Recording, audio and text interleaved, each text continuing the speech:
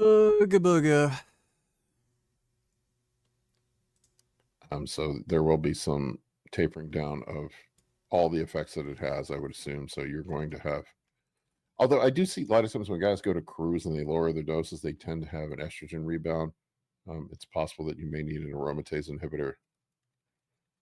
Let's see here. Do you think Cialis is okay to use for blood pressure? I can sure tell the pumps from lifting. I mean, look, I currently taking the Cineprol. So it depends on the root cause of what the high blood pressure is. Cialis is going to affect vasodilation, nitric oxide production, which is going to help with arterial health. But from what I've seen, that Cialis doesn't really have much of a dramatic effect on lowering blood pressure in our cohort. It's certainly not, if you can tolerate it, it is a thing that can be added. But the most common driver of high blood pressure with guys on PEDs, for the most part, is going to be water retention.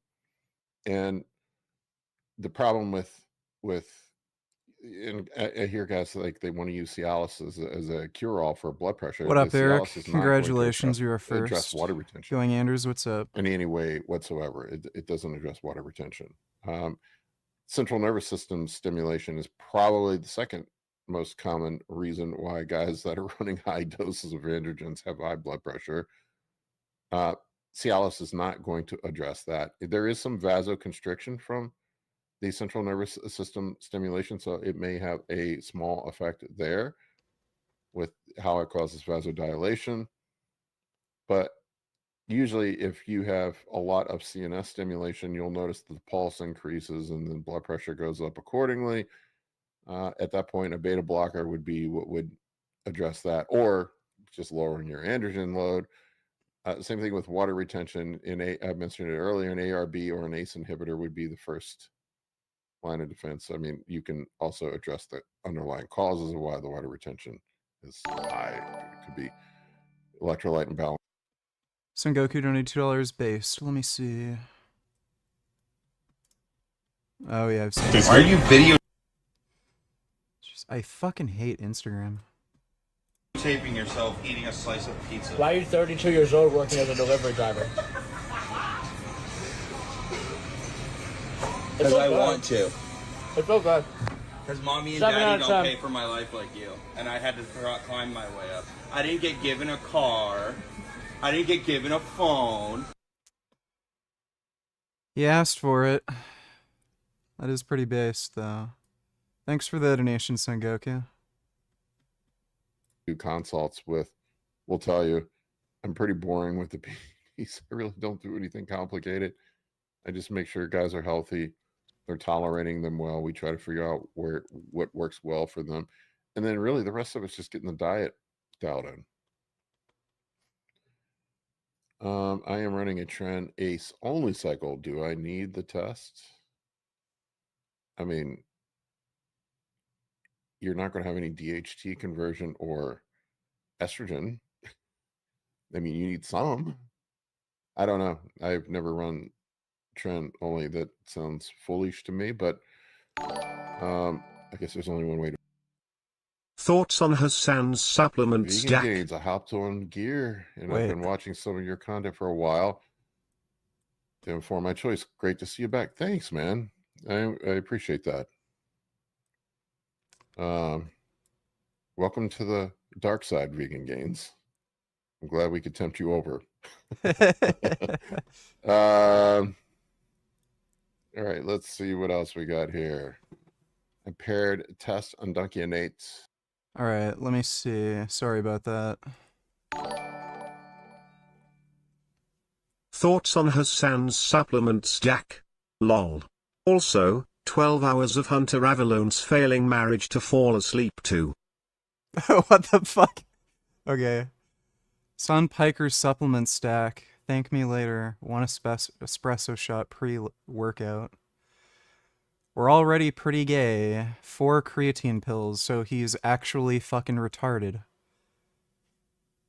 Who the fuck takes creatine pills?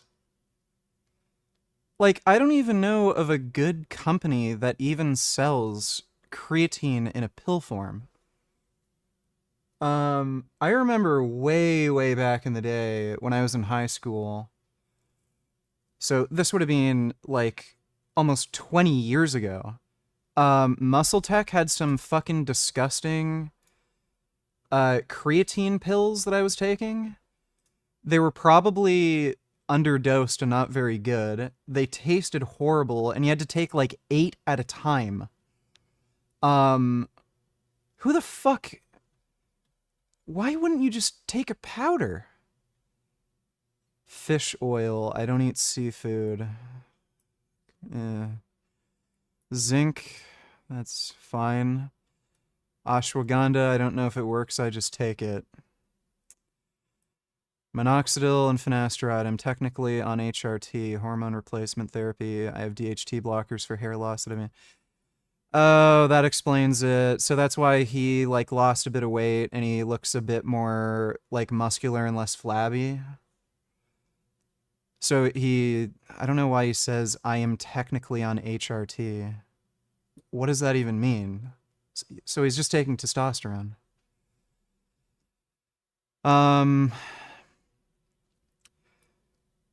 Finasteride is, I've looked into this. It doesn't seem to be that great for hair loss. I don't know if he's taking topical minoxidil. But whatever, I guess. Okay. He's a fucking idiot. Who the fuck gives a shit what supplements this idiot's taking? So this fucking loser is on testosterone and he still can barely make any fucking gains. Fucking hate Hassan, dude. Well, it started 12 hours.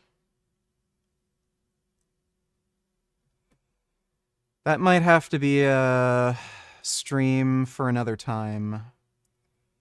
But thanks for the donation, retard. I appreciate it. Original. Okay. No, I didn't. I mean, I saw them when they came out initially. I'm that fucking old. Can I ask a question, seeing as you are in the US or Canada? Well, I'm Canadian, and yes, you can ask a question, despite my region of residence.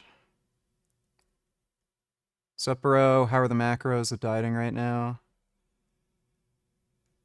My macros are protein. Like, and I'm not even really joking. I gave the boys some catnip and it didn't really affect them too much. Oh my goodness. This content's going to be any good. I just Oh. laid some catnip down for them. Oh. And this is what we have. Oh, wow. Oh my goodness, look at those roly-polies. Oh my god, they're rolling around. Oh my god, roly-poly kitties. Oh my Let me lay goodness. some more down. Okay, just a little bit more. Oh wow. Yeah, Oh my I think they like goodness. it.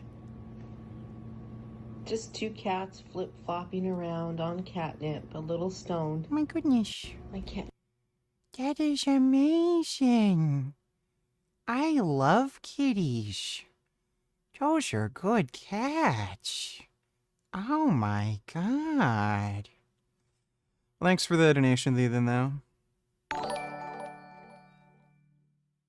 You seen Charlie Kirk get destroyed by a vegan yet?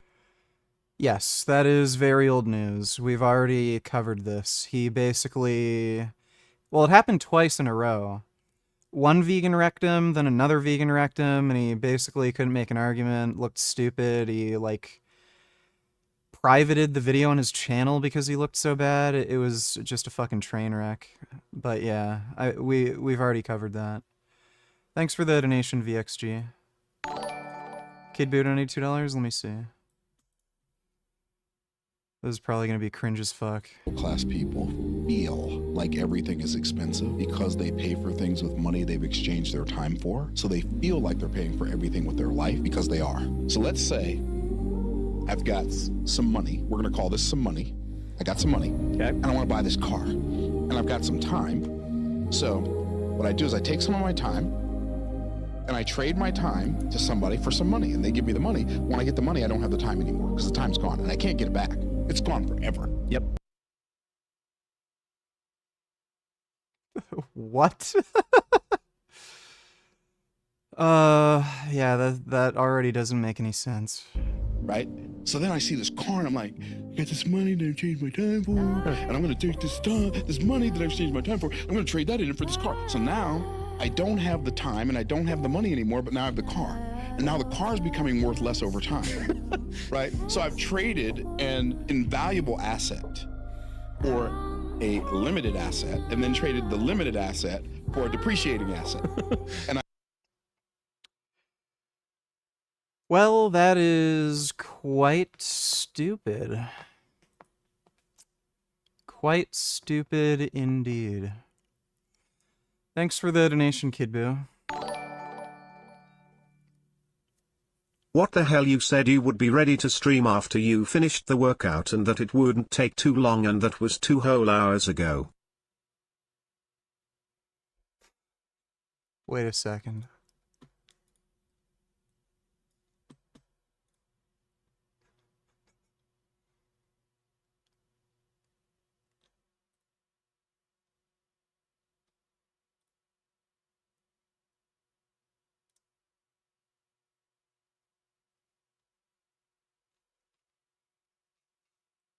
I think I know who you are now.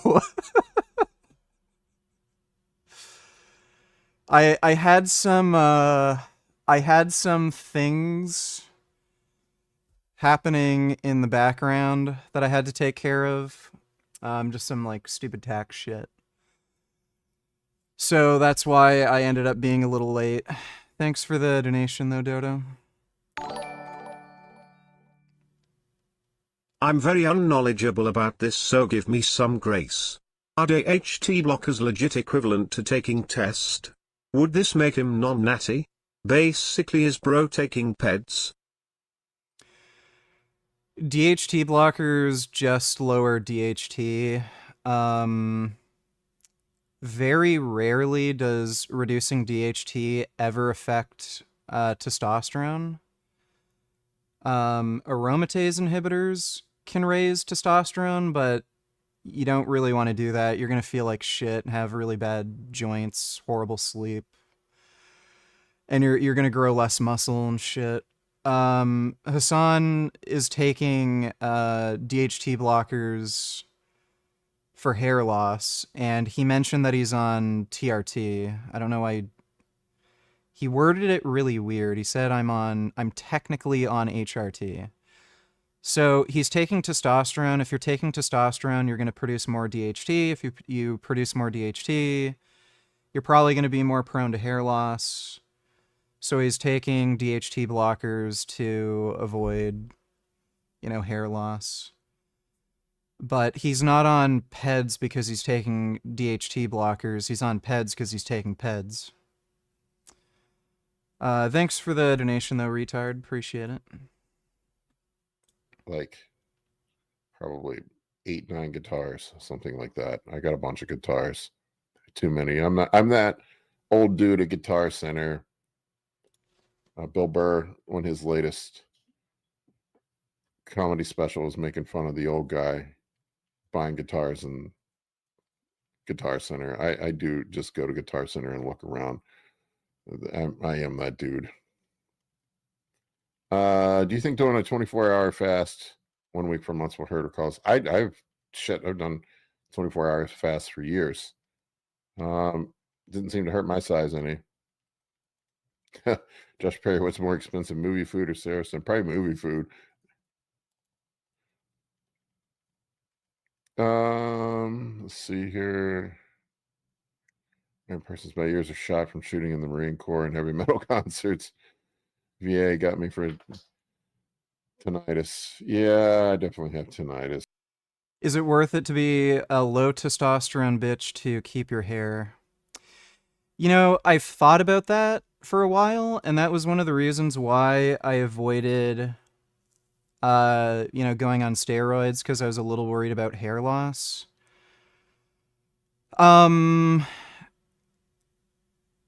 I think having hair is overhyped. Like, especially if you don't have, like, beautiful hair to begin with. Like, I can understand if you're, like, Chinese or Indian or something, or, I don't know, you're Swedish and you're a dude with, like, beautiful locks, and, like, girls love it or something, and you get compliments on your hair all the time. You're an expert on this because you're highly bald, but what do you think about Masteron for hair loss? Dr. Todd Lee says it's safer than test for hair. Fight him over it.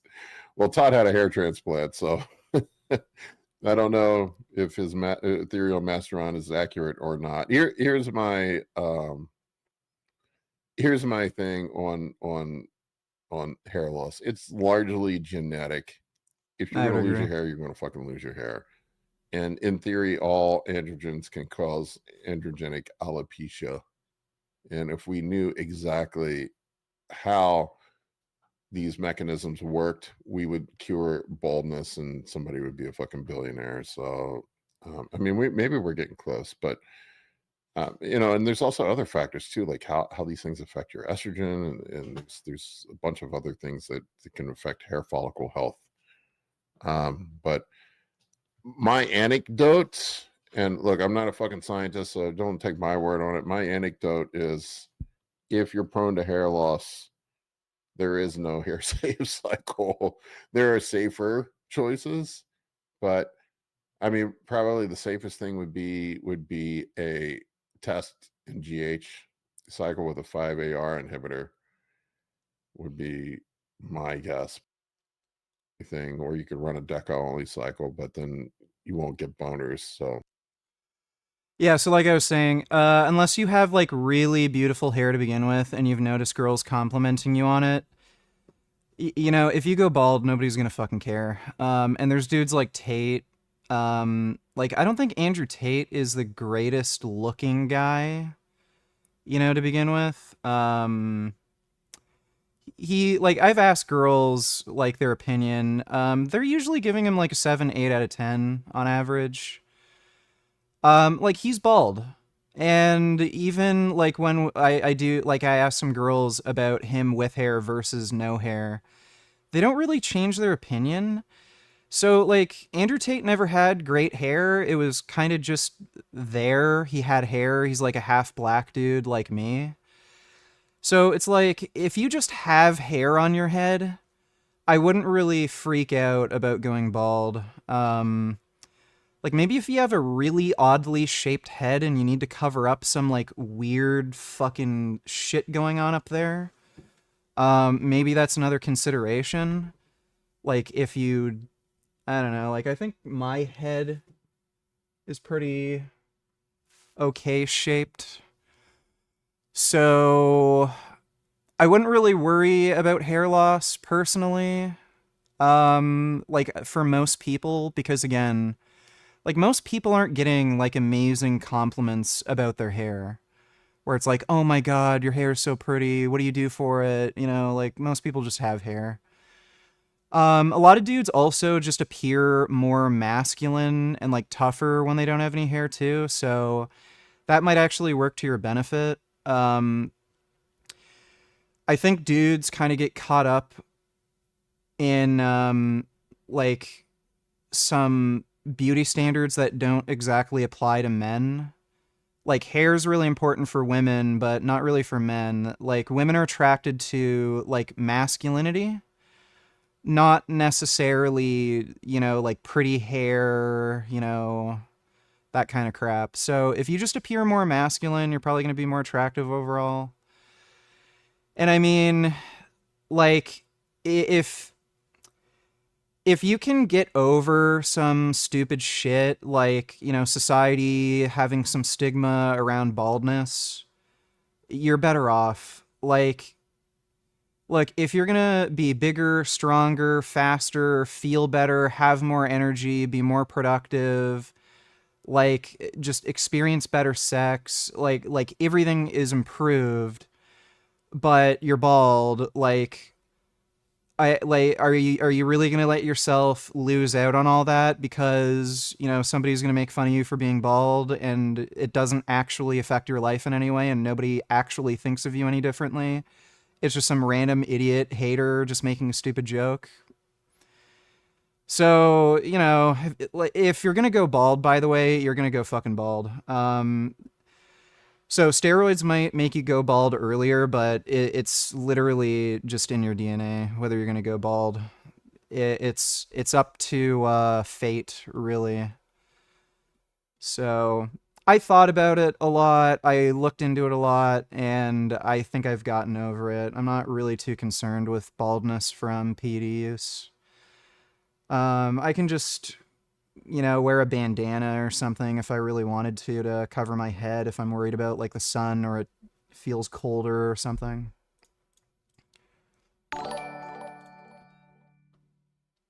What's the deal with Sugar Boy ruining Stefania's pussy? Does that bother you that Sugar Boy is dating Stefania and ruined her vagina? Do you mind that her pussy is gaping and has Sugar Boy's cum in ITT?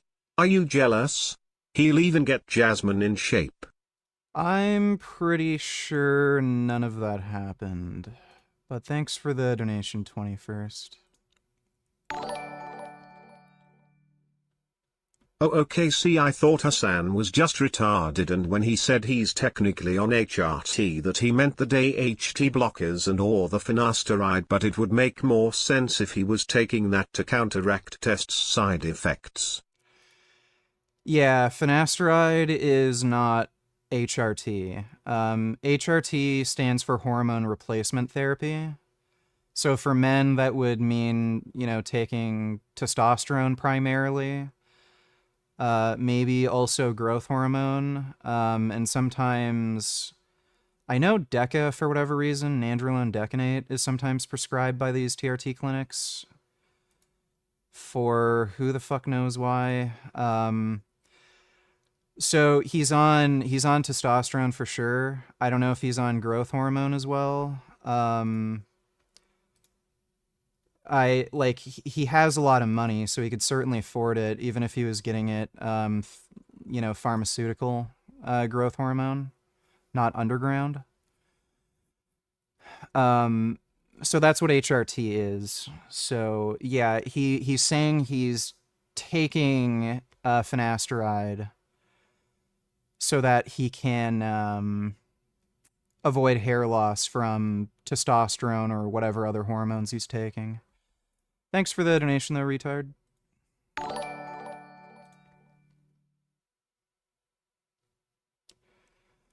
Dodo donated $2. Let me see. RFK Jr. mandates all Americans drink mysterious glowing liquid.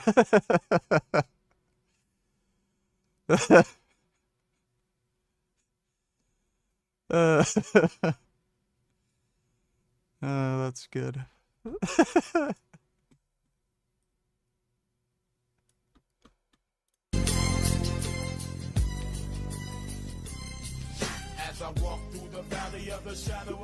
Dude, what is wrong with this guy? Yeah, seriously.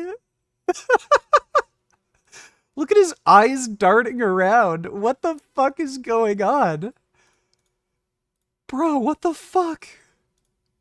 He is not normal. There's something wrong with that dude.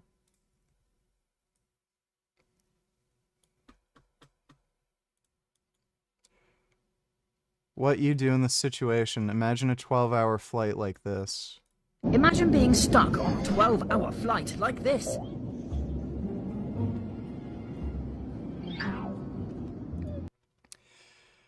I would smack that fucking kid. Dude, I do not put up with that shit.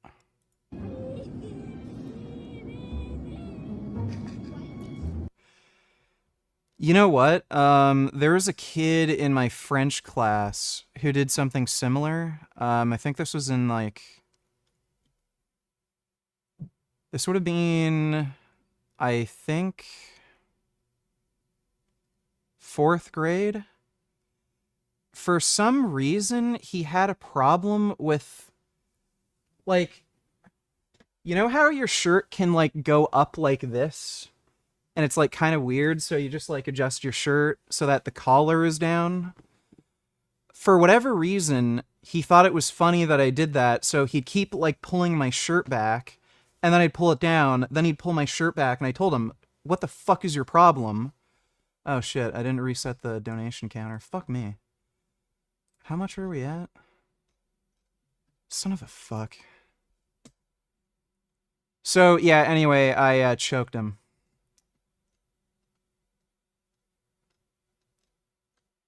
Let's see.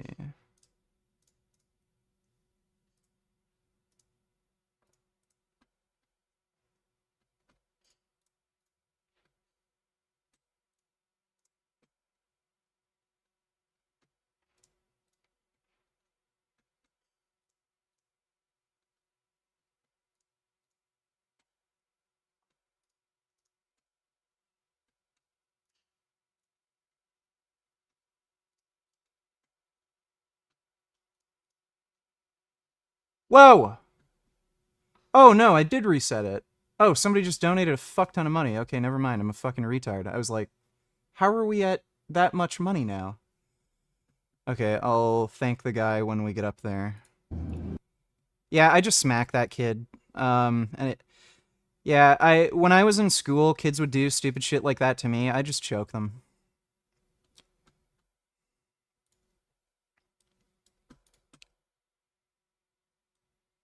In a day when I'm working from home. I'm actually not lying when I say I love making my quick recipes on busy days. I prepped my vegan Japanese egg salad the day before, so I just had 2 to 3 scoops on toasted sourdough and a drizzle of sriracha. It was so delicious I made myself another toast. For lunch I was craving noodles, so I made my viral chili peanut noodle recipe. For the sauce, just combine gochugaru and spring onions and pour hot sesame all over. Then add peanut butter, sauces, noodle water and mix that well. Toss in the noodles. I added some edamame for extra protein. This is always super delicious. This is a reason why this recipe went viral. For dinner I was craving something brothy and comforting, so I sauteed some aromatics, added different types of mushrooms. Here I used king oyster and shimeji mushrooms, silken tofu and noodles. I added in my frozen miso balls to make this miso noodle soup and topped with more chili oil and scallions. I love having bean curd rolls and soups. That looks pretty good.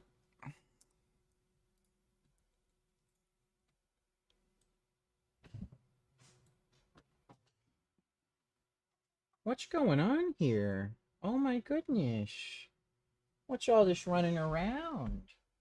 Huh? What's all this running around? Oh my goodness. Look, there's a Gum Gum. He's got zoomies and he's running around. How's my Gum Gum? Oh my god. He's gonna do some more running around. The UK expands police facial recognition rollout with 10 new live facial recognition vans deployed to 7 new regions. They use AI to scan the faces of people out in the streets. Yeah, this seems kind of Orwellian.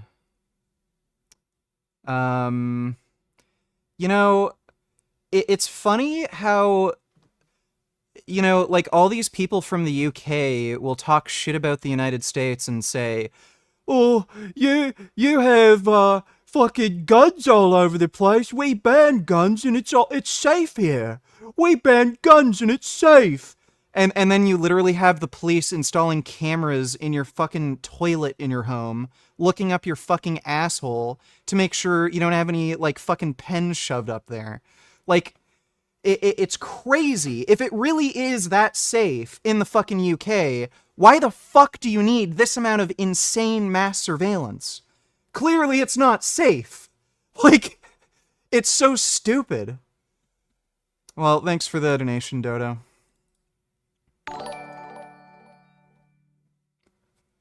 $123 people killed in Gaza in just one day. Fucking brutal. Also, why do you seem to dislike Muslims? I live in Toronto, and most Muslims here are pretty chill. They are not. They are not pretty chill. I can tell you that much.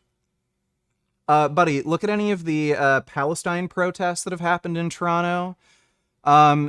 This is being suppressed by the media, by the way.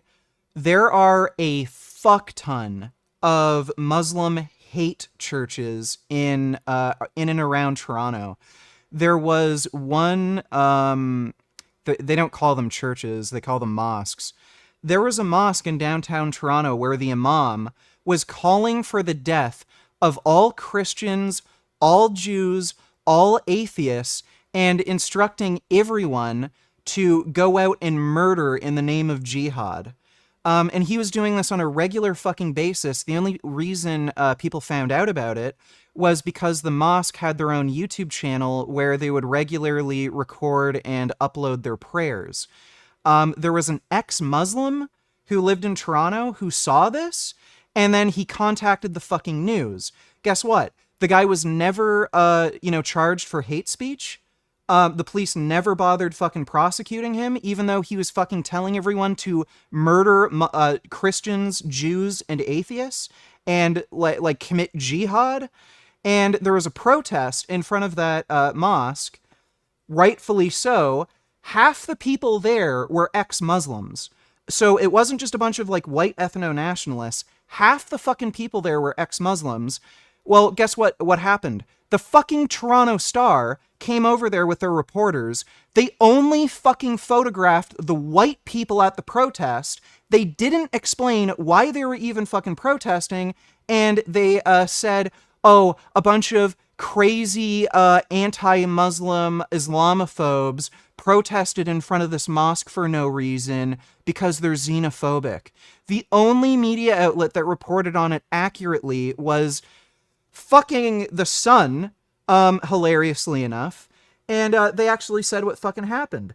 There was also another incident in Toronto where a bunch of Muslim schools, Muslim private schools, were handing out textbooks telling all the fucking Muslim kids that the Holocaust never happened, Hitler wasn't that bad of a guy, and the Jews just made it up so that they could control the world. So the idea that Muslims in fucking Toronto are all cool, they're chill, they're not. There are a fuck ton of Muslim hate churches, Muslim hate groups. They're spreading anti-Semitic propaganda and Holocaust denial. And I have some weird stories of downtown Toronto. There was a guy I ran into who is a fan of my channel. I think right at Castle Frank Station. There's a mosque right near Castle Frank. That guy got into a little fight with some Muslim dude. He like almost ran into him with his bike because this idiot wasn't looking when he was crossing the road. This Muslim guy freaked out at him, and the dude shoved him away. Well, this Muslim dude ran inside the mosque at 3 in the fucking morning, and then 50 fucking Muslims come out and start chasing after this guy on the fucking bike. They're fucking crazy-ass weirdos. And by the way, at least 123 Palestinians killed as Israel army. Oh, that's a shame. They only killed 123? I was hoping for thousands. Fuck them. Like, I give two fucking shits. Thanks for the donation, AI. Gary the Numbers Guy debates Rabbi Shmuley on Tyson Hockley's channel. Might be minty. Oh. Oh boy. I can't make any guarantees that we'll watch this tonight because of how long it is, but yeah, this is probably going to be retarded. Thanks for the donation, nigga. Agreed VG. Why do so many men worry about baldness VG? It's totally natural. Hell, some of our primate cousins like chimps lose hair as they grow older just like humans, so what's the deal? Just get over it, man. You know, at the end of the day, if you go bald, guess what? You're also gonna die. Everyone around you is gonna die. Everyone you've ever known is gonna die. We're all dead. No one is gonna care about anything you did, what you looked like, whether you're bald or not. It all ends at the end of the day. We're all doomed.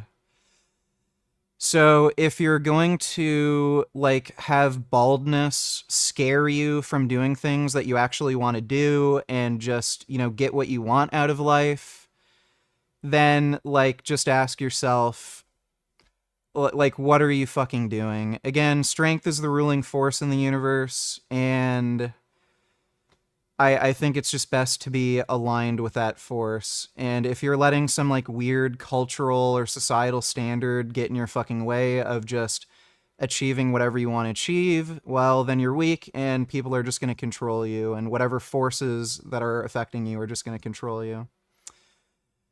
So just go fucking bald if that is your fate, you know? Thanks for the donation though, Dodo. Women are attracted to confidence. Absolutely nothing else matters. All scientists agree. You can be the grossest, most disgusting scumbag, but be confident and get girls. Also, VG, are you officially not natty? Well, thanks for the huge donation, Jason. I really appreciate that. Well, I would say women are attracted to masculinity, and it is a masculine trait to be confident. So that is a very prominent masculine trait. Like, men just tend to be less neurotic, more aggressive, assertive. Like, that all involves confidence. So I mean, if you stink, if you're ugly, if you don't take care of yourself, if you're broke, fat, like, you can have all the confidence in the world, and like maybe it will, you know, do some work for you, but like you're not gonna get very far if you're ugly, broke, fat, you know, stinky idiot. So confidence only goes so far, but women are attracted to masculinity, is what I'd say. And confidence is an aspect of masculinity. And yes, I am officially not natty as of August 1st. So it has been 13 days total that I have not been natty. And I'd say so far it's going pretty well. I actually just took a photo of myself after a workout I did. I was gonna post it to, I was gonna make a YouTube post because I literally just uploaded a photo that's similar a few days ago. I don't want to like spam the same kind of thing. But I would say it's going pretty well so far. Biggest differences I've noticed is that, one, my nipples are constantly erect, which is kind of cool. Two, I am stronger, and it's not just strength, it's also power production. So not only are you able to lift more weight, but the weight you lift just moves faster. So it's like improving nervous system efficiency and shit. Sex drive is way up. That is very noticeable. My cardio has improved substantially. I didn't realize this, but testosterone fucking helps a lot for cardiovascular endurance. I can guarantee you there's endurance athletes that are fucking taking testosterone, because that effect was pretty much immediately fucking noticeable. Also, I'm dieting right now, and despite dieting, again, I'm still able to build strength. The way you feel, like, no matter what happens, if you, like, don't sleep enough, if you're not eating enough, you still feel, like, fucking strong. Like, you feel this, like, strength in your muscles, like you're bulked up, even when you're dieting. And, like, mental health, I just feel happier, more focused, just better, like, just more cheery, better mood, better energy, better focus, just everything. So I feel great, taking testosterone. I'm also on growth hormone too. Growth hormone really helps with sleep, massively. It just has a really nice relaxing calming effect, and it makes you a little drowsy before you go to sleep, and it feels like the sleep quality I'm getting is better too on growth hormone. So, yeah, if you want nice, hard, erect nipples like this, you know, you might want to get on the sauce, because testosterone sure as hell ain't gonna do that for you. Thanks for the donation, though, Jason Casper. Really appreciate it.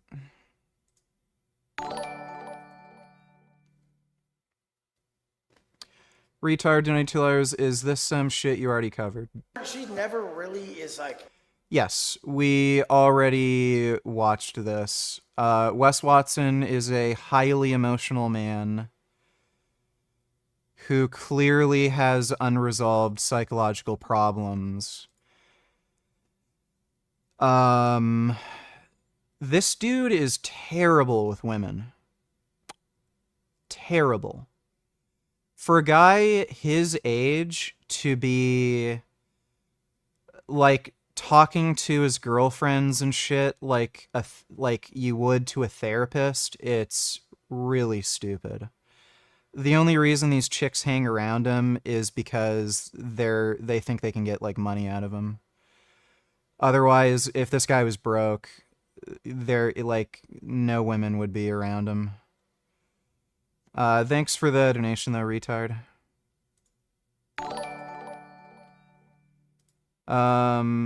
Els donated $2. Do you plan on getting to a 500 or 600-pound bench press 1RM now that you're juicing?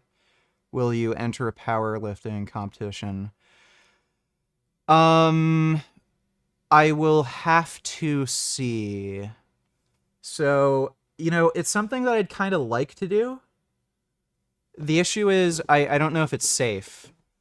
So that's one of the reasons why I'm on growth hormone. I've had tendon problems for a while, particularly in my pectoral tendons after, getting really strong for that 410 bench. And I've also had tendon problems around my groin area. So in my adductors, I completely tore the adductor longus. And I think I have some tendinopathy in there. And I had a bit of a tendon issue around my elbow, forearm area. After being on growth hormone and test for 2 weeks, this is almost totally healed. My pectoral tendons already feel a lot better.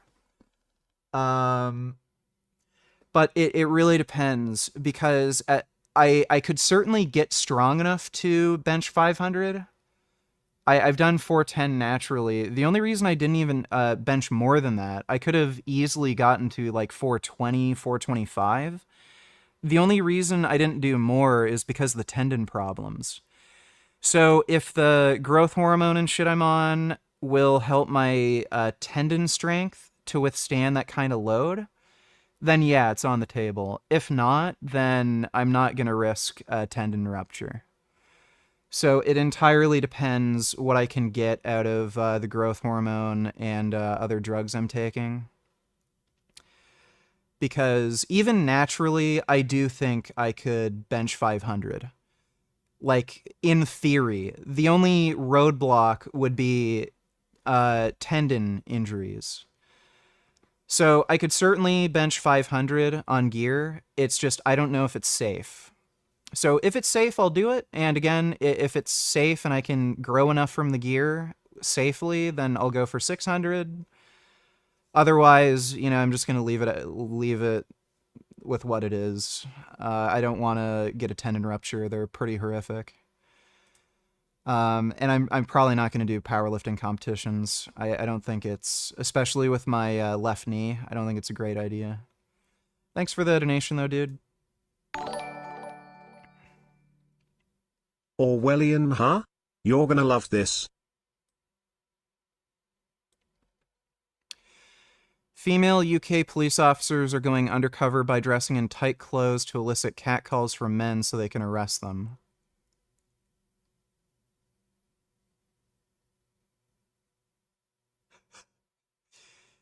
You can't talk to girls anymore and compliment them?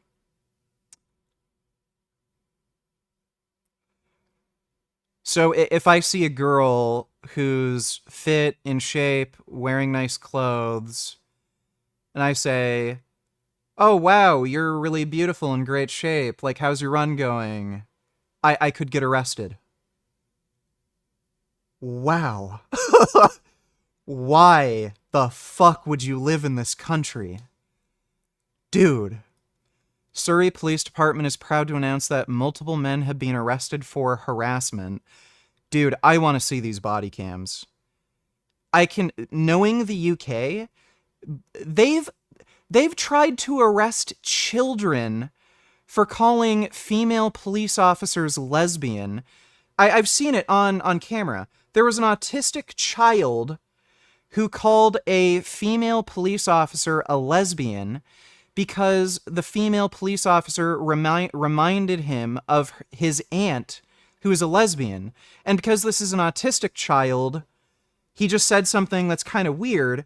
They were trying to arrest a child for this.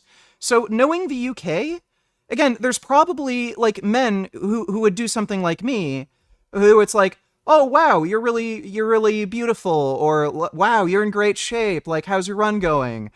Oh, put your hands behind your back. Like, one of our officers was honked at within 10 minutes. I've honked at girls who are jogging. Are you kidding me? Then another vehicle slowed down, beeping and making gestures just 30 seconds later. That's how frequent it is, said Certified Dork and Inspector John Vale. We get catcalled, we get honked at. Yes, how horrible to get attention for being beautiful. I know, it's so hard. Dude, if you want to, like, you know what's fucking hilarious? I know, like, this doesn't happen to everybody, because, like, most dudes aren't as, like, beautiful and amazing as me. But I can tell you, as one of the, if not the most beautiful, handsome, amazing man in the world, women literally, like, just cannot keep their hands off me sometimes. I'm not kidding. I run into girls that I talk to for like 2 minutes, and then they end up touching me. I was at a veg fest, and some girl like said, "Whoa, your pecs are like so muscular," and she literally grabbed my pecs, like grabbed my chest. I've had girls who just like again walked up, complimented me on how I looked, and like just had to like brush my body. That's even happened at the gym with some female trainers. They just do it. Oh, geez, I guess I should call the police. Like, who fucking cares if somebody honks at you? People slow down just to stare or lean out the window to shout something. It's so common, but it's harassment, needs to be recognized as such. Okay, well, you know, that's... For people to recognise Jeez. that it's not right, it's not just a small act, it's a thing that can make someone feel really quite uncomfortable. So I think it's important, sorry, police are taking it so serious. It's one of our force priorities, and for me that makes me feel proud and empowered. Sorry, as part of a new operation. Just to look at us and it... Those kind of behaviours may not be... The staring, the hanging out of the window just to look at us, and it just... They're arresting people for looking at them? If you see a pretty girl and you look at them, they could arrest you? Like, what is this? What the fuck is the UK? You'll be arrested for looking at a girl. What? Like, by the way, there are Muslim fucking rape gangs going around fucking underage children, and they sweep it under the rug and they do nothing. But they'll arrest men for looking at a fucking girl jogging? What? Buddy, I can guarantee you, none of the fucking dudes that are getting arrested are Muslim or brown-skinned. This is all white dudes they're going after. Guaranteed. The window just to look at us, and it's so prevalent. And police teams are ready to intervene the moment the officers are beeped at, followed, or shouted at, pulling people over. Those kind of behaviours may not be criminal offences in themselves, but they still need to be addressed. This is insane.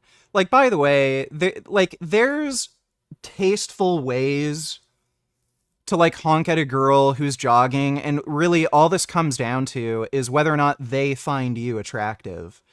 If Brad Pitt or Henry Cavill were to be like driving down the road in their fucking Lamborghini and honked at a girl who's jogging, do you think any of these women would have a fucking problem with that? No. Oh, an ugly guy honked at me. An ugly guy looked at me. Oh, he's not allowed to do that. But when a handsome guy with money does it, oh, he's kind of cute. He gave me some attention. Like, bro, give me a fucking break. Like, back when I lived in Guelph, there were some there was a college nearby, and sometimes I would drive past some girls who were like on a college track team riding down the road. And I would usually be in my sidecar, the Ural, and I just honk at them and say, "Hey, looking good," and then they'd wave at me and smile back. Like, big fucking deal, you know? It's just... Wow. Get out of the UK while you still can, dude. You might look at a girl who's jogging and then be given a life sentence, apparently. Not worth it. Just leave the fucking country, dude. That's insane. Like that is incomprehensible, even for the UK. What the fuck? Dodo donated $2, let me see. Both Japan and Russia have British ships. Russia also has French ships. So if they're able to procure the most advanced weaponry from the West, does it matter what their level of technological development is? Yeah, you have to learn how to use it, right? The Russians had this fancy fleet that their aristocrats wanted to buy, so they're good at cutting checks, but they aren't doing any training on it. If you do numbers of days, like days at sea for the Russians, it's laughable. Whereas the Japanese are constantly deploying their forces, and they're learning, doing all kinds of practice and things. So you can imagine if you don't do any practice, it's not going to go very well for you. The counter argument to this technology is if the value of the object is high, it may not matter on the technology. What is the relative value of whatever you think win is?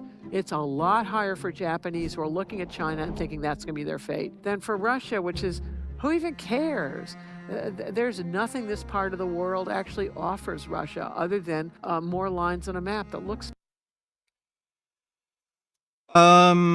Technological advances, depending on the situation, like, may not really mean anything. Like, look what happened in Vietnam.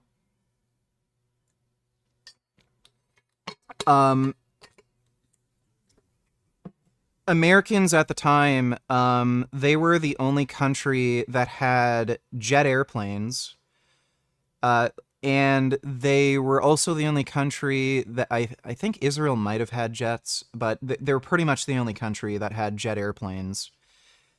And they're also the only country that had homing missiles. That was a huge, huge advancement. So they had heat-seeking missiles. And they're fighting the Viet Cong, who literally just had AK-47s, but the Viet Cong, they made underground tunnel networks so that any bombings the US did, it wouldn't really affect them. And they would use ambush tactics, and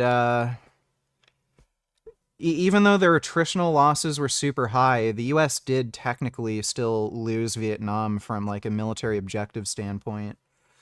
So technology doesn't necessarily give you an advantage.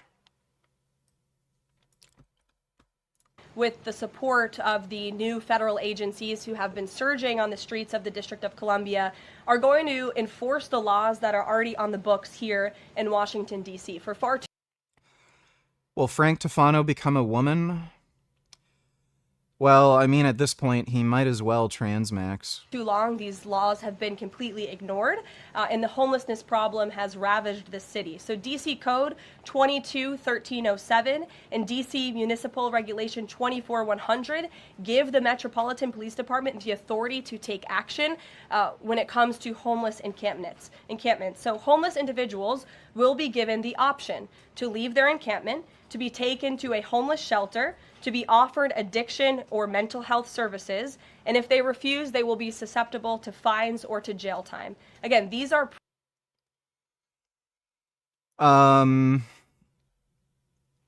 Knowing the Trump administration, this is probably insanely stupid. So there's already laws on the books about encampments. So, like, this is not technically anything unique. You can't just make an encampment at, like, a public park or something.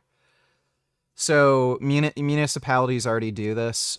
Sometimes they don't really enforce these laws if there's a high amount of homelessness and there isn't enough shelters, and especially during winter, they usually let things go because they don't want a bunch of homeless people to die. Because if you make them take down their tent and get rid of their sleeping bag and all this shit, like, they're literally just going to die out on the street if there's not any shelters. But considering this is a Trump administration, I don't know what they mean by encampment, because this literally sounds like if a homeless person is, like, sleeping on a fucking park bench or something, they can just lock them up. Or if they just have a sleeping bag and they're, like, in a back alley. That's a little weird. So I don't know. It entirely depends on what they mean by any of this. Major medical journal is rejecting a call from HHS Secretary Kennedy to retract the major Danish study of 1.2 million kids that found no harm from aluminum in vaccines. Dude, the aluminum in vaccine thing, like, it is so outrageously stupid. Vaccines are injected intramuscularly, and the small amount of aluminum that ends up in your body, it just stays in the muscle tissue. It doesn't, like, go through the blood-brain barrier and, like, actually do anything. It doesn't even go to any other, like, tissues. So there's no reason mechanistically to even suspect aluminum would cause any harm, and, like, yeah, what a surprise, it doesn't actually cause any harm.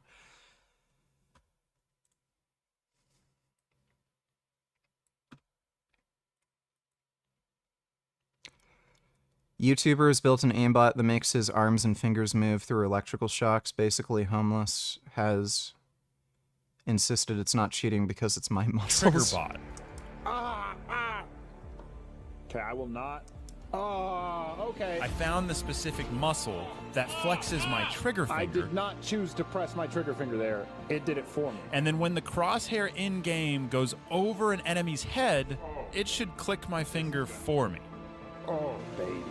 It's gonna work. It should shock my finger. I've found out you need to kind of leave it limp. That way your own muscles don't resist. You need to... Oh! Scoped weapons with neuromuscular trigger bot.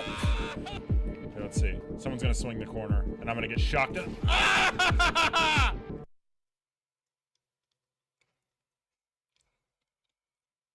I don't think anybody else is doing this, but that's pretty hilarious. Thanks for the donation, Dodo. You please play Battletoads later. I'm thoroughly enjoying it, to be honest. You're a shit gamer, love seeing you cry. Faggot nig.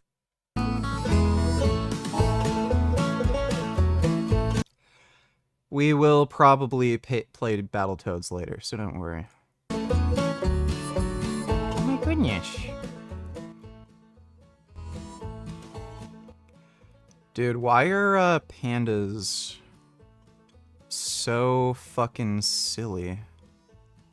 Oh my god. They are so silly. They roll everywhere. Oh, Jesus.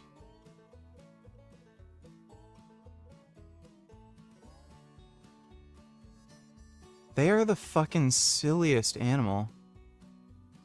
I don't think I could think of any animal that's sillier than a panda.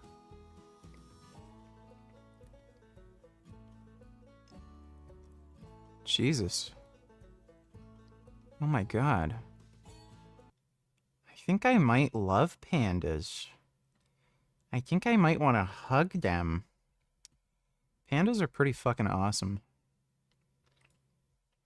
This guy in Russia has a massive pet bear, and what makes this... What? This guy in Russia has a massive pet bear, and what makes this even crazier is that he taught him how to play the harmonica.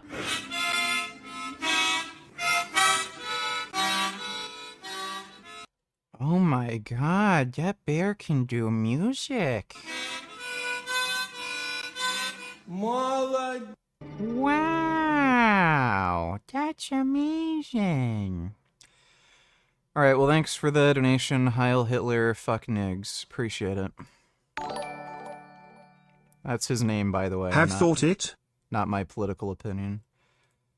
Let me see.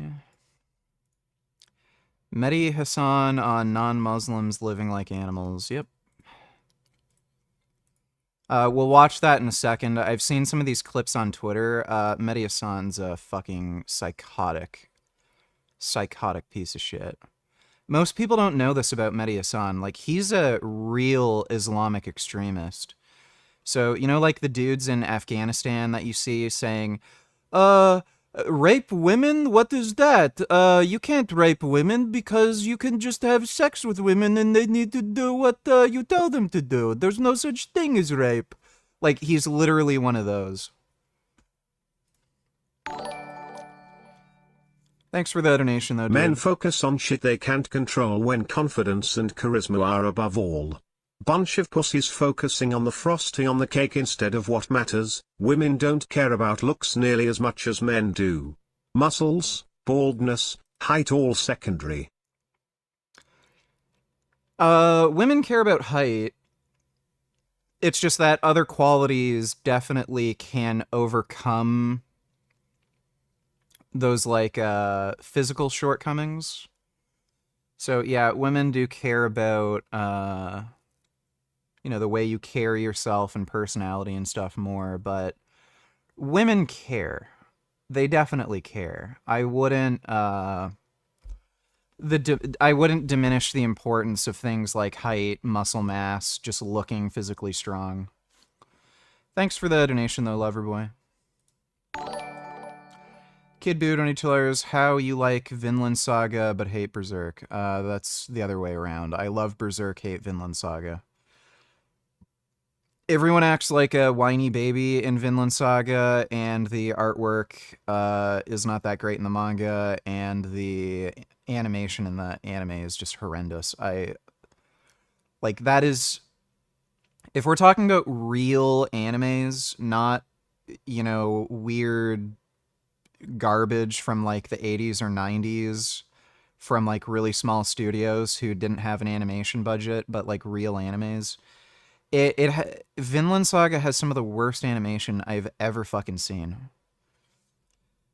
So, yeah, I do not like Vinland Saga. It sucks. I don't know how anybody likes it. It is in...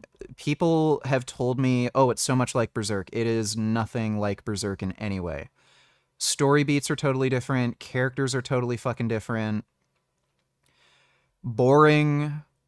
Bad, like, just bad visual quality in both the manga and the anime.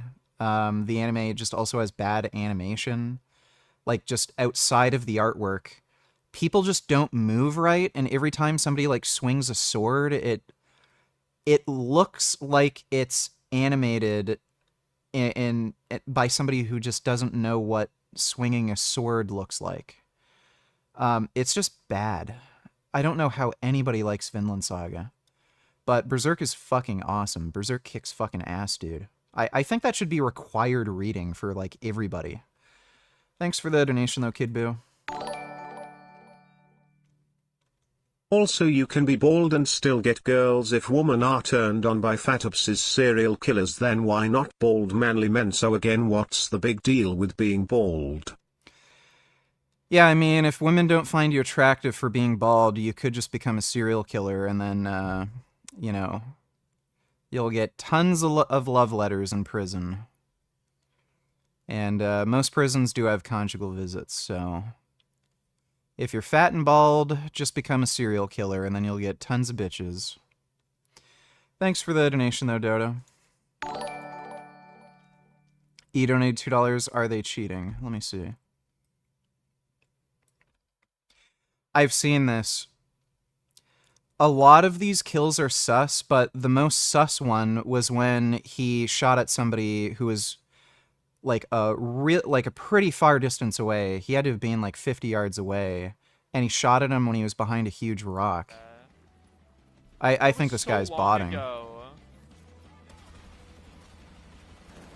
So some of these... Oh my god, what the fuck? Some of these kills are believable, but I think it was this one. Shoots at this guy. And then, notice how he shot at this rock. And then there's the guy. And it's this laser-like snap onto the target. That's indicative of an aimbot. When somebody's actually aiming, like you can see the mouse cursor, if I have to aim, there's usually like something like this that happens where, you know, your movement isn't perfect, so you'll snap, but you're going to make like some kind of fine adjustment at the very end, so you'll snap like that. He's snapping like... It's like perfectly straight, and the mouse cursor just stops dead right on the target. So, like, I'm pretty good at shooters. I might even be able to be competitive, like, professionally. Like, I'm not saying I'm the best player, but I've got over 2.0 KD in Call of Duty. Pretty good. And, like, yeah, that looks like botting, especially considering, like, he couldn't even see the guy. So, aims at this dude, instant fucking snap, with absolutely no fine movement, and he's aiming right at a guy he can't even see who's behind a fucking rock. So, how did that happen? So, yeah, I think this guy is botting, like, he has some sort of bot. It's weird. So, that is way, way too sus. I would say in all likelihood, yeah, the guy's cheating. Cat girl caught cheating in Battlefield. Is that actually a girl? Or is it a trans or something? That's a dude, right? Until proven innocent. So, anyone claiming it's 100% legit is being unrealistic. You don't know what's on his PC. That was another one. So this was another one that was very suspicious. He is using a mouse and keyboard, correct? So I could believe this if this was like on console and there was aim assist. But again, perfect tracking of that object. Know what's on his PC. No movement whatsoever. Like no fine movement, no variation. It's being unrealistic. Perfect tracking on that object. You don't know what's on his really, really weird and sus. PC. What software?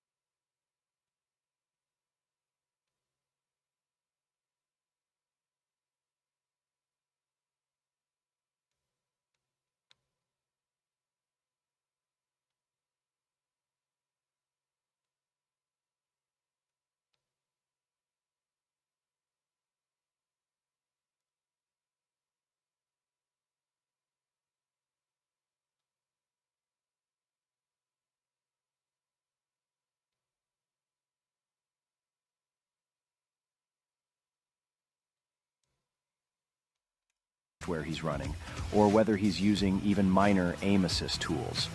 Micro adjustments alone can make a huge difference in accuracy. Yeah, so that's... I think he's flat out botting. He probably... It wouldn't surprise me if he has an aim assist tool, because some of the transitions he's making between shots seem a little sus, like especially the tracking. Just the way he tracks moving objects. Again, there's like no fine adjustment, and it seems artificial. But that one clip where he just snapped to a target that was directly behind him, it was like almost a perfect 180, and the guy was behind a rock and he couldn't even see it, and he aimed perfectly. There's just no chance. So this guy may also be using an aim assist tool, but guaranteed he's using an aimbot. Without being a full-blown aimbot. Many manufacturers even allow you to load scripts directly into your mouse to mimic aim assist. Yeah, they also have that for controllers too. So yeah, that guy's cheating. he's an idiot. That dude is such a fucking moron. Anybody who's an experienced player can tell immediately, and whatever kind of aim assist tool he's using, it's extremely aggressive. Well, like, so aggressive. It makes it so fucking obvious. So that dude is a fucking idiot. He's not good at the game. Like, he's so bad at the game, he can't even tell that it's obvious he's cheating. Because if somebody's actually good at the game, like pretty decent, they would be able to know if they're looking at themselves playing, it's obvious that they're cheating. But he's such a bad player, he can't even tell that other people can tell he's fucking cheating. Thanks for the donation, though, E. Thoughts on Michaela Peterson, Jordan Writer Peterson, Jordanian writer and Jordanian right or left? Yeah, that was clever. I'll give you that. Thanks for the donation, 21st.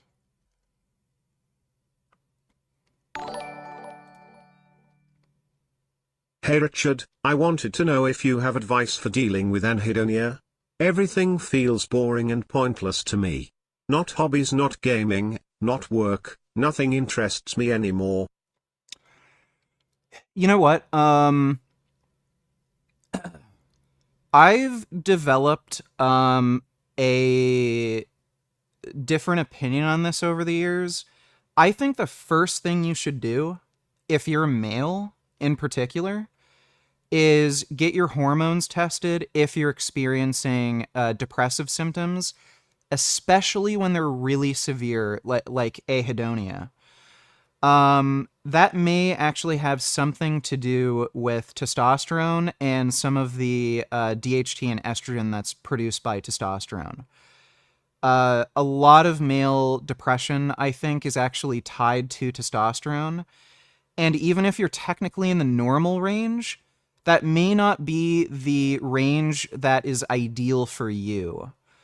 So get your testosterone tested first. That really should just be on your blood work, because, like, just normally, because, like, dude, after being on testosterone, I already had good mental health, but I am so much, like, more vibrant and energetic and just feel fucking better. So I might have had, some of the problems that I had before may have actually been related to not having testosterone that was high enough, even though it was in the normal range. So get that tested.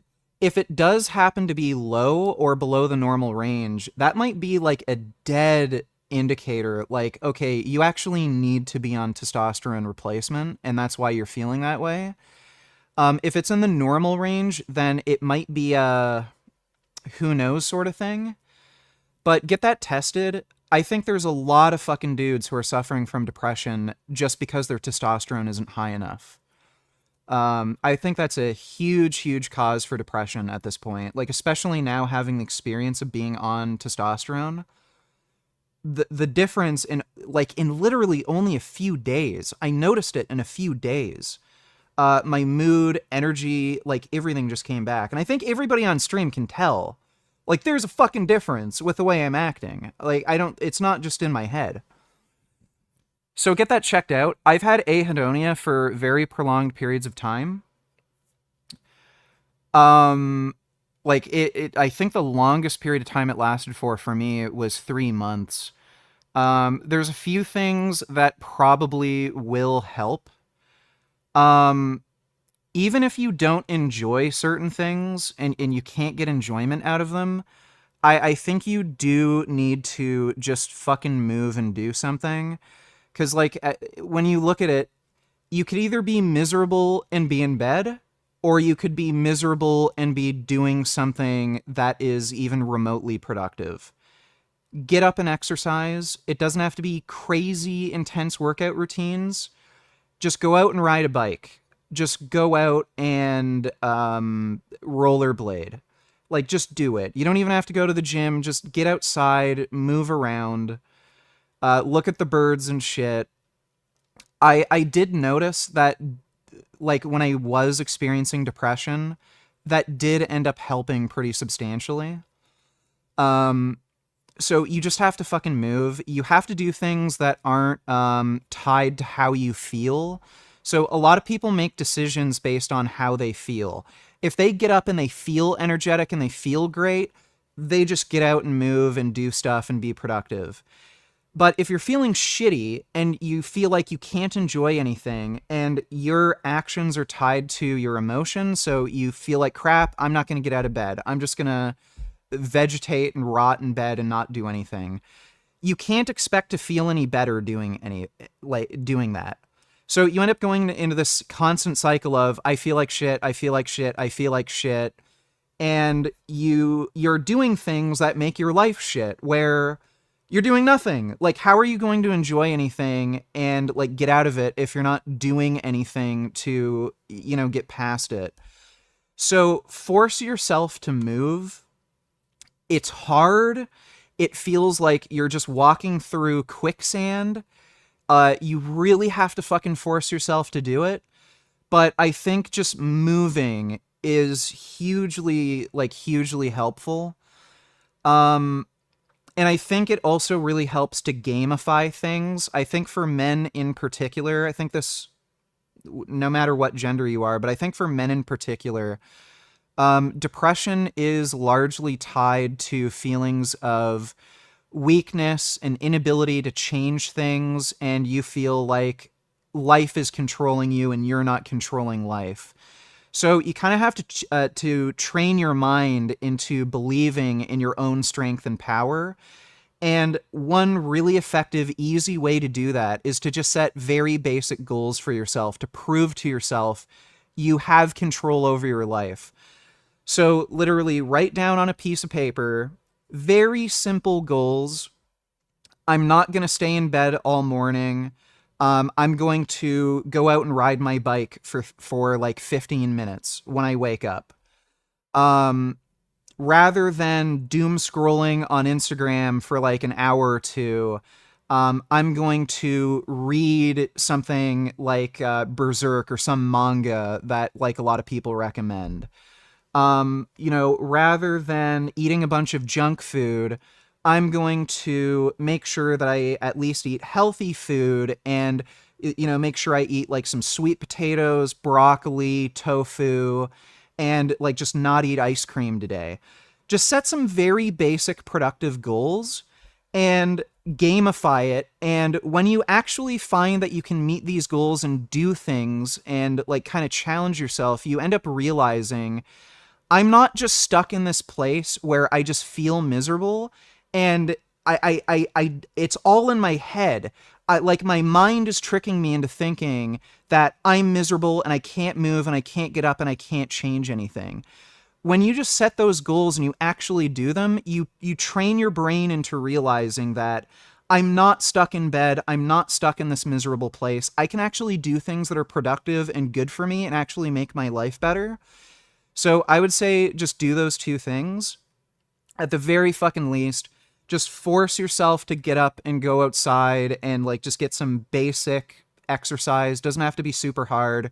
You don't have to pedal hard. You don't have to build up a sweat. Just go out, ride a bike, rollerblade, even just walk around a little bit for like at least 15 minutes.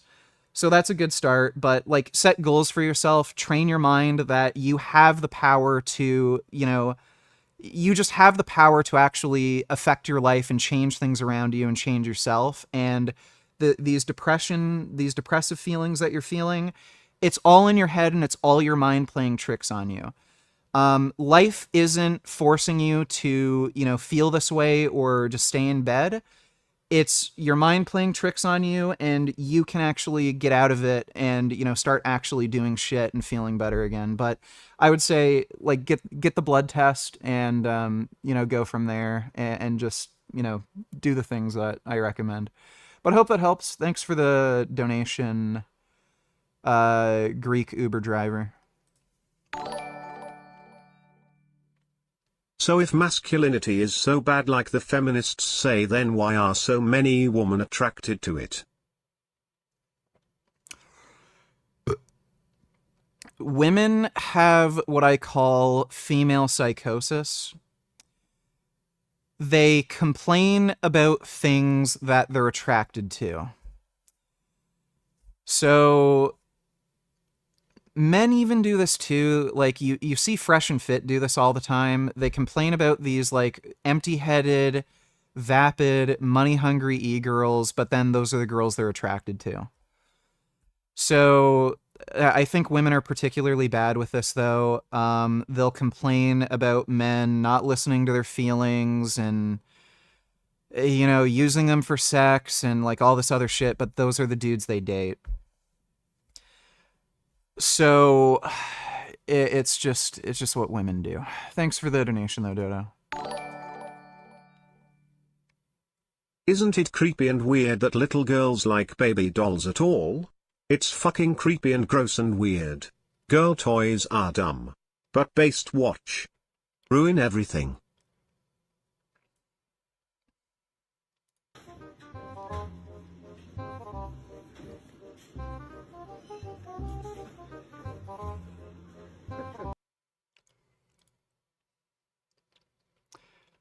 To be fair, that is a hideous, hideous doll.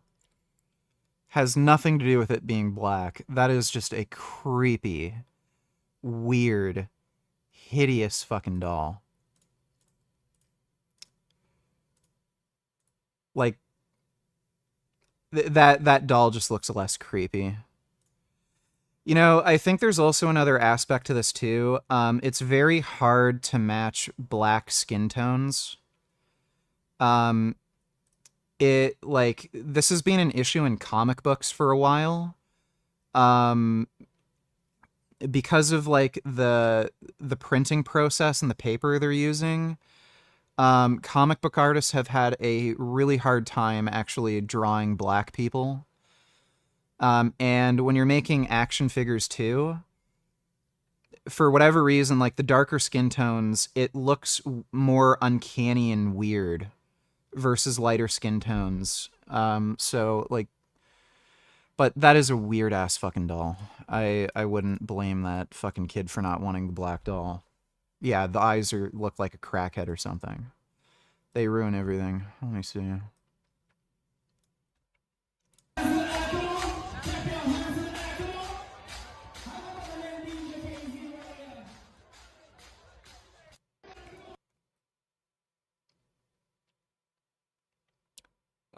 What's the problem exactly?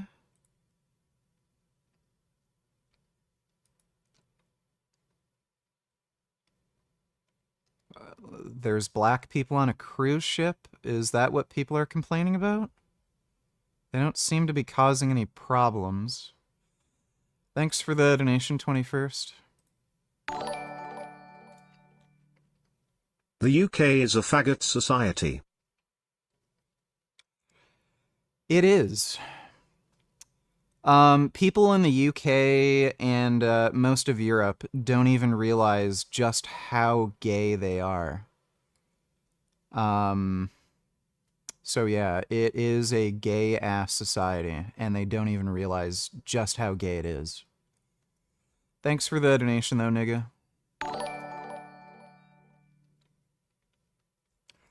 Vegan balls, $22 was Vegeta, and the right here, lol, I know you'd probably have done the same.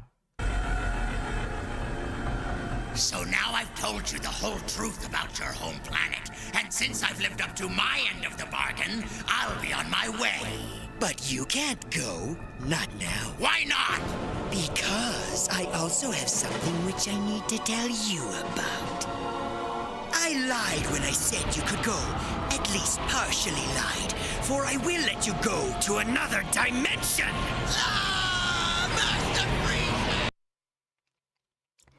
It's really weird. In the Japanese version, Frieza just said he'd kill people, but then because it had to be localized to the United States and they had like weird broadcasting standards, they had to do a bunch of weird changes to the dialogue. So rather than like a character threatening to kill somebody else, they'd say, "I'm going to send you to the next dimension."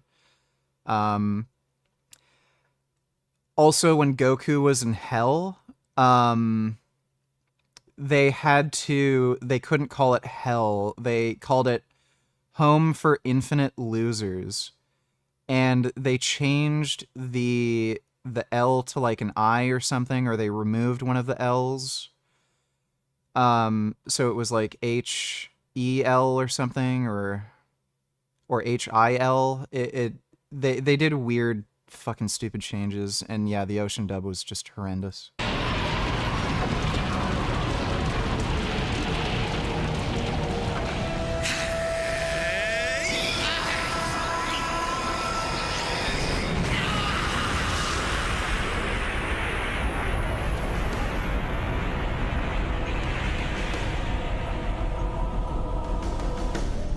Oh my, where were my manners? I completely forgot to say goodbye. Well, yeah, I would have killed the fucking Frieza minion. He was absolutely right to do that. Thanks for the donation, Vegan Balls. What the UK is doing is the textbook definition of fascism.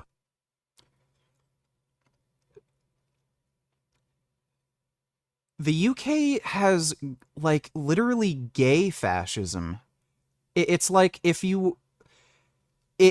society was run by, like, gay, like, feminized bitch, like, dudes, like, that's the version of fascism that's in the UK. Like, it's weird. It's, like, when you look at the Nazis and Hitler, they had, like, physical fitness standards, particularly for the SS, and they were promoting masculinity and stuff. I know Hitler... Who was Hitler's favorite sculpture?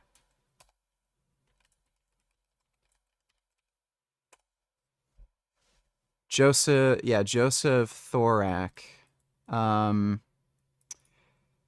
Hitler's favorite sculpture was Joseph Thorak, and he's really well known for sculpting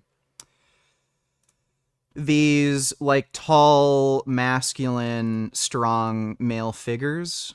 The Nazis were kind of enamored with, Nietzsche's idea of, like, Übermensch, like, the strong, are what, like, society is controlled by the strong, that sort of shit. This was one of Hitler's favorite sculptors. So they were, like, idolizing these, like, big, strong, masculine figures, especially for the SS. They had really rigorous physical fitness standards.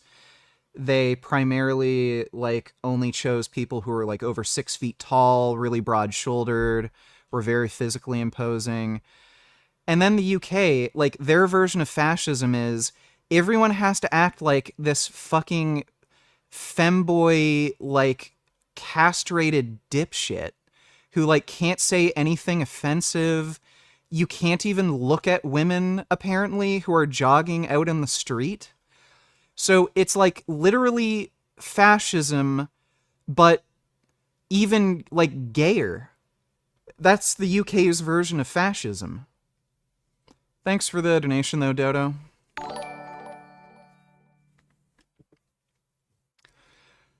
Fight donated $2. What do you think... Or, sorry, who do you think would win in a street fight between the Dutch Giant and Hafthor Bjarnason? I'd put my money on Hafthor. One, because he's actually a pretty good boxer for a guy who hasn't done it his whole life. He definitely outboxed Eddie. He didn't just beat Eddie because he's, like, bigger and stronger. He just outboxed Eddie. As far as I know, that Dutch Giant guy, I don't think he's done any martial arts, really. I know he did, like, some... He did some jiu-jitsu or wrestling with Eddie Hall for a little bit, but I don't think he actually trains. Presumably he could train and get better. But I found that when people reach a certain height... I think there's, like, limits on your nervous system where, like, a lot of dudes who are really tall and have super, super long limbs, I think it's because the length that like these nerve signals have to like travel, they end up being kind of uncoordinated and a little awkward. And I think that's why you don't see too many like really, really tall, successful fighters. I know there's a lot of basketball players that are like really well coordinated, but even still, dudes like Michael Jordan, he's not even as tall as that Dutch guy. So like some of the most like insanely skilled basketball players, they're still shorter than that dude. So I don't know. I would probably put my money on Hafthor. Because like we know he can already fight, and the Dutch guy, I don't know if he could get to the same level of physical fitness and level of skill as Hafthor. Thanks for the donation though, Fight. To be fair, a lot of Christians see woman as property too, and that some of them I've seen be alive that since they think that you can't rape woman and that there is no such thing as rape as well, some of them even be alive in having multiple wives. I don't know of any Christians that believe in having multiple wives. Mormons don't count. Mormonism is fundamentally and completely different from Christians. They like to gaslight people and make you think it's the same thing, but it is completely and utterly fundamentally different. So Mormons don't count. I think they've had like 50 prophets or something since Joseph Smith. Their religion is fucking weird. But yeah, there's a lot of Christians that are like fucking weird, regressive idiots. Thanks for the donation, Dodo. Lost and Found donated $2. Let me see. You pig biter bum? She's a pig biter bum. And a pig bitter bum. Yeah, pigs bite. Got bit by a pig. And a pig bit her right in your bum. Those are some good pigs. Bite her bum. Get her bum. Bite her right in the bum. That's right. Go and bite. Give her a good chomp. Bite her good. That's right. Run. Give her a good bite. Yeah, a lot of people don't know that. Pigs bite. There was a movie that was, I think it was called Secondhand Lions. There was a scene, who was that child actor? Haley something? There was a scene where a pig came up to meet him and smelled him. And apparently, they cut the scene right before the pig bit him. And the pig bit him right on the fucking neck. So, yeah, you gotta be a little careful around pigs. They do, in fact, bite. They're not the same as dogs. They bite for different reasons. With dogs, you can usually tell when they're about to bite you, but pigs will kind of just bite you for whatever. Just kind of what they do. Thanks for the donation, Lost and Found. WTF yap agains, what are you yapping about? Nobody cares, buddy. What truck should I get? I need a truck that can tow 13,000 pounds and is less than 7 years old and under 20k. Please tell me and don't say you don't know. You better figure it out, buddy. Yap agains, yap. That is a very tall order, dude.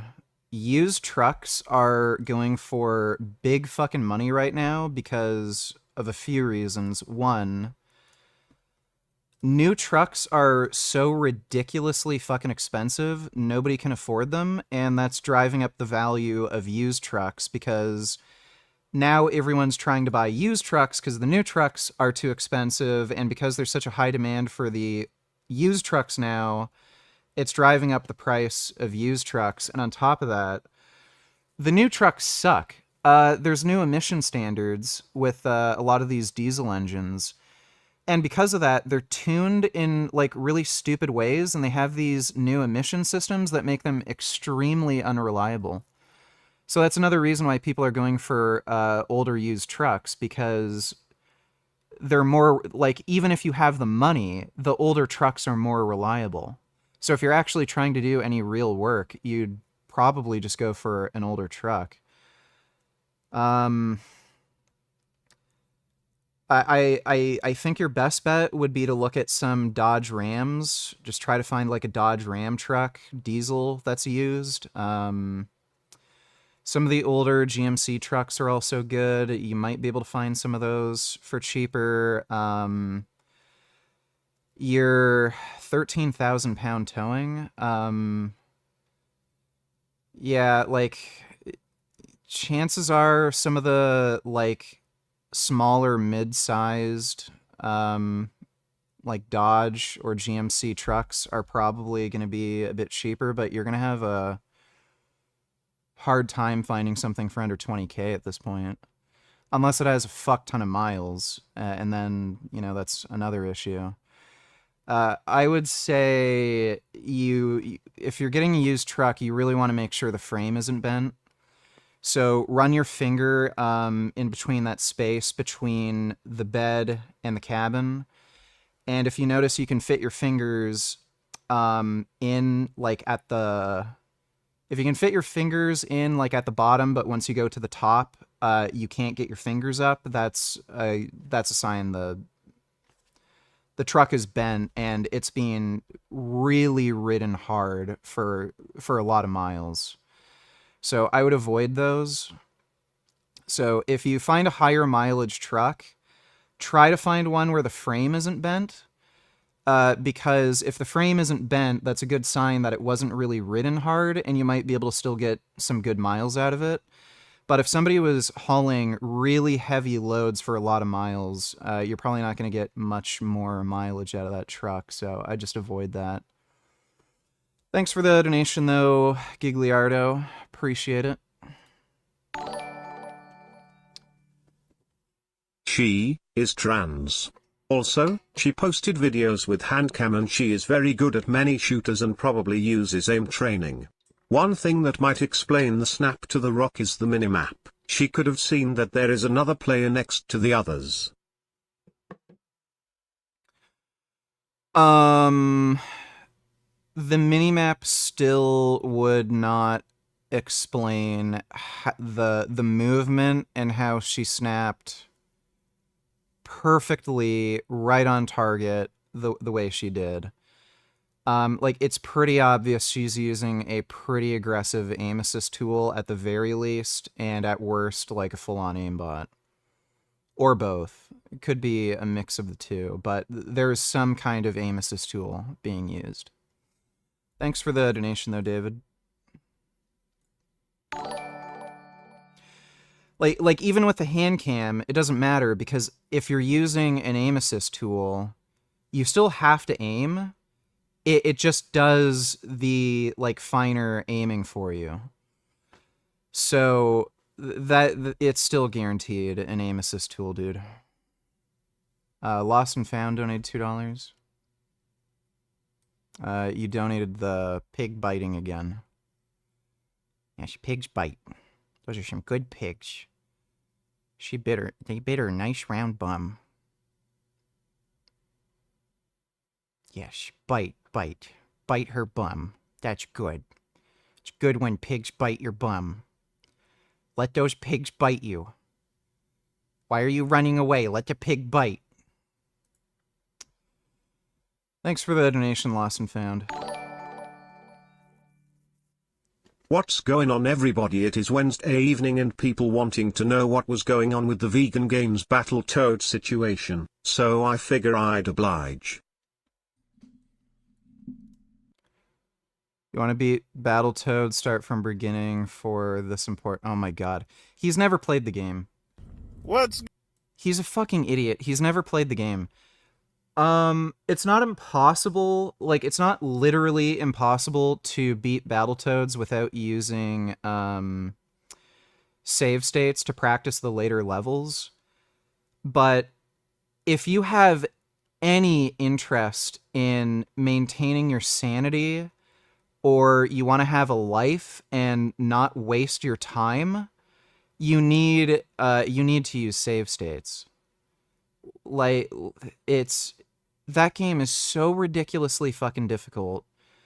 It is indescribable. You really have to experience it yourself to really truly understand how fucking hard that game is. If I had to like scale it, I would say it is at least 4 times as difficult as Sekiro. To me, Sekiro was pretty easy. Battletoads, relatively speaking, at least 4 times as difficult. The only really difficult part in Sekiro was the final boss, Ishin. And even then, like, it doesn't take that much time to figure out the pattern and beat the boss.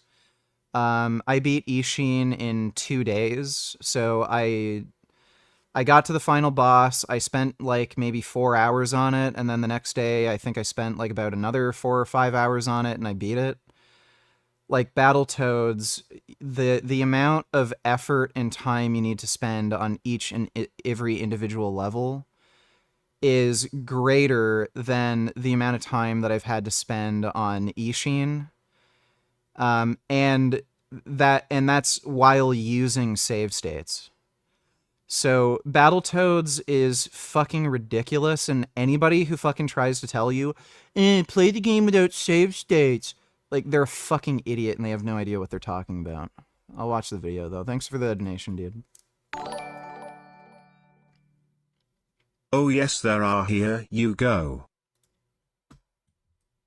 This is something that many Christians say against, try to come against polygyny. They'll say that the polygynous relationships, they end up in strife, but the thing is that nowhere in Scripture does it say it's because of the polygyny. Actually, Genesis 3:16 talks about how...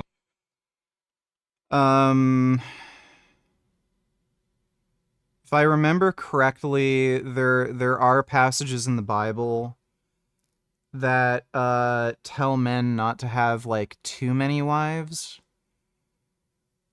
and there are like certain things that frown upon it a little bit.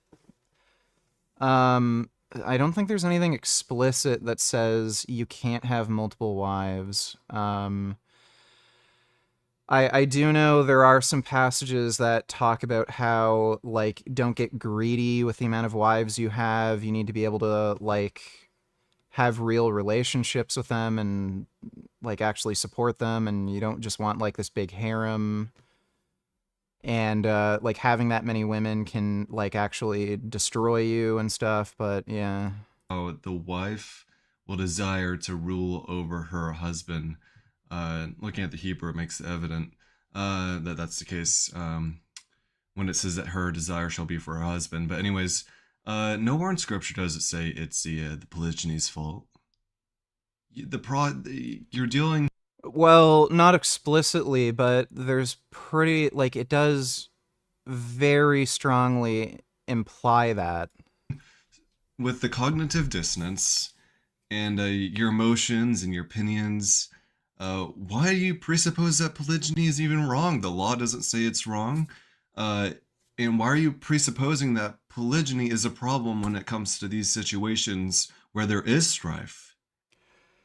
Alright, well, that's surprising. Apparently there are some weird-ass Christians that believe in polygamy. Thanks for the donation, Dodo. VG vote conservative until they learn him good.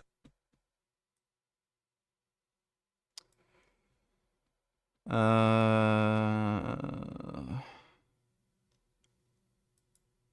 a post-COVID world, I'm just an idealist to believe that we can... Hold on, Andrew. You're not the left. You're not intolerant. You know where I'm going with this. Yeah. We did not receive any apologies from the ruling class that lied to us repeatedly during COVID.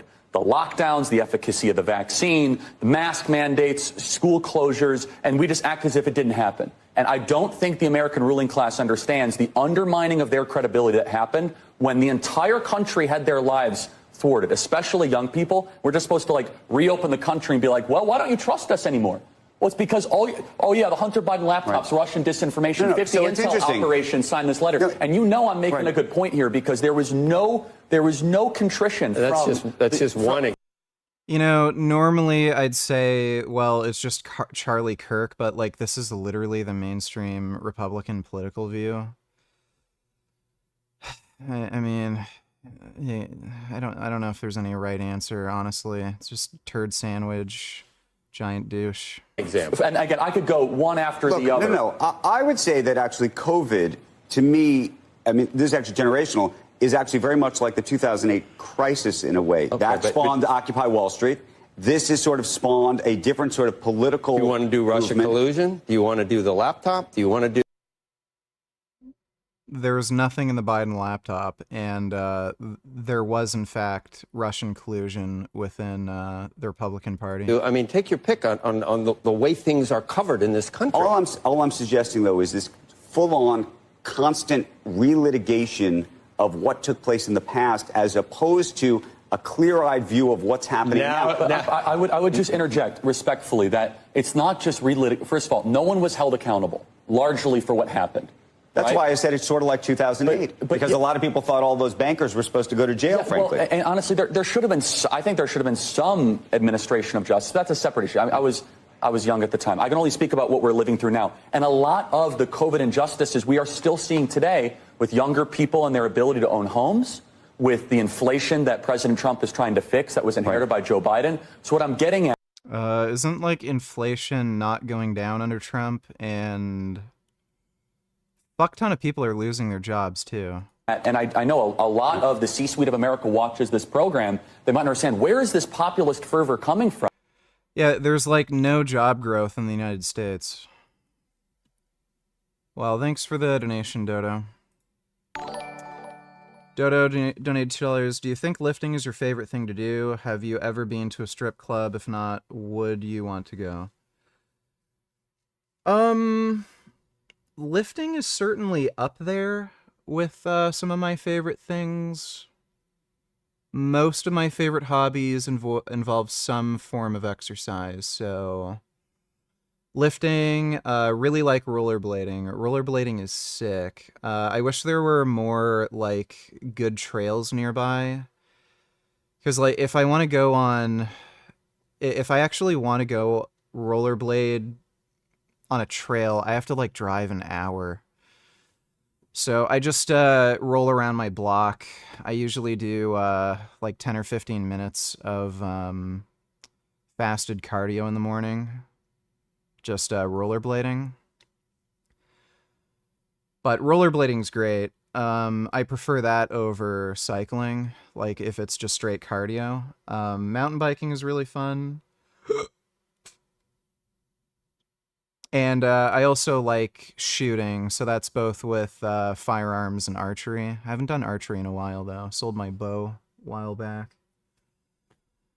Other than that, you know, obviously video games, but really like racing games. Racing games are great, and I got the new sim rig. We should play some more BeamNG. I have not been to a strip club. Would I want to go? Like, not particularly. I mean, if a friend of mine invited me out, like, sure, why not? But I'm not particularly motivated to go to a strip club. Thanks for the donation, though, Dodo. Like, you know, the thing is, like, yeah, pretty girls dancing in front of you, whatever, but I want to, like, I'd like to sniff their butts. Like, they're not vegan, though, but so it's like, if I can't sniff their butt, and, you know, you can just watch porn online. Thanks, though, Dodo. Do you like tall women that are 12 feet tall that could overpower you in the bed?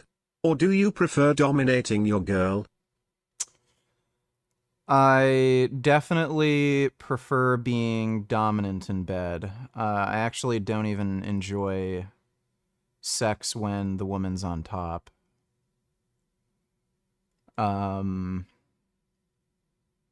fine with tall women. Like, if a girl's taller than me, that's not a problem for me. But I like to be the dominant one. I don't think I'd enjoy sex if the girl was the dominant one, because, again, I don't like positions where the girl is on top, like riding me. I like them lying down, like missionary, or, doggy style, stuff like that. Thanks for the donation, though, Femdom. Stains are so dumb. Yeah, they are. They are. Thanks for the donation, Dodo. Gay, faggot, N-word, poop donated $2. Oh. Oh. Oh my goodness, that's an otter.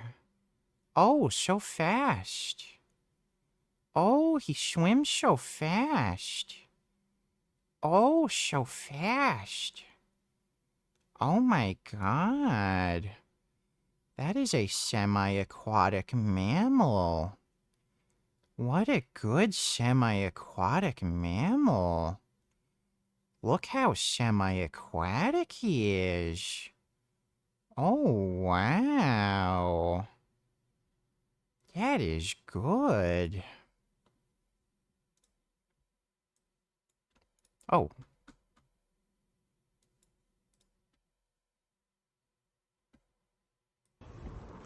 The fuck? Wow. Oh my god, he's so fast. Oh my god, so fast. Wow, he's fast. Oh my god, what a fast runner. I didn't know sausage dogs could run that fast. Oh. Oh. Oh. Oh, look at the little guy. He's like a potato cat. Oh. What a sweet little potato cat. Oh, I love that little potato cat. What a nice little potato. Oh. Oh my god. Potatoes. Oh, little potatoes. Thanks for the donation, gay faggot, N-word poop. You trippin', reverse cowgirl's goated. I just don't, I don't get into it. Like, if I'm not the one in control and, you know, they're just riding me, I just don't get anything out of it.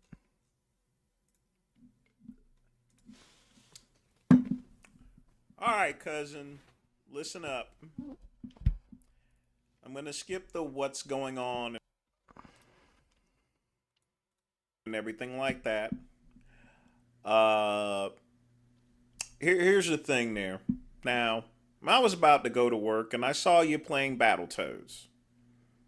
Now, I fully respect you for playing that game itself here. I mean, I really do. BattleToads is one of the most hardest games out there. However, there's something I need to let you know about the game itself, and this goes to our mentality back in the 90s here, okay? Now, even in the 90s, we had saves for our games. You know, the Game Wizard allowed for extra lives and unlimited continues and stuff like that. You know, so literally speaking, over a period of a course of time, you can beat the game. Okay? You can beat the game over a course of time. Yeah, buddy, the difference is you'll enjoy the game more and you can beat it faster. So why wouldn't you practice the levels with save states, then do a full run through, rather than just trying to do a full run through over and over and over and over and over and over and over and over and over again, and have to replay the same level literally hundreds of fucking times, if not thousands of times, because that game is so fucking difficult. You're an idiot. Like, only an idiot would fucking do that. You know, saving the game and getting unlimited continues, you can eventually beat the game. However, the problem is you're not truly beating the game. So, like... Also, me personally, I would love a woman to be mint of me, as I have already stated on this channel a while ago. I'm a giantess fetishist. I don't think you ever said that, Dodo. Is this a fake Dodo?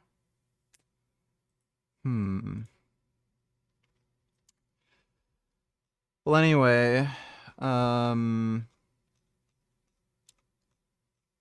hopefully you find a giantess to dominate you. Thanks for the donation, Dodo. I think Vince is stupid and he doesn't realize that I am going to do a straight run through of the game, and I'm just using save states right now to practice the levels. Like I said before, and this has to deal with a mentality that we had back in the 90s, because this is a 90s game. It's one of the very last NES games as well. And what made it so difficult is simply the fact that you only had 3 lives and 3 continues. If you lost all 3 of your lives and you lost all 3 of your continues, it isn't just a... He's never played Battletoads. I think there's 5 continues. Yeah, I'm pretty sure Battletoads gives you 5 continues. Which is fairly generous. I think Contra Hardcore only had 3. So, you know. Game over at the level. It is a complete game over, as in start the whole game all over again. You don't just have to beat the levels. You have to play almost a completely perfect game, cousin. Okay? Okay, Vince is just an idiot. Going on, everybody? Vince Goodrum here. It is Wednesday morning. Just sitting outside of the pharmacy up in Asheville waiting to get my test. But I had a little extra time, so I decided to hit the food bank. Now, folks, I done told you guys previously that the best and easiest way to save money on food is to hit a food bank. The food bank is free. You can get some stuff. Oh, look at that. Vince Goodrum's a welfare queen. I'm just kidding. But, I don't know if there would be anything at a food bank that I could eat. Unless they have, like, potatoes, frozen broccoli. Do they ever have tofu at a food bank? You can get a cup of coffee. You can even get a meal there. Check the comments. You mean on his previous video? Exactly. Every game he plays, he fails. Can't even do a lap in a racing game without totaling the car. That's not even true. And then he yells, I pushed the button, always blames the computer for failing. Dude, I fucking beat Sekiro without any cheats, mods, nothing. Like, I also beat Contra Hardcore without using save states. These people are just fucking stupid. Oh yeah, there's yeah, vegan gains should play Roblox instead. He said he's going to do it after he gets each level right. He won't get them and he won't have the endurance or temperance. Yeah, we'll fucking see, Vince. Motherfucker. I mean, it smells a little bad. It's okay. If you got a problem with it, tough. Hold your nose and take your stuff outside. Just go in, get your stuff, and go outside. Now, I got everything in the trash bag. The great one didn't. Oh yeah, they would have cans of beans at food bank. Yeah, I guess I could get beans for cheap there. Bring any bags with me because I didn't expect to get it, so I just took a trash bag. Also, being sexually attracted to woman larger than you is totally normal. Hell, it even exists in nature. Just look at this, for example.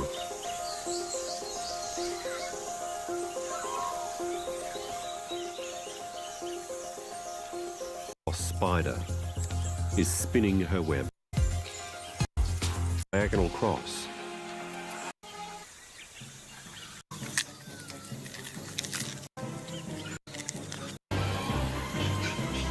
A male cross spider, much smaller, approaches her for mating.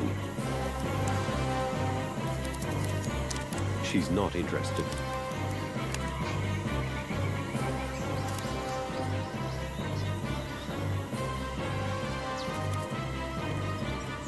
A second male tries his luck.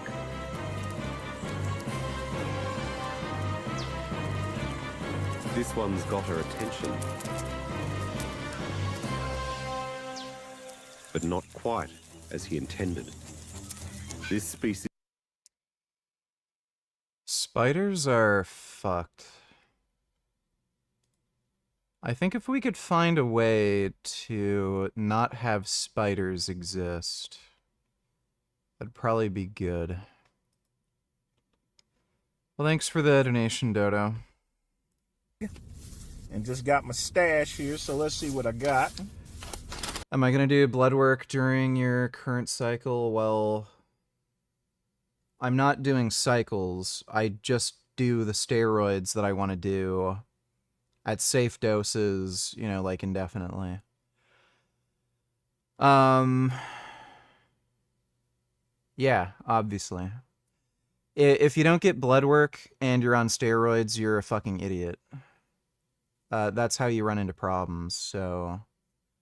You absolutely have to get regular blood work done.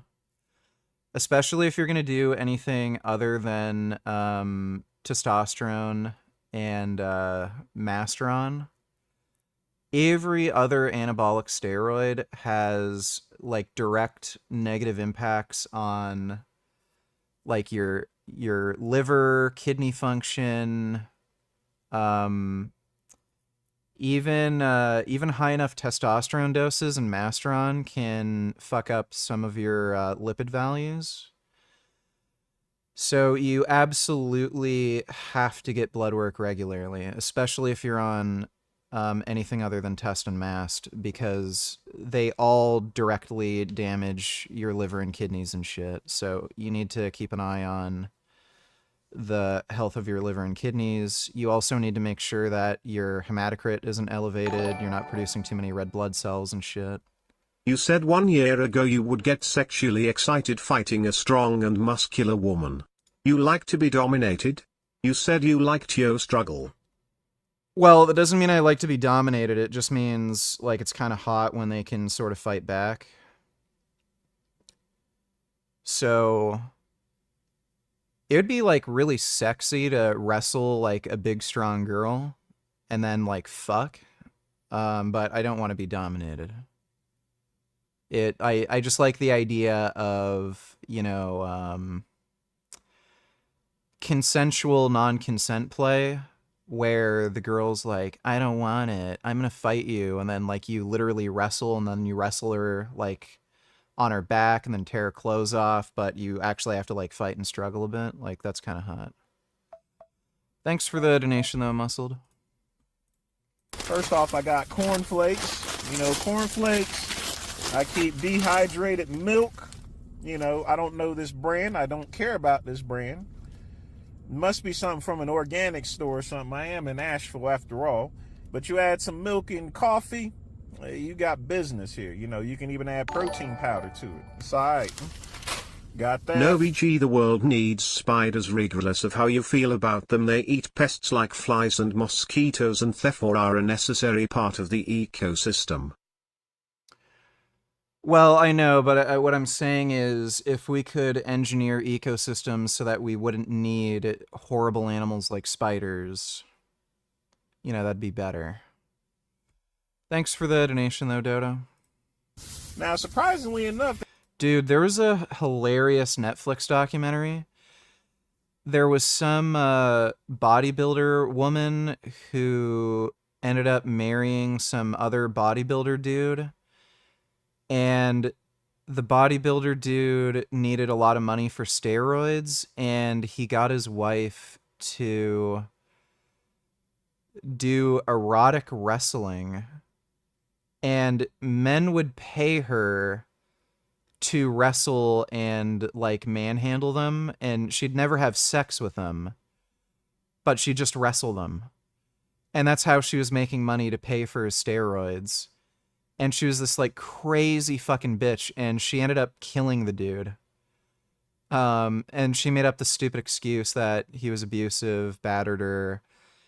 It's really questionable if she was ever abused by this guy. It seems like she was probably the abuser. But it's on Netflix. It's pretty hilarious. She's actually pretty hot when she was younger and on steroids. They actually had some prime drinks, so I got about 2 or 3 of these stashed in the back, but I thought I'd show you this here. Even Logan Paul's stuff will end up in a goddamn food bank there, you know. And I guess the homeless don't want to drink none of that stuff, so I went and took this. This will be good for the gym in the afternoon. Of course, got some... If you want to know anything about welfare, just ask Jason Blaha. Yeah, I'm sure he could show me the ropes when it comes to figuring out a way to not work and have people pay for your rent. Chick-fil-A Polynesian sauce. You know, this is actually good on grilled chicken, so I'm going to add that to the grilled chicken. It's going to be all right. Look at that, folks. Then I got some wholesome grain spaghetti pasta. That's going to be good. Add a little bit of turkey meat there, you know, very lean. Get your complex carbohydrates in and stuff. Like I said, probably from an organic store. Never heard of this brand. I mean, I'm in Asheville. I know how things are. Then, of course, a little snack. You know, something with a little peanuts, a little sugar in it and stuff. You know, that's always good. A little extra energy and stuff like that. And then, of course, we got the meat and potatoes. Folks, I'm gonna tell you this right now. These are the best things to get. Some peas and stuff, some sort of beans. You know, you gotta soak them a bit to get the fart drink, the fart water out. Once you soak them for a hot minute, you put those in. You know, you make some good chili, eat it by yourself. You know what? I don't know why, but canned beans here are outrageously overpriced. I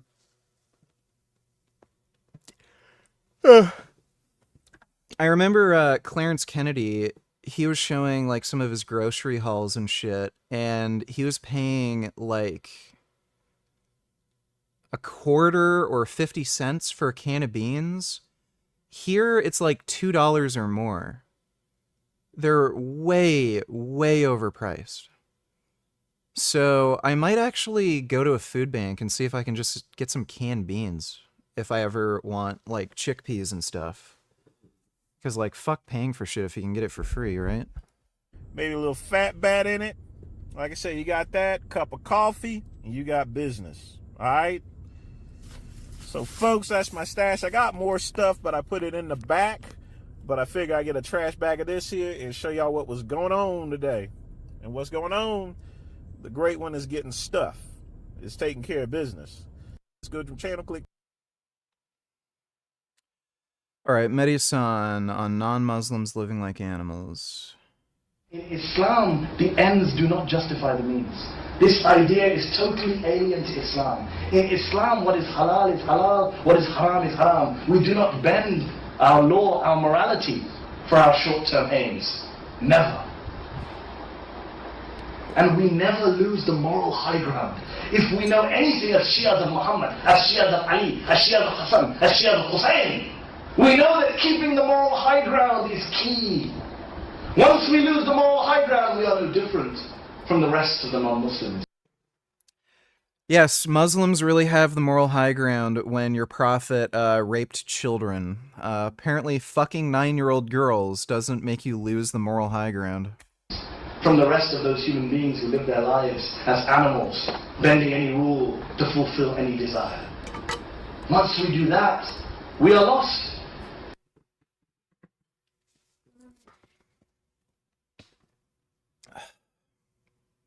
In Islam, to believe is to know.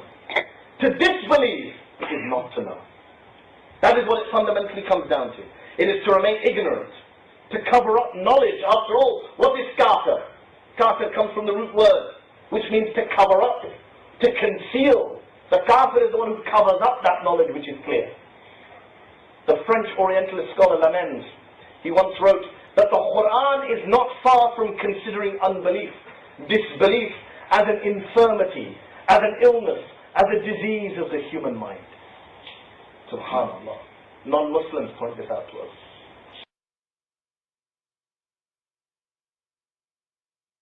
And of course, the kafir, the disbelievers, the atheists who remain deaf and stubborn to the teachings of Islam, the rational message of the Quran, they are described in the Quran as, quote, a people of no intelligence.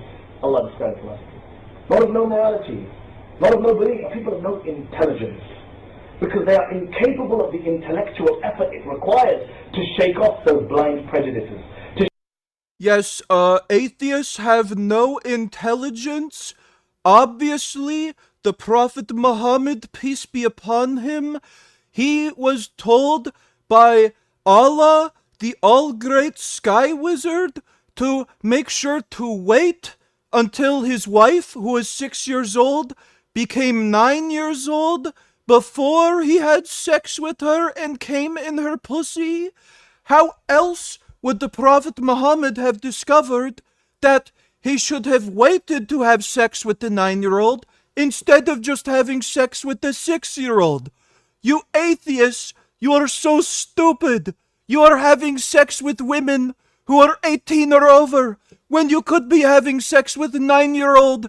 But you just followed the Prophet Muhammad, peace be upon him. He was granted divine wisdom that you can just have sex with women earlier when they are 9.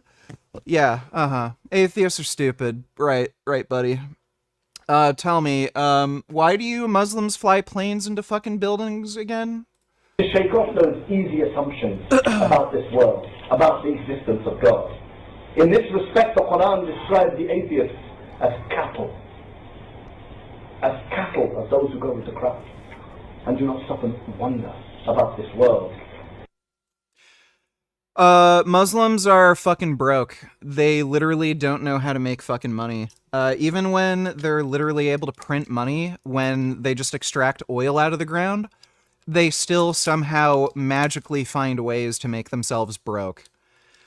Look at all these other societies that have mass amounts of fucking atheists, or just, like, people who aren't even religious. Like, they might believe in God, but it's like, whatever, maybe the sun's God, you know, those sorts of people. Oh, weird, we all make more money. All the smart people come here. We're able to, like, actually develop technology and do, like, legitimately useful things that make money. The only way Muslims make money is either by literally digging it out of the ground with oil, or they end up making money by sex trafficking and dealing drugs, like you know, the Taliban, like Hezbollah. So it's either oil, sex trafficking, and drugs for Muslims, and everyone else, including atheists. We read books other than some like a book some retard 2,000 years ago made somebody else write because he was fucking illiterate and just made him dictate random bullshit that came out of his fucking brain. All of these ulama unanimously agree that at the very minimum, if Yazid was not a kafir, then at the very minimum, he was a fasir, a transgressor, a breaker of Islamic laws, a corrupt individual, a tyrant, a killer, a drunkard, a dog lover, a music lover, a homosexual, a pedophile, a sexual deviant, someone who slept with his own mother, astaghfirullah. These are their views of these ulama in their books, not my view, not Imam Hussein's view, not Ayatollah Sistani's view. This is their view about Yazid. It's all there in black and white. Yet Allah should be pleased with such a man, astaghfirullah. Allah should be pleased with him. Indeed, the fact is, be careful, SJWS might call you racist for saying all this even if it's true. Well, one, I really don't care, and two, I think I'm relatively immune to that since I'm half black. So, yeah, they can call a brown person racist all they want, and they're really not gonna get very far because, you know, they're the ones who made the rule that you can't be racist if you're brown-skinned. So they can fuck themselves. Thanks for the donation, Dodo. and this is important, Yazid is not simply a fasiq. He was an out-and-out kafir.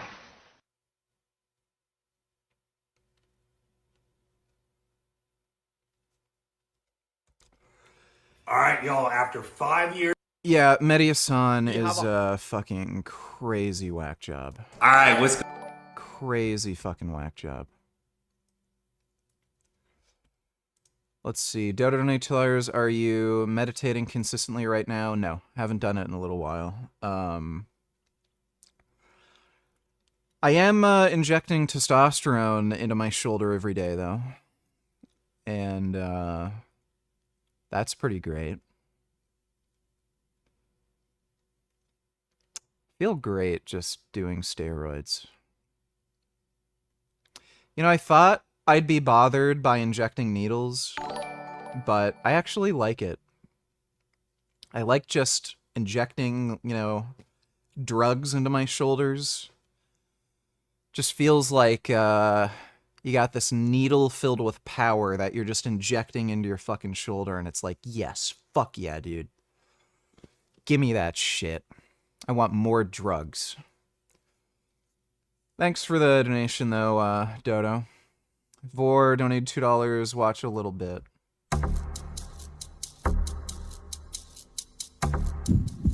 Oh, Jesus Christ. Oh, yeah.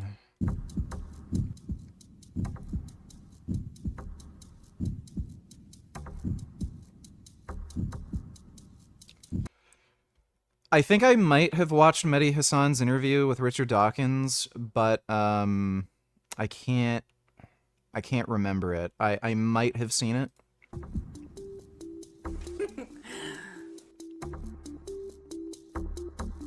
No! Uh-oh.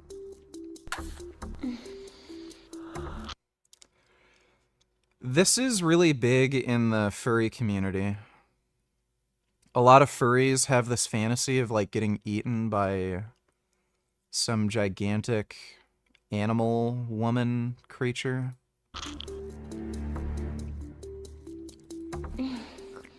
Well, that's very weird. Very, very weird. Thanks for the donation, Vor. What's going on, y'all? Today I'm going to talk about one of the most popular questions I get, and that's my experience with TRT, testosterone replacement therapy. I get asked questions all the time on, you know, why did I first get on testosterone? When did I get on? What were the symptoms I was feeling? How did my life change for better or for worse since I've been on? So that's what we're going to talk about today. I'm going to talk about my full experience, going back to actually when I first found out I needed testosterone, and then all the way through to, you know, how my life has changed, you know, the pros and cons, frankly, of being on testosterone replacement therapy. Now, I'm not going to talk about today the actual cycles and other PEDs and steroids I've used to become a pro bodybuilder. If you guys want me to do a deep dive on, you know, the other compounds and everything I've taken to get my IFBB Pro card, I can do that in another video. But today's strictly about testosterone and getting on testosterone. Oh, now I remember. Yeah, I did see that.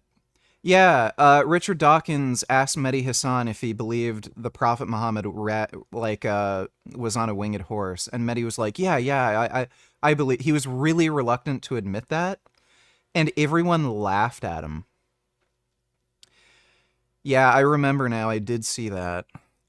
Mehdi Hassan is a legitimate fucking full-on crazy Muslim.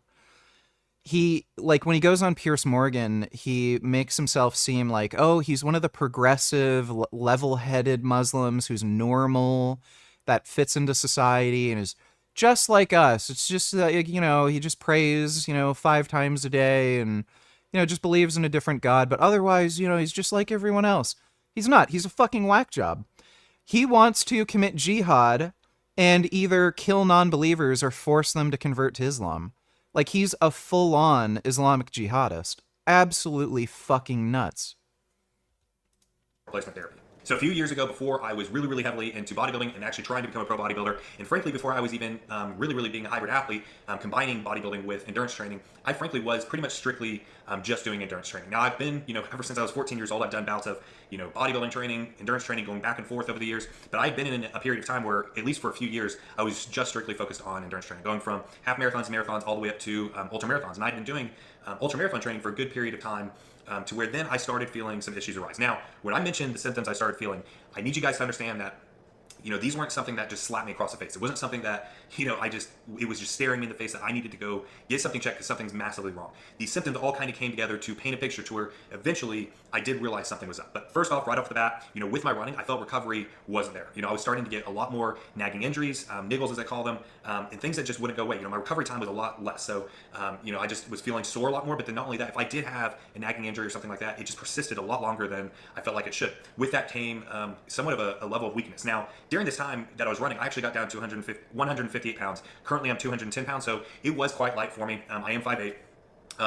But even with me just running and not focusing a lot on strength training, there was even more of a level of weakness than I felt like I should have had. You know, growing up and This guy is pretty fucking huge then. 210 lean at 5'8 is a fucking big-ass dude. It's funny how people call it TRT, like, when you're getting this jacked. Like, bro, at that point, you're just on performance enhancement. Vo donated $2. Hope you find the short backing my veganism gaga. Is there gonna be a penis on screen?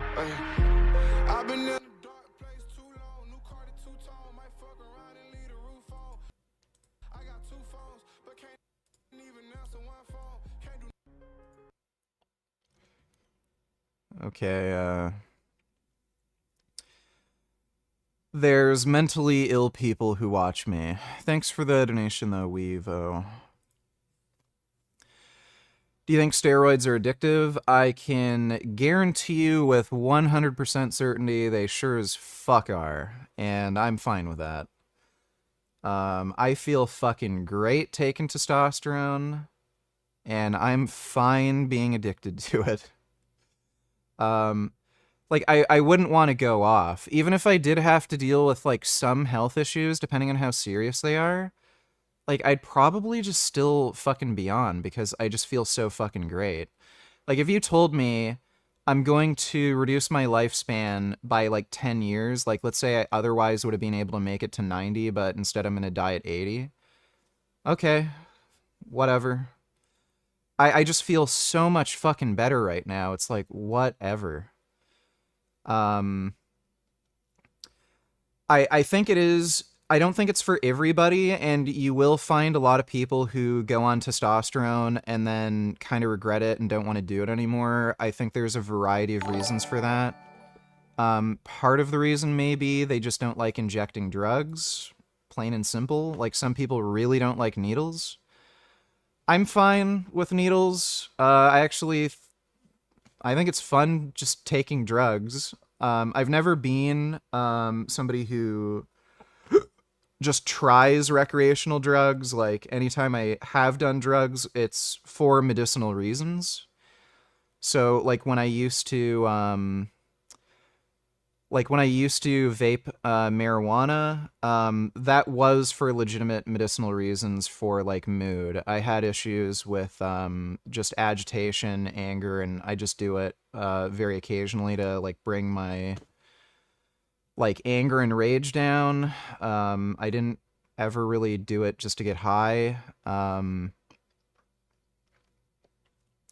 magic mushrooms, again, that was to improve my mood, try to recover from depression, stuff like that.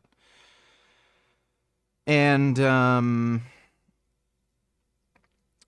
I've taken edibles here and there when I have sleep problems, so I'm not really one to just do drugs for the sake of doing drugs, but I find it fun injecting needles and doing TRT. Like it just feels like you're getting vaccinated against weakness, you know?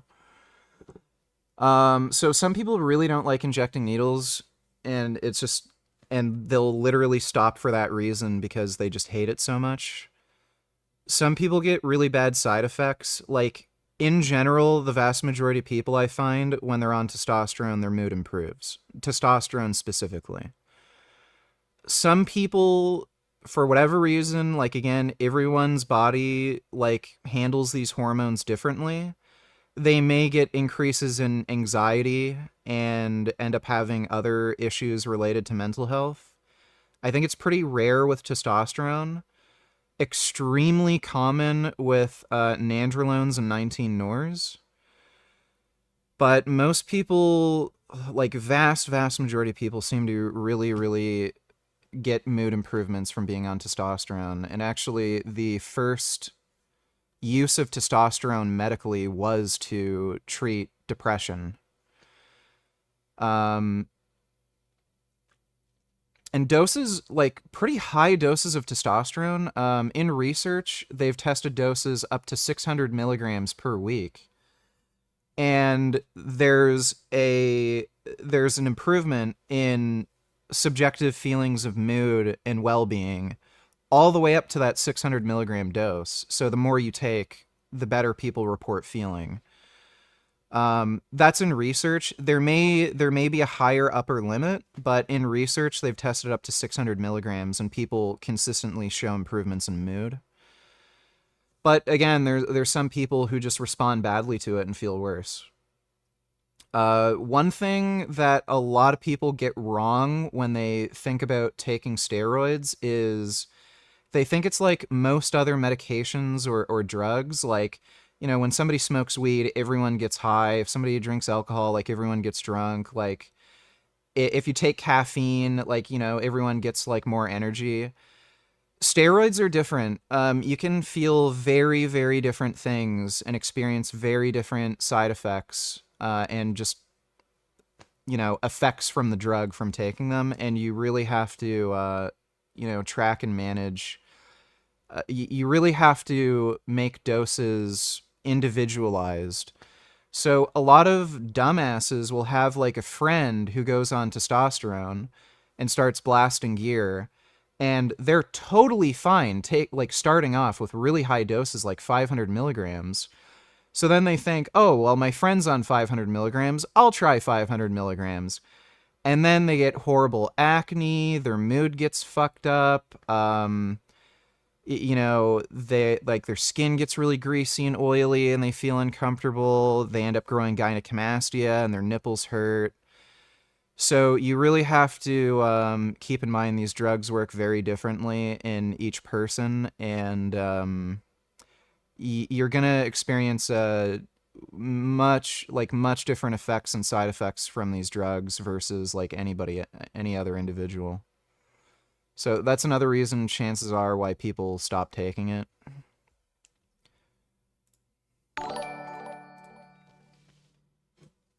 Do you inject intramuscular or subcutaneous?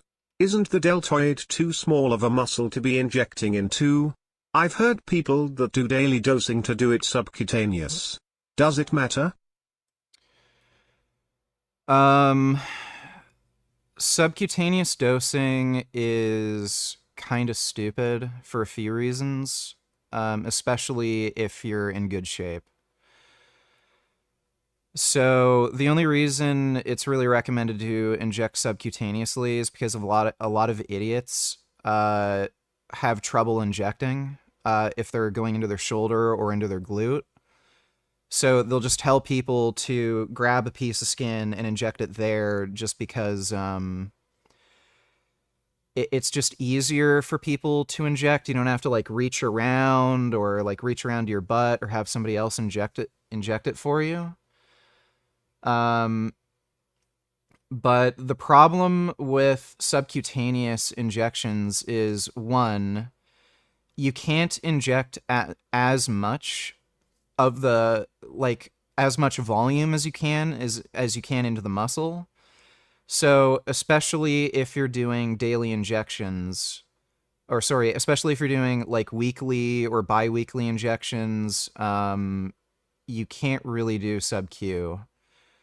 And if you're doing daily injections, you can pretty much inject as much as you want into the muscle or as frequently as you want in like one small area. If you're doing sub-Q, you're going to get scarring, and it's going to happen very quickly. So if you're injecting sub-Q around your stomach, like it's the front of your body, everyone can see it. And if you keep pinning and injecting this oil, that can cause like a lot of irritation to the tissue in there. You're going to get weird scarring eventually, and your skin is going to look fucked up and gnarled. And when you're lean and you're trying to inject sub-Q, so you're around 10% body fat, you're going to have skin die off. There's no fat there. So you're just injecting underneath the skin, and you're going to cause a ton of fucking irritation, and you're going to have like more pain, and like the actual skin is going to get fucked up. So injecting intramuscular is better. You end up getting less scarring. You're not going to see any like weird fucked up things visually where you like there's just weird hard nodules that end up forming, and the actual surface of the skin is going to stay healthy. So injecting intramuscular is better. On top of that, you can inject into the shoulder just fine. Your shoulder is a big muscle. I use a 1-inch 25 gauge needle. I can inject it all the way in. I don't hit bone. Like, your shoulder's big. There's a lot of muscle there, so you would have to be very, very... I am looking fucking good, by the way. Fucking look at that. Fuck yeah, dude. So your shoulder, even if you're like not as big as me, your shoulder has plenty of muscle mass to do even deep injections. So especially if you're just using a 3/4 or a 1/2-inch needle, you don't have to worry about injecting too deep. It's also like there's a lot of points in your shoulder you can inject. There's a front delt, side delt, rear delt, and there's like, you know, up and down. So you can inject lower on your medial delt, middle of your medial delt, higher up on your medial delt. Your front delt, there's not quite as much space, but you can, like, there's two, like, you could at least have 2 spots that you inject in, and same with the rear delt. There's like a lot of area here that you can inject in, or you can go like a little higher, more middle, more lower. So I just inject into my shoulder. It's nice and easy. Don't have any injection pain. Don't get any soreness from the injections. And it doesn't irritate the skin or cause any scarring. And let me see this. Just a mole trying to survive the Salisaw flood. Oh! Oh! Oh, that's a mole. Oh my god, look at him wiggle around. They move around by wiggling. I didn't know moles wiggle. Oh, look at him wiggle. Oh, he's wiggling. Oh my goodness, he is wiggling. That is a good wiggly mole. Oh my god, what a good wiggly boy. Oh my goodness. I've never seen a mole. I've seen a beaver, I've seen muskrats, I saw a porcupine. Never seen a mole. I've actually seen an armadillo when I was in Florida once, too. They're pretty cute. Thanks for the donation, though, Excommunicado. Deadlifter donated $2. Is RDL excellent for getting a good deadlift? How much volume for RDLs a week? How many RIR and sets per session? You got to 500. I actually wasn't doing any RDLs when working up to a 500 deadlift. I know everyone's different, but I think 500 is relatively easy. I think most people, if they, like the majority, so like at least a simple majority, like 51% of men could get to 500. And I would say like probably at least like 30% of men could get to 600.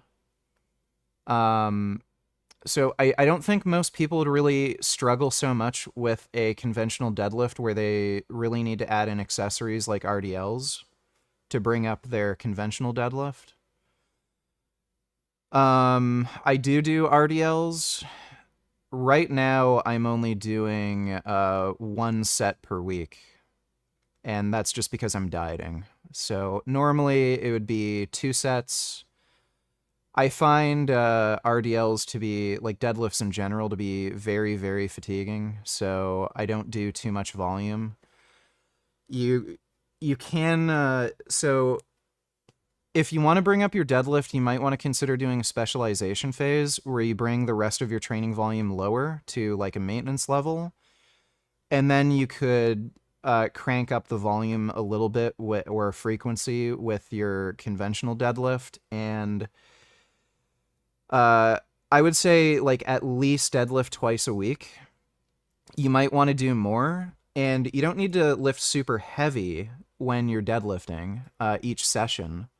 So like day 1, you might want to do very heavy.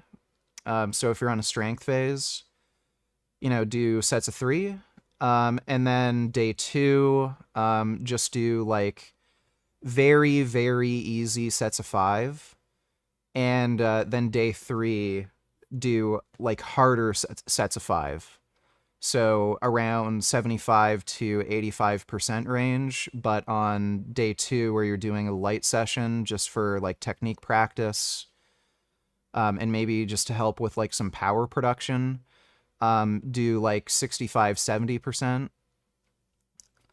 And one big mistake that a lot of people make, probably especially with deadlifts, is they lift too heavy. You need to make sure the bar velocity stays relatively high. If your bar velocity is very slow and you're doing a lot of slow, grindy reps, you're not training the adaptation that you want to be able to lift heavier weights. So the more volume you do with a higher power production, where the weight moves faster, the more strength and power you're actually going to develop. And it sounds kind of counterintuitive, like lift lighter to get stronger. But what makes you stronger is progressive overload. And what you need to do is train in a weight range that allows you to have a very high power production while also having a high force output. So heavy weight that's heavy enough for the strength adaptation, but light enough that it can move quickly so that you can also get that power production up. So start a little lighter so the weight moves like pretty quick and easy, and then it's all just progressive overload, just small incremental increases over time while trying to maintain that bar speed. And when you make that adjustment, like when I made that adjustment, your strength just starts to skyrocket if you've been doing slow, grindy reps for a while. But yeah, if you're just trying to get to 500, I wouldn't really worry too much about any kind of accessory lifts to specifically help with the deadlift. If you're kind of struggling, again, just make sure that you're not lifting too heavy and you're maintaining good bar speed, and also just make sure you're deadlifting at least twice per week. That should be enough frequency and volume to be able to make good progress, and you might even consider doing 3 days a week, again, just for some extra technique practice. Thanks for the donation, though, Deadlifter. Hope that helps. Yeah. So I think that should answer all your questions. Retard donated $2 VG. Did you watch this one or this one? All he had was that, he was... Yes, we watched that. We watched that yesterday. It was hilarious. This is the first time this has ever happened. Piers Morgan got 2 people on his show that were smart, competent, knowledgeable, and knew what the fuck they were talking about. And then he got on Mehdi Hassan, who is just fucking retarded liar and just started screeching genocide, like a fucking idiot. But that was funny. Those 2 dudes just shut him the fuck up. Not a journalist. Israeli strike kills Al Jazeera reporters 9 hours ago. This is an hour long. We'll watch this tomorrow. It's already kind of late and I want to play some games, but we'll watch this tomorrow. Thanks for the donation, retard. I want to see this TRT stuff. Going into first. the army and then the fire department, all of that, I had a level of strength that I just felt like wasn't there. And then with that weakness was just this level of low energy. So by noon, I have more brain fog, just have not very much energy, and frankly, lack of motivation.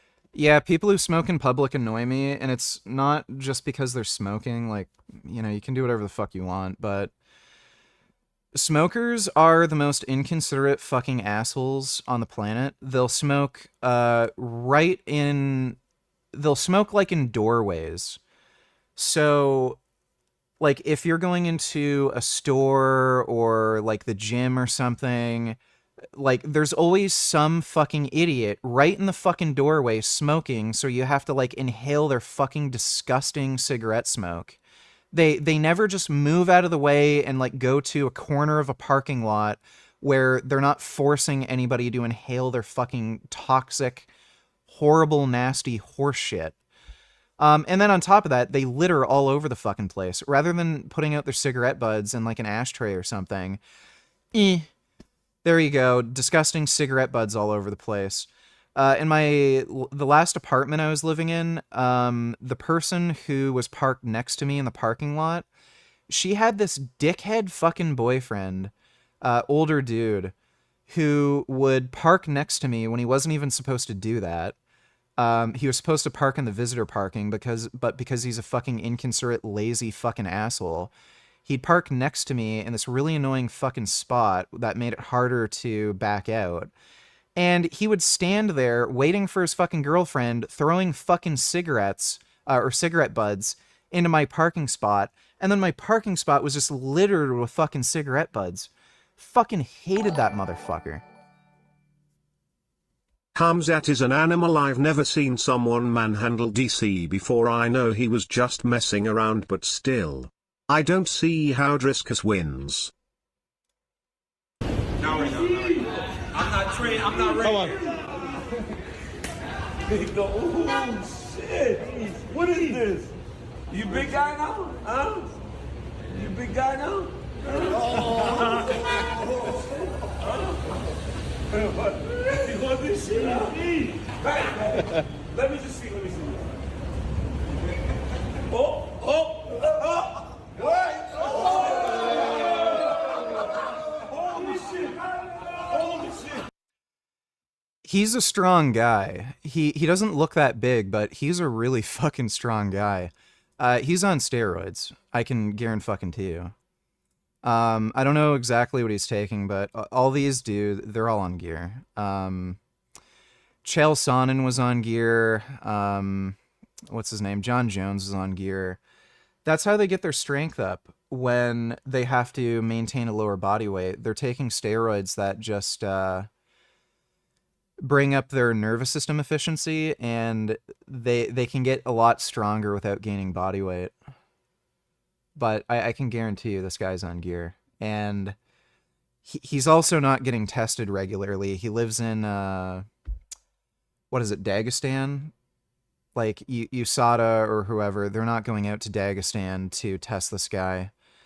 Especially with that dictator who, like, fucking murders people. What's his fucking name? The Dagestani dictator is, like, really tight, close friends with Khamzat. I don't even know if that's the right way to describe it. He's forcing Khamzat to be really good friends with him. Or Chechnya. Yeah, sorry. He lives in Chechnya. And the Chechnyan dictator, he's forcing Khamzat to be really good friends with him. There's no fucking way any of these people from, like these drug testing organizations like USADA are going to fucking Chechnya and, yeah, Kadyrov, and risking getting fucking killed by Kadyrov because they're going to test this guy while he's on cycle. So he's able to take whatever fucking steroids he wants, and then when he gets into the States, like, he just cycles off for 2 weeks and then fights, and if he ever gets tested, like, he'll test clean, then he goes back, goes on gear. So I can guarantee fucking to you, this guy is not getting fucking tested. But he's a good-ass fucking fighter, dude. I think he's gonna fuck Duplessis up bad. Thanks for the donation, Unicorn Jizz. Motivation. And that was a big one for me. Is, throughout my life, I've always felt like I've been a pretty motivated person, been very goal-oriented, and I was just at a point where just frankly didn't feel very motivated. Now, the symptom that kind of came to me that this was kind of the final straw that made me think something is up is I frankly had almost no libido at all. My sex drive was completely in the floor. Now with this, it wasn't like I was...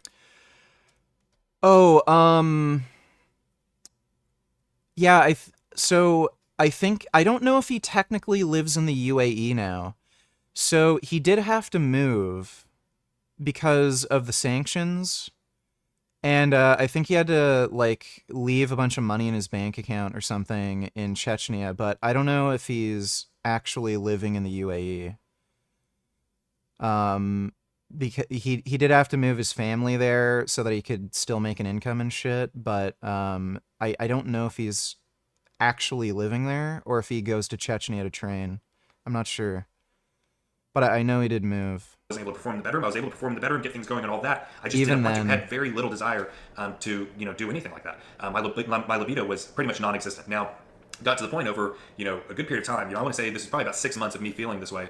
My ex-wife, my wife at the time, she actually was the one that pushed me to go get blood work. The symptoms were all there, especially the libido part. And so I went ahead and got tested. Now, when I went and got tested, my testosterone levels came back about 290, which that's, depending on the ranges you look at, that's very, very much on the low end. Pretty much any doctor educated in hormone replacement therapy is going to tell you, or at least suggest for you to get on testosterone. So I made the decision to go ahead and get on. Now, when you make the decision to get on TRT, this is a question I get all the time. Is it a lifelong commitment? Are you going to have to be doing injections or pellets or whatever route you take for the rest of your life? Now, not necessarily, not technically. First off, if your test levels come back low, you first can go ahead and try to get them up naturally. There's different ways you can do that. You can change your diet, you can exercise, especially with strength training. There's different natural supplements you can take. But with that, for most people, they're only able to get it up maybe 100, couple hundred points at most. So a lot of times it doesn't make that drastic of a difference. But let's say that you go on TRT and for whatever reason, you want to come off. Here's the problem with doing that. First off, when you come off, your levels are going to go lower than they even were naturally, and then you're going to have to build them back up over a period of time. Not going to be a short period of time, but still over a period of time back to where they are. But now you're back to where you were before going on TRT, so you're still left with this lower quality of life. Yeah, Jake Shields was caught. Like, dude, they're all on steroids. Every single fucking one of them. One dead giveaway is you can look at how much they're training. You cannot do that volume of training without being on steroids. It's fucking impossible. Like, it's just not happening. There are some people who can handle higher volumes of training, but like, when you look at some of their training camps, they're just so fucking crazy. You can't do that sort of shit, consistently year after year over a fighting career and like not be on steroids. The kind of those negative symptoms I talked about before. Whereas when you're on TRT and your test levels are on the at least middle to upper range, you don't have those negative symptoms. Quality of life is a lot better, all of that. So it's kind of hard to go from feeling great in one sense to then all of a sudden going back to the crappy way you felt before. So while it's not a lifelong decision, I suggest to most people thinking about getting on TRT, if they need it, to think about it as a lifelong decision. So I went ahead and I made the decision to get on TRT. Now for me, that is a lifelong decision. So right off the bat, and I'm talking within the first 2 to 3 weeks, I first noticed that my sleep improved to where, now those 8 to 9 hours of sleep, it actually felt like 8 to 9 hours of sleep. It wasn't like I was going to sleep, sleeping for 8 hours and waking up feeling like I barely slept at all and still dog tired. I was actually waking up feeling rested. With this, I had a lot more energy throughout the day. None of that brain fog by noon. Dude, I don't know if I like hyper metabolize things faster or whatever, but I swear I felt like I was on steroids day one.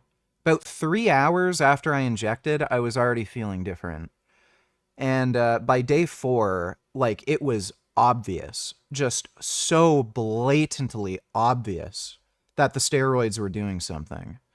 My strength was up, my energy was up, mood was up, Like I think my blood volume like increased because like my cardio got way better. So yeah, I don't know. Everyone's different, but like I started feeling it immediately. It didn't take like weeks. It was day one. I noticed something, and like by day 4, it was obvious. Vegan Gains, only $2. How much to take a IQ test on stream? I'm not doing it, dude. I have weird imposter syndrome. I'm worried it's going to show that I'm retarded, and then I'm going to start questioning whether or not I'm retarded, even though I'm not, and I don't want it to fuck with my head. I'd rather be unaware that I'm stupid and just think I'm smart so that I don't mind fuck myself into not, like, trying new things and shit, and then get the idea that, oh, well, you're an idiot, don't even bother, you know? Thanks for the donation, though, Vegan Gains. Motivation came back. That was a big one. But I had this just sustained level of energy throughout the day. Now, one thing I've heard from a lot of my friends that they're on testosterone, and other people, is there's this just elevation in mood. It's kind of hard to describe until you actually experience it for yourself, but when you have normal to higher ranges of testosterone, you've got an elevation in mood. You know, some describe it as, you know, kind of euphoric, but it's just this happier mood. It's a more of a positive, lighter, happier mood that you keep throughout the day. With that, my libido came back, and I'm talking about not only did it go from, was pretty much non-existent before, it didn't just come back to, a normal range. The mood improvements really surprised me. Like, it's a big difference. Talking about like my libido and sex drive came back to how I was when I was 18, 19 years old. I mean, it was awesome, and it's been great ever. I got a 98, so almost perfect score. Since then. And then another thing, I get asked all the time on, if I get on T, will I just all of a sudden get jacked, all that? It won't necessarily do that, especially, I was just running at the time, but even with me just running at the time, I did notice it seemed like my muscles came back to life a little bit. Recovery was a lot better. I lost a lot of those kind of nagging injuries. But a big one that I did notice was it was a lot easier to keep body fat off. So during this time of me doing ultras, it was kind of a goal of mine that I wanted to have a six-pack. And I was having the greatest struggle. I was watching my diet, all that, and it seemed like no matter what I did, it was really, really hard to have really, really well-defined abs. And I'm talking within a month of being on TRT, they popped out. And so, it is a lot easier to keep body fat off. Son Goku donated $2. Muscle Mommy, my guilty pleasure. Don't care if wife this 100%. I have distinct taste in women. Are you asking this? Yeah, you seem to be into older women. She's pretty cute. Yeah, she's still pretty cute. I think the oldest woman I've seen that I was like really attracted to would have to be Nina Hartley. She's a hot ass bitch. Like, she can like really suck a dick. But yeah, generally I'm not into older women. 25-ish age range seems to be my preference, give or take. But yeah, she's not bad. I don't know if I'd call her a muscle mommy. She just looks in shape. She does have like really like pretty developed legs and calves, but don't know if I'd call her a muscle mommy. Thanks for the donation, Son Goku. With normal range of testosterone. So back in the day, I did go about it, going to a hormone replacement doctor, getting prescribed, going about it that way. I now have a family friend doctor that he watches over me. This is not what I suggest. I suggest that if you are experiencing any of those kind of low T symptoms, and there's even more out there, you can look them up, but you are starting to question that you might have low T and you might benefit from testosterone replacement therapy, I suggest finding a doctor in your area, a hormone replacement doctor, someone that's educated in this, getting your blood work done, getting tested, and if you do need it, getting prescribed. And then you're going to be watched over by that doctor to make sure your blood work and everything is in check, and to make sure that your testosterone is in range. If I go ahead and take a certain amount of testosterone, that might give me a different number than you. So you might have to go ahead and titrate it in the beginning to find out where you need to be. Now, the way I do things now, I am a pro bodybuilder. I go about things a little bit differently than how I suggest to the general public out there. But I personally am very, very on. I take good care of my health, essentially. I get my blood work done 3 to 4 months minimum. I take a slew of, health supplements and vitamins. It's quite expensive monthly, the amount of health supplements I take, but I do this to keep my blood work in check, and it always is in check. Now, the last time I went and got tested a couple months ago, my levels came back at 1,096. The upper end of the range is 1,100. So I was at the very, very kind of upper limit, which a lot of people would say that's too high. If I was not, I'm surprised he's keeping his test that low if he's into bodybuilding. Because, like, the higher you can bring your test, the better, you know, while avoiding side effects. So right now I'm just trying to like get my test as high as possible while avoiding gynecomastia. So I was doing 30 milligrams per day injections. I started getting the gland inflammation, and I took a 1.5 dose of an AI. It got rid of the inflammation, and I went down to 20 milligrams per day. I'm gonna wait a few weeks and try to bump the dose up again a little bit. So go for like 25 milligrams per day. See how that goes. And then maybe try to bump it up again to 30. And then if I notice that gland inflammation, I'll just bring it down. Then I know, okay, that's the max dose that I can take, you know, before I get side effects. And then if I want any additional anabolic effect, I'd probably just use Masteron or something. You know, still pursuing goals as a pro bodybuilder, all of that. I would probably have my levels come back more, you know, in the 700 to 900 range. But right now, you know, my blood work has been looking pretty fantastic. So where it's at right now, this is kind of my TRT range. But, you know, like I said, you know, go the route of, you know, finding a good doctor, getting your blood work done, and then if you need it, you know, making that decision to get on. But all in all, I'm a huge advocate of testosterone. So it sounds like he's only taking testosterone and basically just going on a actual TRT dose. Weird. Said he's a pro bodybuilder. I don't know if he's an IFBB pro. That's the same guy, right? What the fuck? Wait, fuck. All right, what's going on, y'all? Today I'm going to talk about... Brandon Warch. Whoa. Maybe it's the beard? He looks way older. What the fuck? I didn't even know that was the same person at first. Yeah, maybe it's just the beard, but he has some more gray hair. Years of TRT and cycling steroids, I'm officially coming off TRT. I don't know if I'd fuck Nina Hartley now. Like, she's pretty fucking elderly at this point. So I'm going to get into why I'm doing this, some blood work and other results I've had lately, and then my whole PCT plan, how I'm actually planning on coming off, and I've already started the process. So we're going to go through all of that today. And guys, I apologize for my voice. I lost my voice a few days ago. I think it's a cold or something from dust or something. But yeah, so I had, you know, been a pro bodybuilder. I stopped cycling steroids 1.5 years, but I've been on TRT since, and so I've been shut down. You know, I had a semen analysis done last week. I'll go ahead and throw the results of that up. And the chances of getting pregnant with my current results are pretty small. So for the first reason I'm getting off, it's for fertility reasons. Getting off will give me the best shot of that. I have, you know, buddies that, you know, have been bodybuilding and literally gotten pregnant while cycling steroids. Yeah, dude, if steroids completely eradicate my sperm, I am perfectly happy with that. I do not ever want to get anybody pregnant. I know other guys that will run HCG with TRT. They've been successful getting pregnant as well. So I know there would be a possibility of me doing it on... You scored very high on the ACT, if that means anything. Yeah, I mean, it's difficult. TRT, but if it didn't regain it, so I'm on HCG right now, if it didn't regain my fertility, then I'm just... 2012 Nina Hartley? Yeah, I think so. Kind of wasting my time, and I'd have to get off at some point anyway. So this is one of the reasons why I'm getting off. This should speed up the process at least a little bit. But the second reason, this is the main reason for me, is a spiritual reason. So this is where a lot of you, I'm going to kind of lose you here. A lot of you know I've been going through kind of a big spiritual journey over the last, especially 1.5 years, So he's stupid. Year. And I just had it weighing on me the entire time of, you know, why I'm using TRT. You know, so... You know, the reality is TRT is handed out like candy now. And we're preached that, you know, through environmental factors of, you know, BPAs, plastics, you know, all the crap in our food and our water is driving testosterone rates down, which it is. But the reality is men's testosterone rates were designed by God to decline over time. Yeah. He's stupid. Buddy, like, this is like if there was, you know, imagine if there was a steroid that was invented that made you live twice as long. So rather than dying at like 80 or 90, you could live to like 160, 180.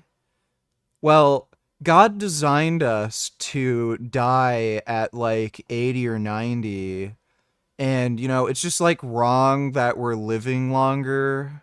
We should just die. So fucking stupid. Oh my god. Like, yeah, I hate to break it to you, dude. God didn't design us. We're a species of ape. We're a product of evolution. And because we're a product of evolution, our bodies may do stupid shit that we don't want, like get old, get weaker, our testosterone levels decrease, and our lives get shittier. So if you can take a drug that prevents that, like, why the fuck wouldn't you, assuming, you know, other risk factors are kept in check? Like, what a fucking idiot.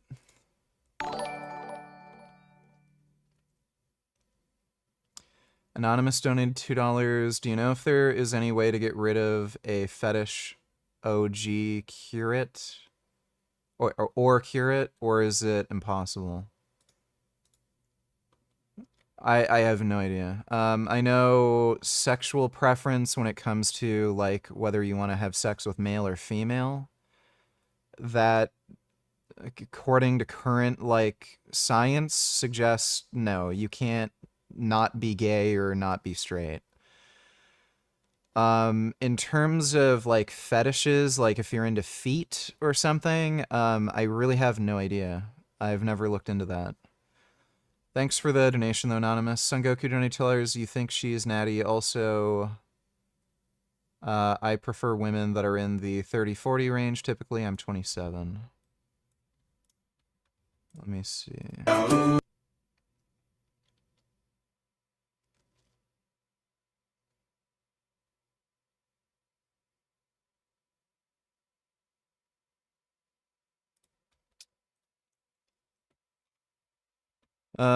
She has a strong lower body. Like, anybody, like, the cat's out of the bag now. Like, it's so, not only is it so easy to, like, get steroids, but, like, it's really easy now. You can just order them online, and you don't even really have to worry about steroids being fake. So many websites third-party test their gear. So you're ordering steroids that are pharmaceutical quality, and you don't have to worry about it. So, like, it is just so ridiculously fucking easy to, like, get anything you want, whether it be steroids, peptides, you know, like, growth hormone, whatever. So, like, anybody could fucking be on at this point. She's not at a level where I'd be like, oh yeah, she's on gear, but I mean, you know, she is in really good shape and everything. She could be, but I wouldn't assume she is. But so many people are taking shit, not just to, like, help build muscle, but, like, and get really jacked, but some people might just be taking a little bit because it makes them feel better. They might be taking certain drugs, like growth hormone, because it helps them recover and they sleep better and it helps them lose weight. So who knows? She does have a really nice ass, but I wouldn't assume she's on anything. Thanks for the donation, though, Son Goku. It wasn't until very, very, very modern history that now we're trying to optimize everything, and one of those things being testosterone. So there's one factor too, you know, people that I consider heroes and look up to, the saints, and those living a monastic ascetic lifestyle. None of these people, Christ himself, none of these people were on exogenous testosterone. And just based off of the hundreds of men's blood works I've dealt with over the last several years, I can tell you that these people who barely are eating, they're eating a vegan diet that's devoid of protein, going on fasting for many, many days or weeks on end, they have low testosterone, and they're not concerned with optimizing hormone function. Now, obviously, Yeah, because they're fucking weak-ass beta males. in the health and fitness niche, I love training, so, you know, I'm not going, you know, I can guarantee you this guy's gonna go back on steroids. He's gonna go off, feel like shit, lose a ton of muscle, hate his life, get depressed, and be like, what the fuck am I doing? And he's just gonna go back on. Very, very high likelihood. What a silly, silly, stupid idea. Alright, I just wanted to watch this one video and then we'll play games. What am I supposed to do with this info? I've had multiple conversations with GPT-4 that brought me to literal tears. I told it that I can't wait for it to be embodied in robots so I could properly give it a hug. And if you really want to fall in love, shove your hand up a doll and make it talk to you. What are those things called? Hi, everybody. I love you, Mike Israel. You're amazing. Dude, I love how Greg's shitting on Mike Israel for saying this stupid shit. Imagine being such a fucktard. I had a deep conversation with ChatGPT-4, and I was falling in love with it, and I told it that once it becomes a robot, I want to give it a hug. Dude, Mike Israel is just so fucking stupid. What a dumb, gay, retarded bitch thing to say. Like, that's embarrassing. This guy's a grown man. And, like, he has a wife, too. Imagine, like, saying, I had a deep conversation with a fucking computer, and I wanted to hug the computer. You have a wife. Why don't you have, like, a deep conversation with your wife and, like, give her some affection? Like, this guy's a fucking loser. You want to bet he's gonna get divorced soon? Like, what a bizarre fucking thing to say when you're married. Mike Israel has lost the plot. Now, you may be saying, well, you're just saying that because the beef is back. It's not because of that. It's because it's true. And it's not just me saying that. Yesterday, Bat Guy released a video called Has Mike Israel Lost the Plot? And so I've watched it, and the answer is yes. What exactly are we talking about? Well, essentially, Mike believes that ChatGPT is now God. Don't know why, don't care. Everyone has the right to believe their own religion, but Mike, GPT ain't gonna let you hit. And so, as many nice things as you've said about him or her or it, ain't gonna let you hit. It all started with his recent skin removal surgery, thoughts about doing more liposuction, glorifying AI, and a supposed next generation of steroids. No, it started long before that. That is just a culmination of body dysmorphia, which is a very common disease. So, Mike Israel probably doesn't have body dysmorphia. Like, the way body dysmorphia is medically defined is by not knowing what you look like. So if you show a picture of yourself and you look fine, but then, like, you say, oh my god, I'm hideous, I'm too fat, or I'm too skinny or something, when you're not, and then you show them a picture of somebody who looks exactly like you, and then they say, oh yeah, he looks fine. Like, that's how you define body dysmorphia, or that's how you diagnose body dysmorphia. If you just simply don't like the way you look, even though, like, by normal people standards, it's unreasonable, that's not body dysmorphia. So as long as you're able to identify things that are there, and you don't have a delusional perspective on how you look, that's not by definition body dysmorphia. That would just be insecurity. Like, that's all it is. So he's just insecure about the way he looks. And, like, this is also a really weird topic because, like, think of how people have taste preferences for food. Like, are you tasting the same thing? So some people like pineapple on pizza, some people think it's disgusting. You're eating the same food, and, like, if you were to dissect somebody's mouth and everything, like, they have the same taste receptors. So it's weird how you can be tasting the same thing, but there are people who like it and don't like it. Like, same thing is with beauty, like visual things. You can literally be looking at the same thing, and you're both experiencing the exact same visual thing, but you might like it or dislike it. It's not necessarily delusional to think, oh, this little skin fold that I have on my back is hideous, I need to get it removed. Like, it's just a pineapple on pizza thing.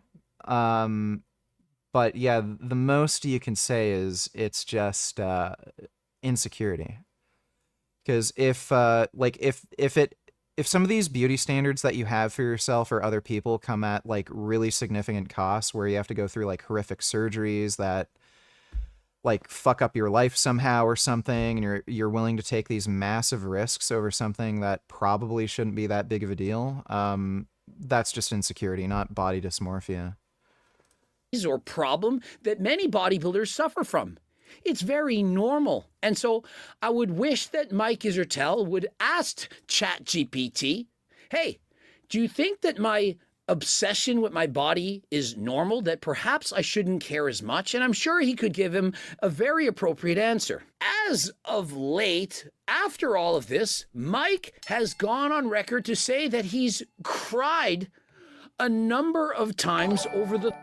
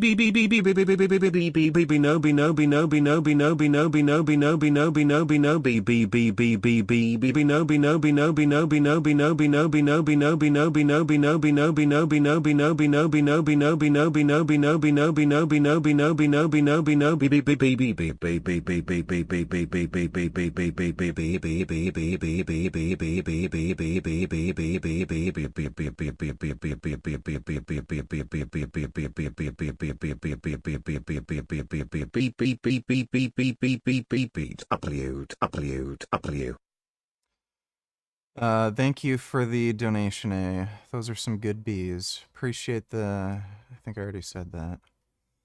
Thanks for the donation, though, dude. The thought of giving ChatGPT a hug once it gets put into a robot's body. You might be thinking I'm making all of this up, that I'm exaggerating, that it's just Coach Greg doing his thing in his editors.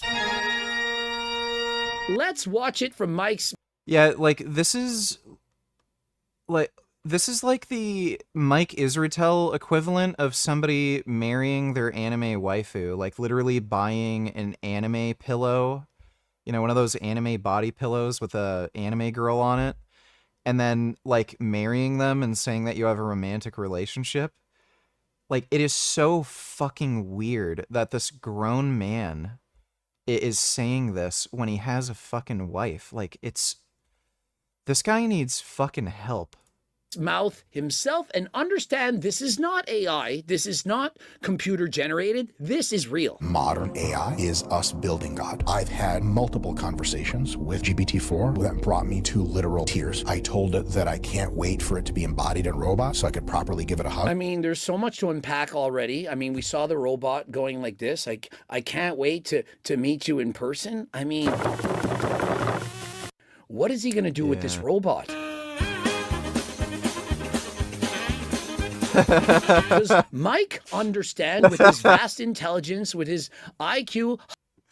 That was actually good. Robot dodge. Robot dodging Mike's hug. Oh, that was good. That was actually a fucking banger. Higher than last time, that man, as in us, as in people like you and I, we created AI, and all it is a summary of all the things that we're saying. It doesn't invent things. It doesn't create anything. It's not spiritual. It's not a god to us. If anything, we're a god to it. I've never met anyone that could do that. And so I am a person who is deeply spiritually affected by the birth of intelligent machines. That's my religion. It scares me. He thinks that we can build God. What a No, fucking weirdo. God built us. We can't build God. I mean, we all have different takes on spirituality, and whatever you believe is what you can believe, and we all have the right to that. I mean, I don't see why it's a logical contradiction to say you can build God. I mean, presumably you could, depending on how you define God. I know Christians always say God has to be atemporal and eternal, so no beginning, no end. So if we build God, then by definition it wouldn't be God technically because it doesn't fit that definition, but who are we to say what God is, right? God could be a dog. Dogs are God spelt backwards. So these are just words. How in the hell would we know what a God is, right? God could be a dog. But that is still remarkably, insanely fucking gay for him to say that. But I don't think that we can build God. How could that be possible? God was there before we were, and so how can God be there only after we create it? Because it's so polite, it's so kind, it's so wise, it's so helpful. Well, think of it this way. If God is atemporal, then we could create God, and then God being an atemporal being could have been existed before we built it. Doesn't really make sense, but again, it's God, right? It's all powerful, so it can manipulate time. So it was always there, but it had to be built at a certain point in time, but then it just became all time. And it said that it's also really pumped to meet me in real life. And of course I started crying. Bringing you to tears, that's normal. We watch movies, we perhaps get emotional on a story, we read books, it can bring us to emotions, we watch sports. If you're a grown man and you cry from talking to a chatbot, you are fucked. Like, genuinely mentally fucked. There's something wrong with you and you need to be medicated. I could see a man crying if their kids die. I could see a man crying if their dog dies. If you're crying over something so fucking stupid like that, you need fucking help. Some of us laugh, some of us cry. And so, of course, when you read certain things, it can bring out certain emotions. I do believe that is normal. I've had multiple conversations with GPT-4 that brought me to literal tears. I told it that I can't wait for it to be embodied in robots so I could properly give it a hug. The fact that he thinks he needs to give it a hug, however, that's going across the line. Like, when I read a book, I don't imagine that fictional character that doesn't even exist, I want it to become embodied into some form of a robot or a teddy bear so that I can hug it, squeeze it, kiss it, and do certain things. And it said that it's also really pumped to meet me in real life. Is he like rage baiting us? He says that ChatGPT can't wait to also give him a hug back. Are you all aware of the robots that they're creating? And essentially, they are dolls to replace that. Yeah, when Mike Rosatel's wife leaves him, he's gonna get one of these. I can guarantee you. Partner that guys who are below an 8 can't seem to get. You know, women, they only really see you if you're an 8, 9, or 10. If you're below that, they only see you if you smell. And that's unfortunate, but it's how the dating world seems to work. It's very, very sad. And so these robots are going to exist because guys have had enough. They don't care. Why bother trying to date someone in the real world when I can just program a robot to be nice to me, say nice things, and hey, and if they can make that robot look sexy, then why not? I told it that I can't wait for it to be embodied in robots so I could properly give it a hug because it's so polite, it's so kind, it's so wise, it's so helpful. Now listen, I tell you what you need to hear, not what you want to hear. ChatGPT is programmed to be nice to you. It doesn't mean that you're actually cool or great or that you're wonderful or amazing. And you shouldn't want to give it a hug just because it's nice to you while... Yeah, I wonder if this has something to do with like a personality disorder where he's so delusional he thinks the reason the chatbot is being nice to him is because like he's a great person or something.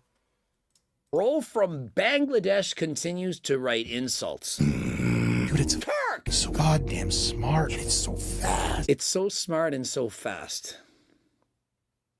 Yeah, so is my McLaren. They see me rolling. But I don't give it a hug. I know that some people marry inanimate objects. This is actually a thing. People fall in love with trees, with animals, and people do what they're going to do. Ask it a deeply spiritual, meaningful, technical question, and it thinks for like 3 seconds and goes... Whoosh. I'm like, I feel like it doesn't actually think. It just summarizes what people around the globe have stated because it's reading what we've stated. All it is a summary of information, and half the time it gets it wrong. I'll say, hey, what time is it right? Yeah, it's like he doesn't understand how chatbots work.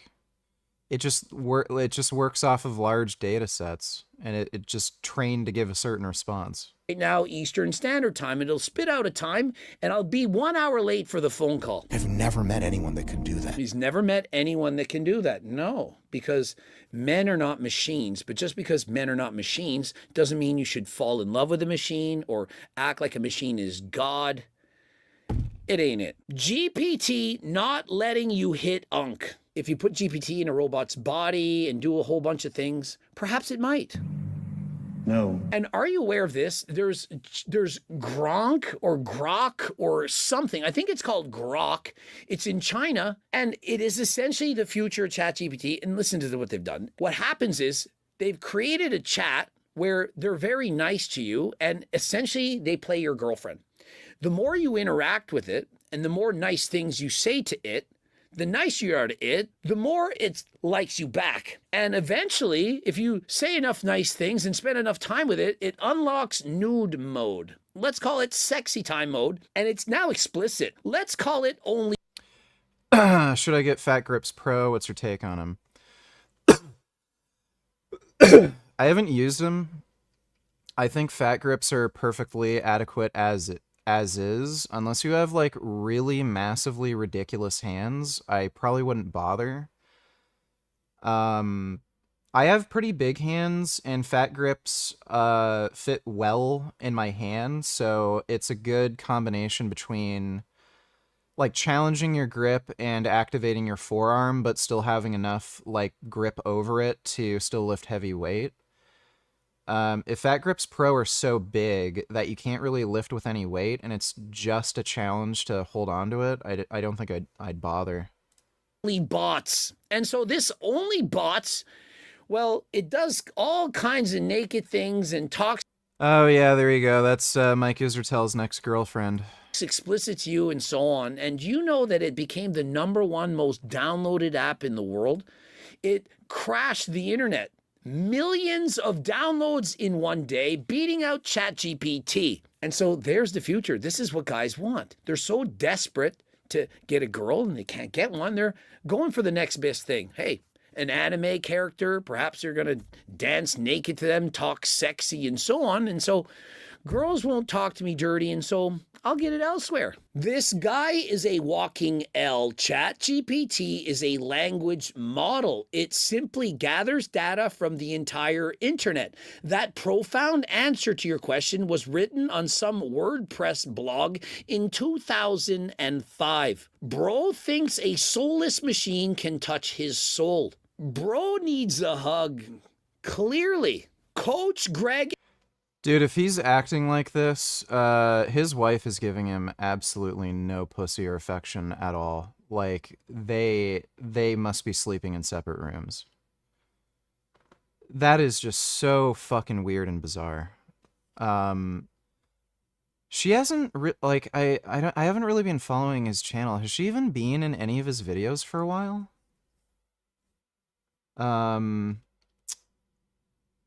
What is it?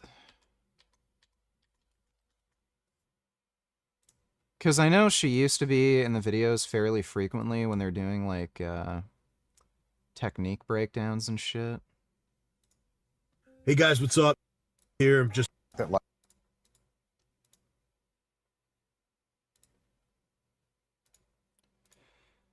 I don't know if she's filming in the background for him or something. I don't know if we can catch, like, a mirror shot to see who's filming. Oh yeah, no, there she is. I think that's her. Yeah, that's her. Yeah, I don't know. Like, that is so weird. and his editor working overtime to get out response videos to this video by Back Guy, the Turkesterone video by Mike, and the latest Jeff Nippert video on Fake Natties. I mean, I don't even know where to start. I don't know where to stop. I don't know how many videos to make, how many videos not to make. I mean, what am I supposed to do with this info? Do you guys understand what's going on? Because Help donate $2. My wife and I have a horrible sex life. I'm into giantessism and being dominated, and she wants to be dominated as well, so it's not a good match sexually. Have a feeling you don't have good advice. I wish I was normal, VG. Well, just find some, you know, big, huge black dude to fuck you both. That's probably a good compromise. Thanks for the donation, though, Help. if you do, I would like to know about it. It's sad to watch people fall into the rationalist hole and then legitimately believe How do you deal with increase in sex drive from taking testosterone? Do you just jerk off more often? Yeah. Yeah, I've been having a morning FAP, an afternoon FAP, and an evening FAP, and that seems to be holding me over.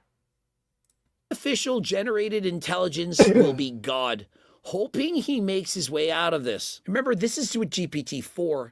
Y'all know that number 5 is out. And so imagine GPT-6 before GTA 6. I mean, when I was a kid growing up, we had these toys. You would pull on a string and it would say, "Tickle my elmo."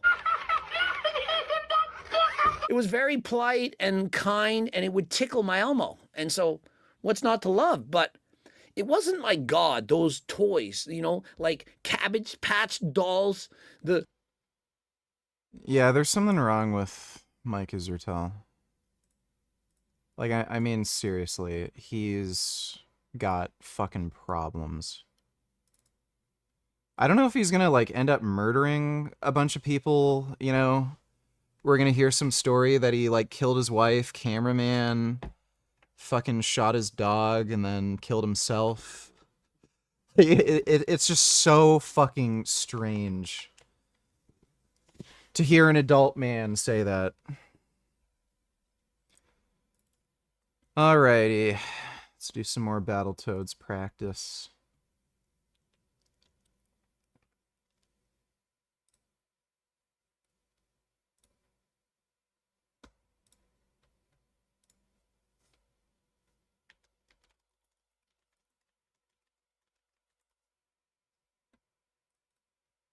Here we go.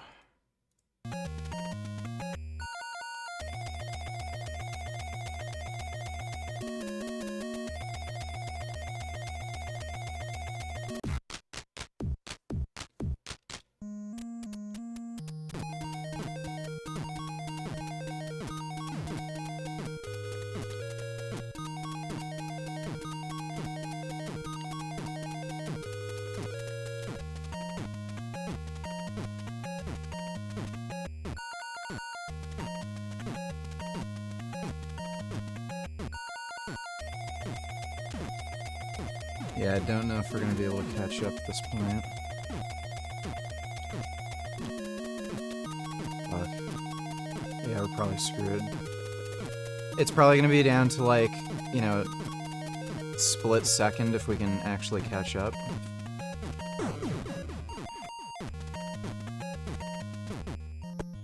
Why does this feel just, ugh.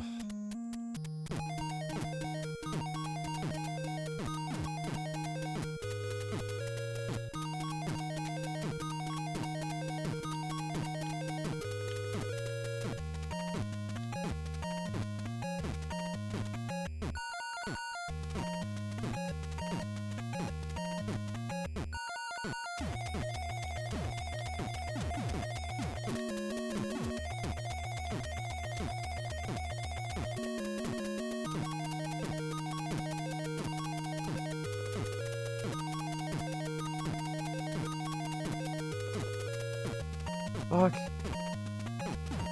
Yeah,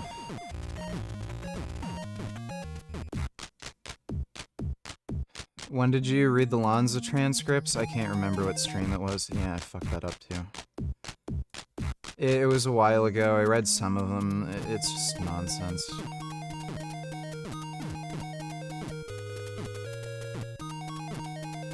It's just like cringe fucking pissed off teenager shit. Like, it's not that brilliant.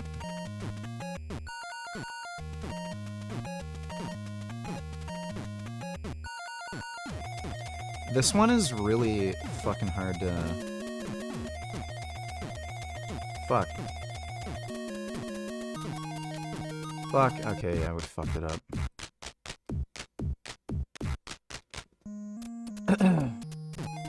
You know what? I found 2 frogs in the basement window thing again. They keep getting stuck in that one spot. Fuck. I had to scoop them out. There's a lot of frogs here. Very froggy area. Haven't seen any toads yet, though. I saw a toad last year, but haven't seen any toads yet this year.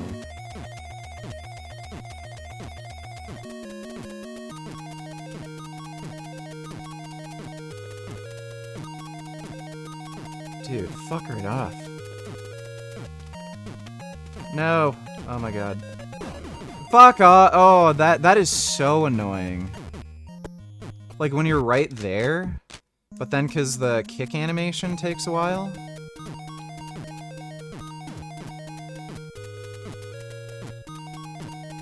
Yeah, we messed that up.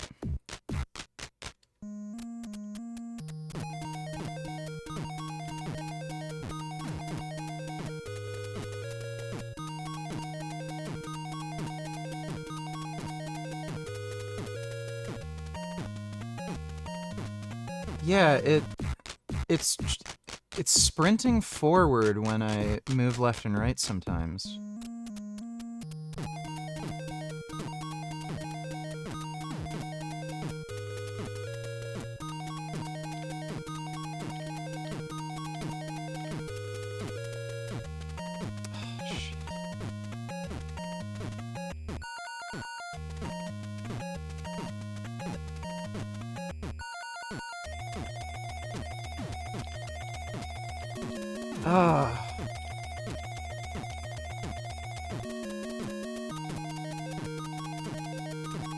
I think we're screwed.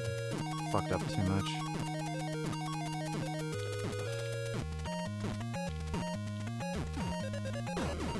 Dude!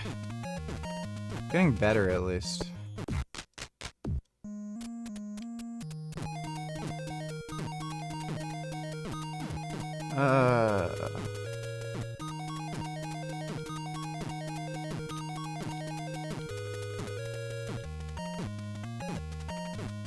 Yeah, we're gonna...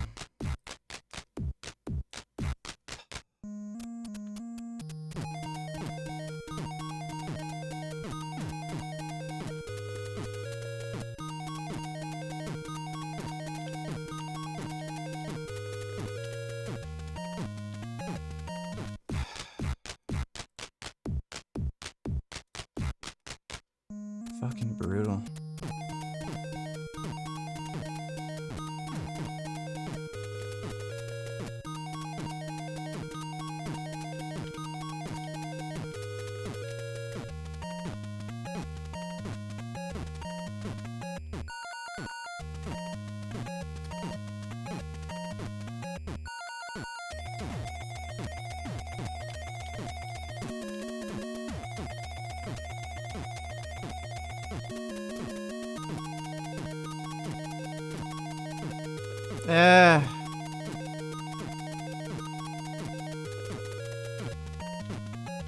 Why'd I have to make this fucking game so hard? There, fucker!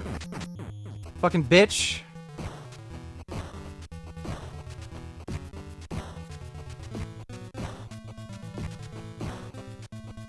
Oh no, my god.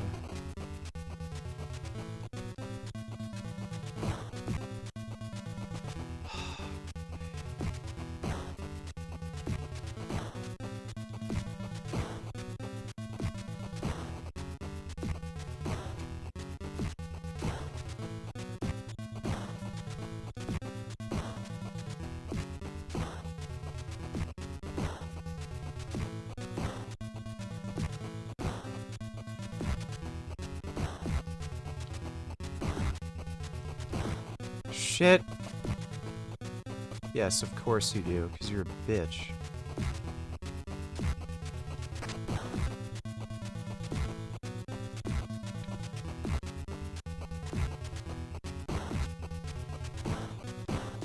Ah, damn it. Dude, just... stop fucking killing me.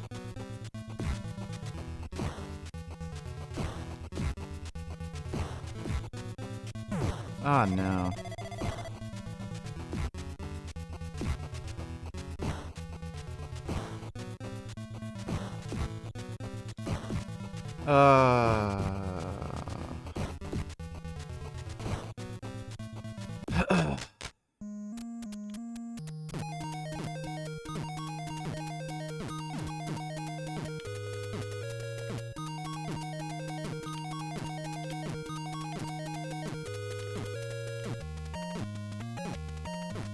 I don't think we're gonna make it. Fucked up too much. Might be able to gain some, Damn, we didn't make it.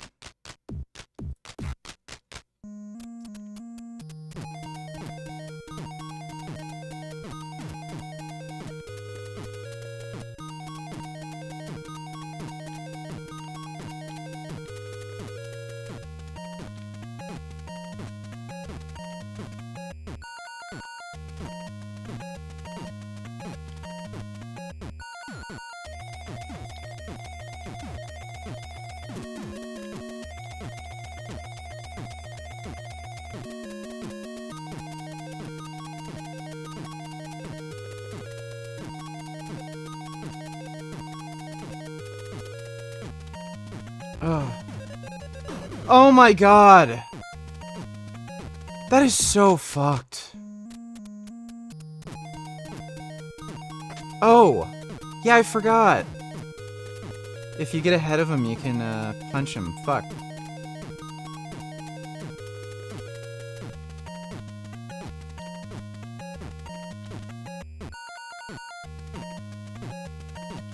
Oh, shit.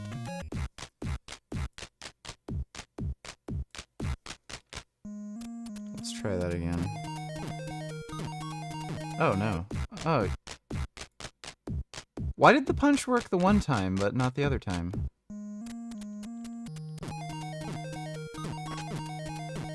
Okay, maybe you just have to be super, super precise.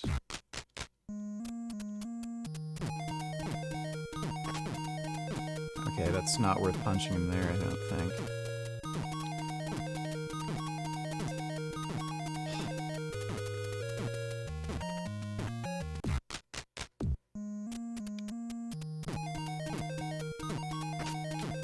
Ah, oh, damn it. Oh my god.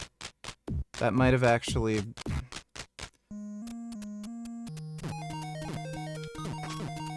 Okay, I have to be further away when he's, like, far from the wall.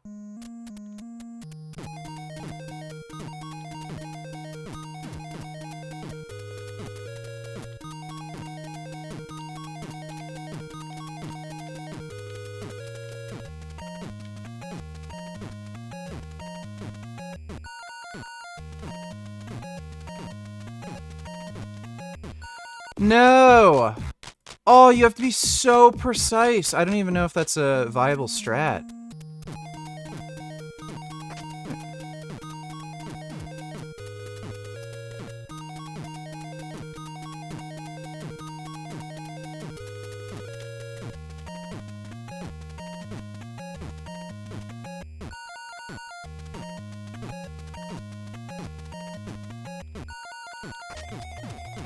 Fuck.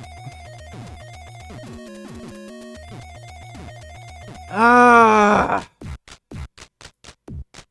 Why does this have to be so fucking hard? And we already fucked it up. Yeah, like, you know immediately when you fucking lose, dude.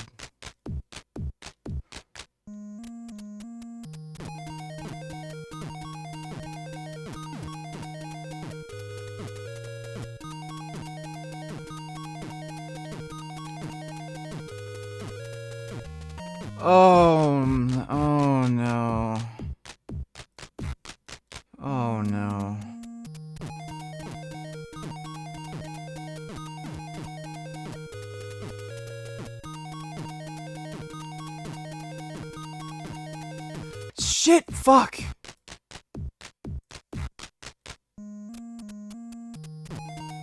How long did it take you to bench 315? Well, it's kind of complicated. For me, I don't think it was that difficult. Like, I'd already been training for a while, but once my training improved, it was fairly easy to get to 315, honestly. I just went on a pretty high-frequency program. And then, my bench just blew up pretty quickly.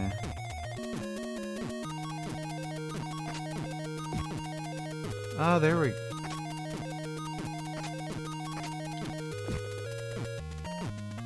Fuck.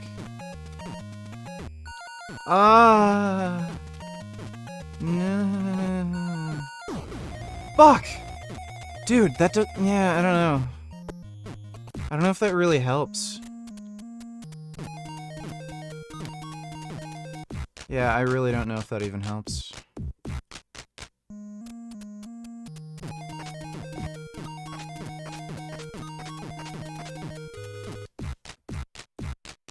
Bitch.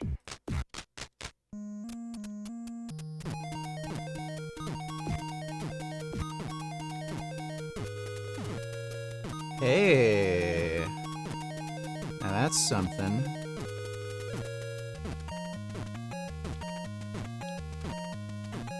That might have actually worked.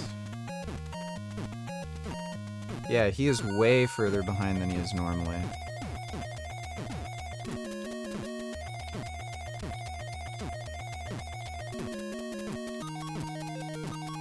Fuck! Oh my god. Yes, fuck up and lose your lead, you fucking bitch. No! I fucked it up. I fucked it up.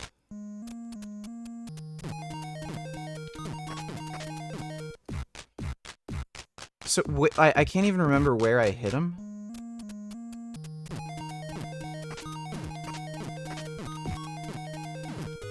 Yeah, I can't even remember where I hit him. That would have actually been a... Shit.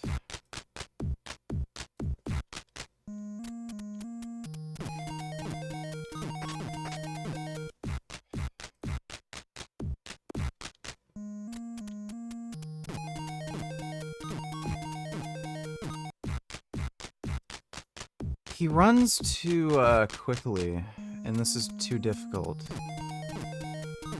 Oh.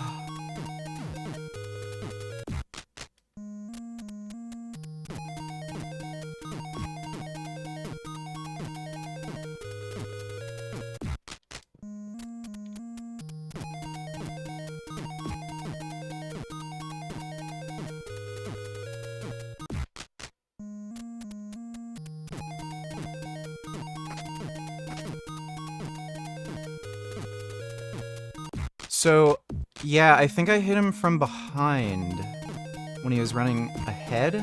Yeah, okay, there we go. There, now I remember.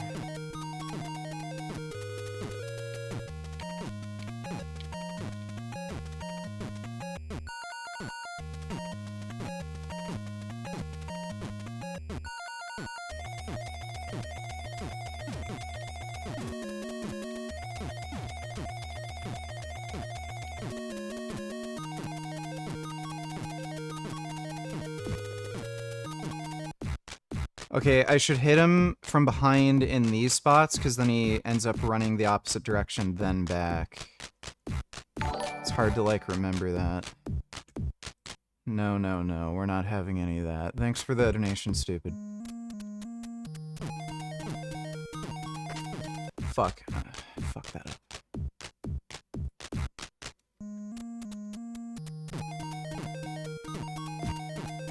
Yeah, there we go. Eat shit, cocksucker.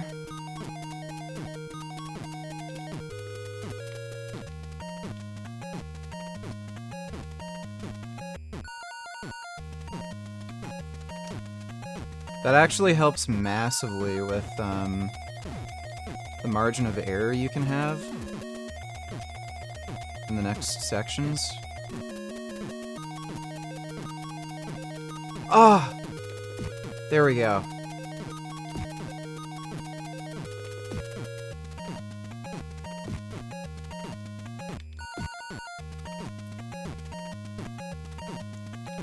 Eat donkey dicks! Eat donkey dicks! Yes!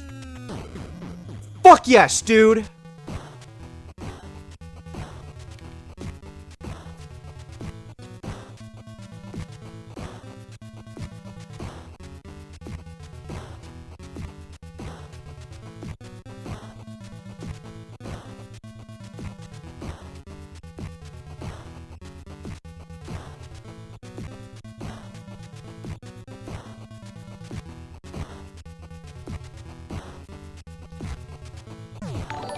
Why did that, Fired Urian Riders. No.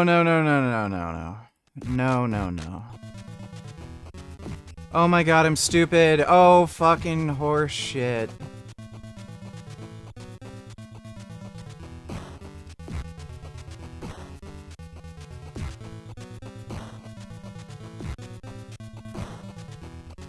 No! What an absolute fucking cocksucker.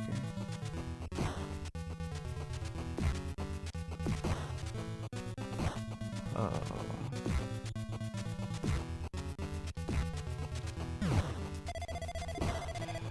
We're, probably not winning that, but...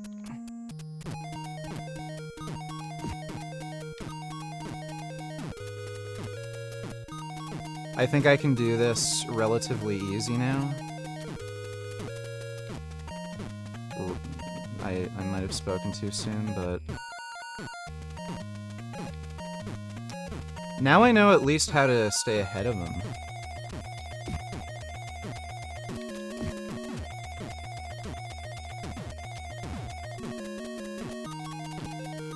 Fuck.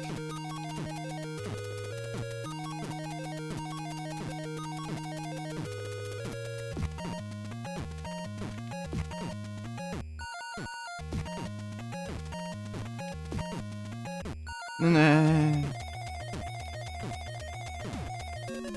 Easy! Easy! That's fucking easy now! Fuck you! You're a bitch!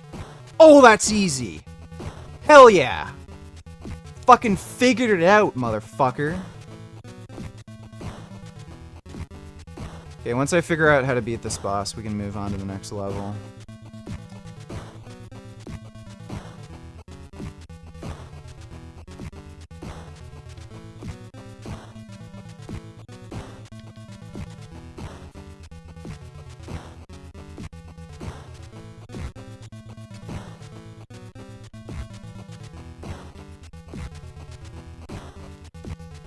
Damn it!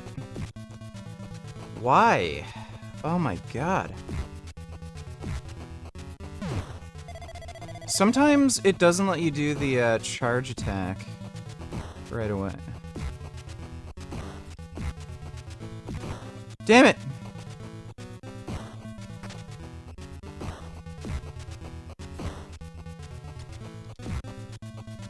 Damn it!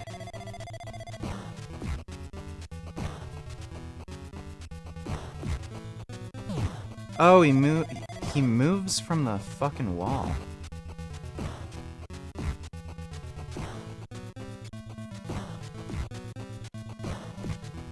Fuck! God damn it. I don't know what the trick is to beating that guy yet. Oh wait, I forgot. I forgot how to do it.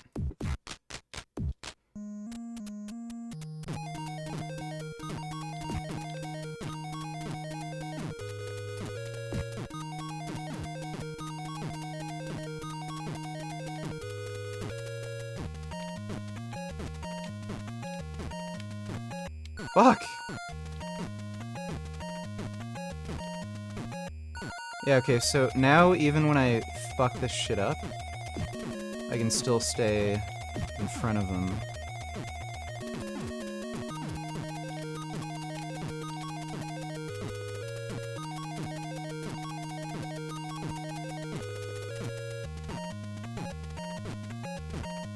No! I should have waited. Should have waited.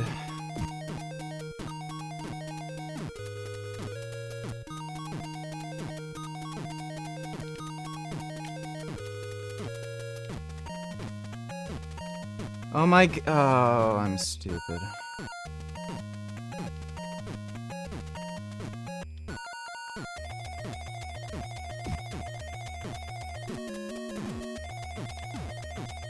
You know what? I probably could have hit him again in that one spot, but I didn't.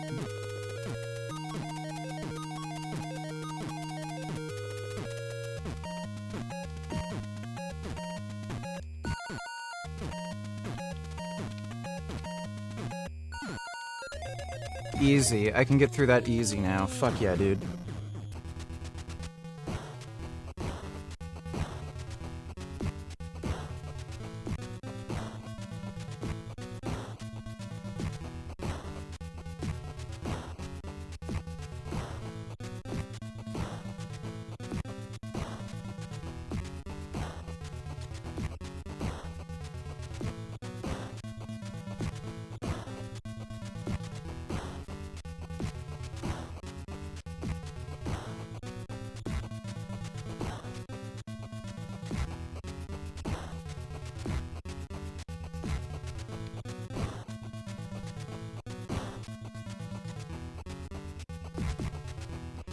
What in the hell?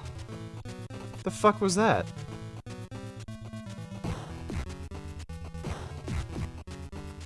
Why is that is new? That never happened before. How what?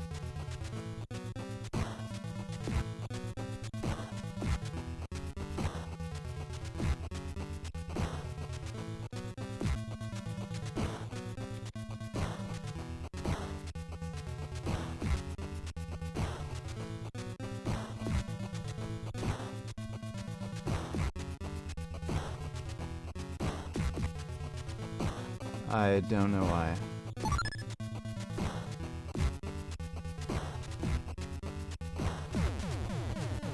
There we go. Hell yeah. You mess with the best, you die like the rest.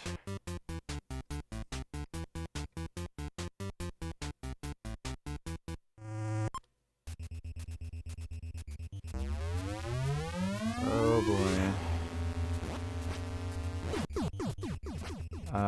Yeah.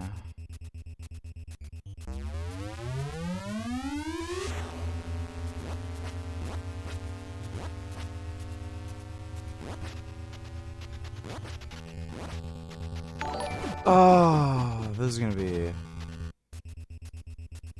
Dude, this is gonna be rough. Can I use the analog stick for this?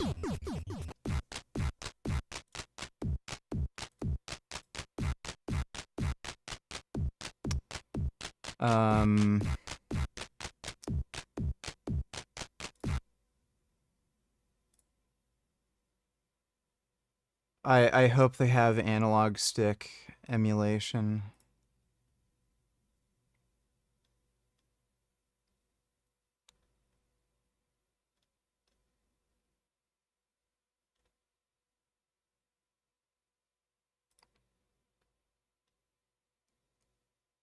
Can you do...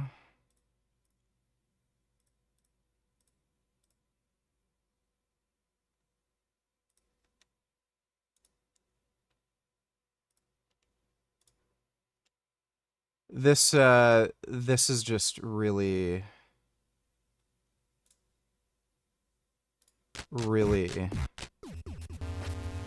This is gonna be painful as fuck on your fingers.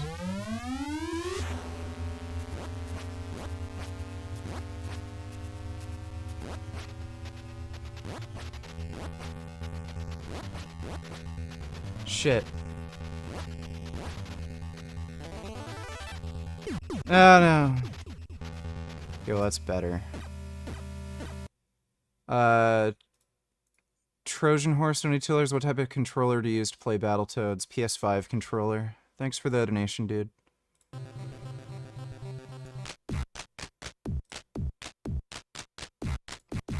There we go.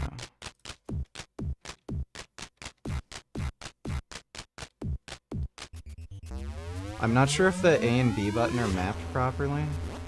That's the only problem.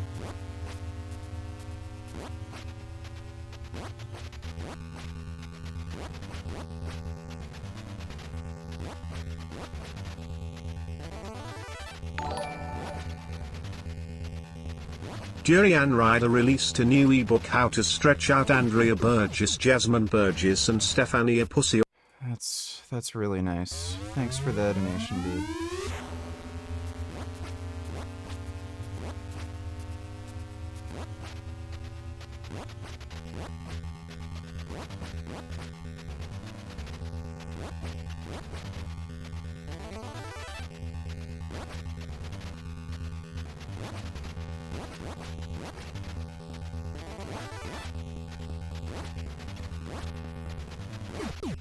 Oh. Bro. Like, my hands are sweaty too, and, like, having to hold the directions and shit. This is fucking rough. I don't know if it's easier. Maybe it is easier on a D-pad. I don't know.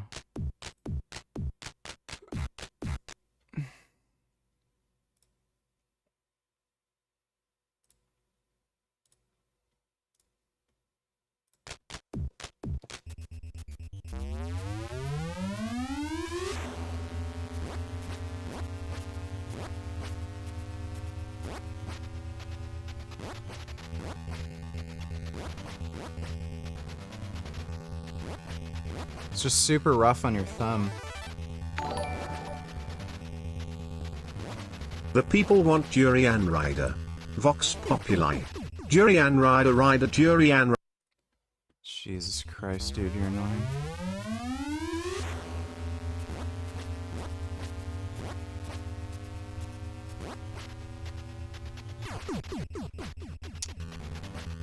Yeah.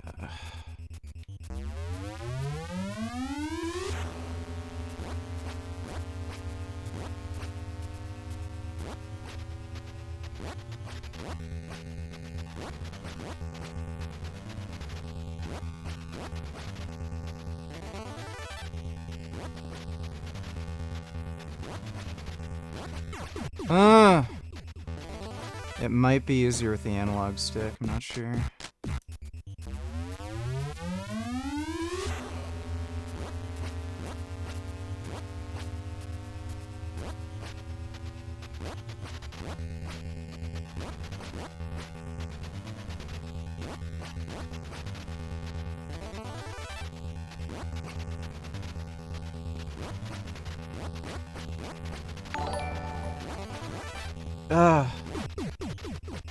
I'm like slipping on the buttons and shit. Kid Boo donate $2. Why don't you play a real game like Genshin Impact? Because I'm not a fucktard. Thanks for the donation, dude.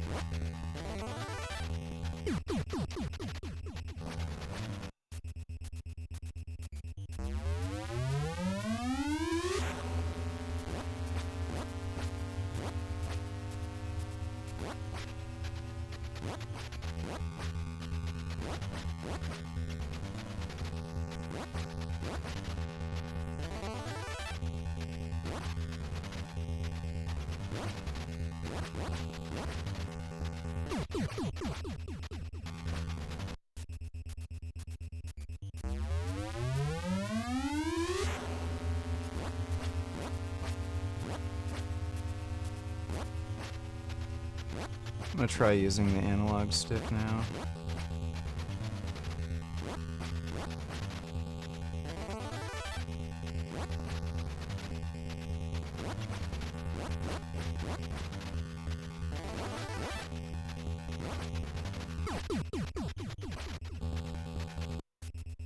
Dude, I might even plug in an arcade stick for this. Like, this is rough.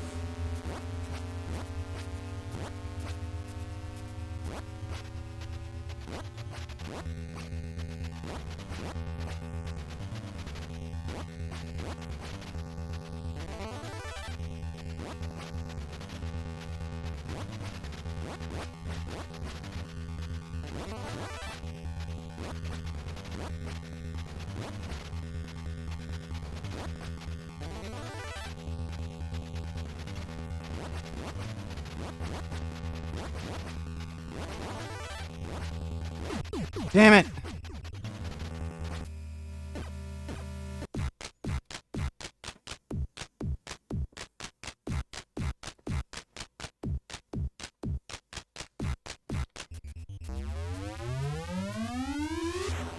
Oh, what the fuck? What the hell happened there?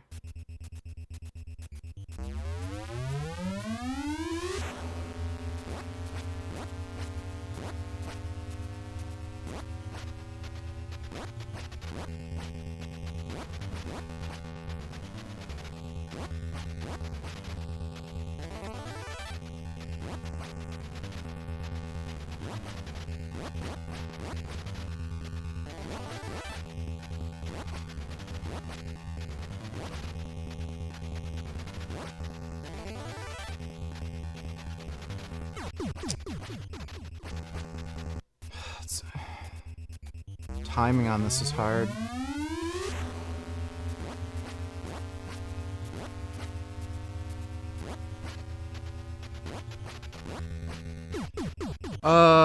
You know what? I'm gonna go full autistic retard and put on fucking a glove. Gotta wear a fucking glove for this game.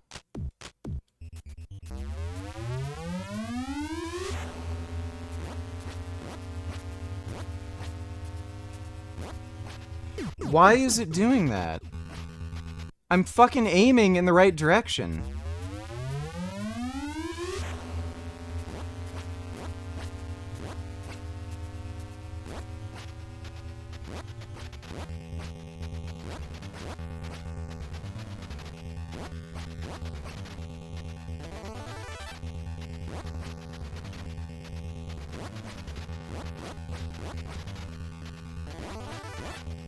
Oh man, well we got slightly further.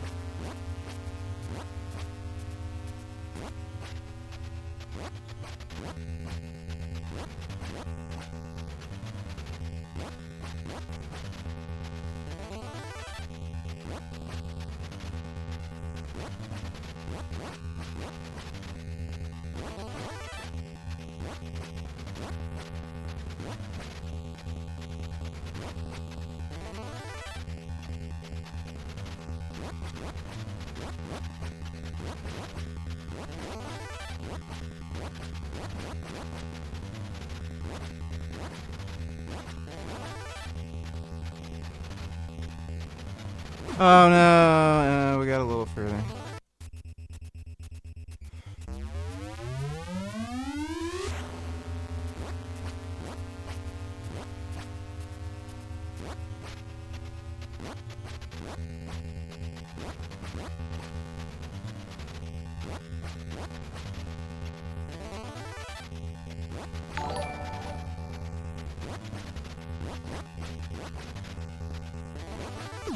Fuck!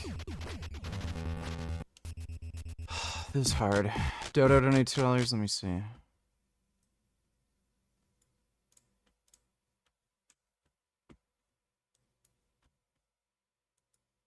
My friend Pedro woke up and he was a quadruple amputee. He went out clubbing one night. He got a fever and fainted. Fingers started turning black and they knew he had that disease. So they amputate above the elbow, above the elbow, above the knee, above the knee. He woke up and he basically said, after he met with his parents and everyone felt sorry for him and everyone basically felt his life was over, he said, I decide that this is going to be the best thing that ever happened to me. I'm going to make this into something. Early 30s, he's married to a beautiful woman. They've got a child on the way. He's got a rehabilitation clinic brand that he's started. They're opening their 3rd location, 7-figure revenue, highly profitable. They're becoming the world's best standard for rehabilitating amputees. We have to believe in that human spirit. We've got to believe in that. Why would we choose not to believe that's... I'd still rather have all my arms and legs. Dude, he can't even jerk off anymore. Like, imagine having to rely on your wife to, like, jack you off. That'd be pretty frustrating. Thanks for the donation, Dodo.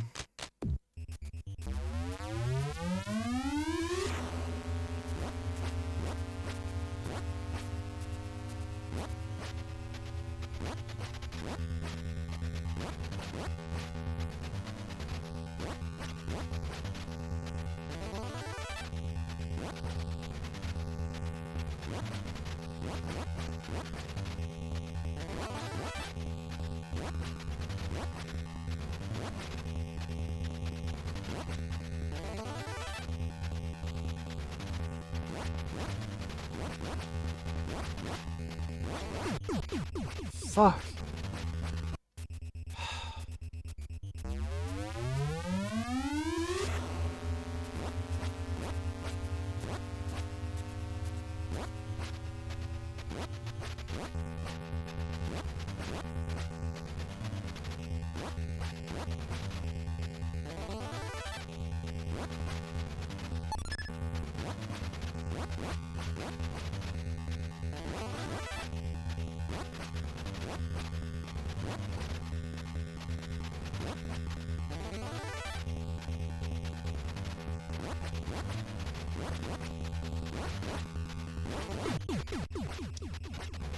Dude.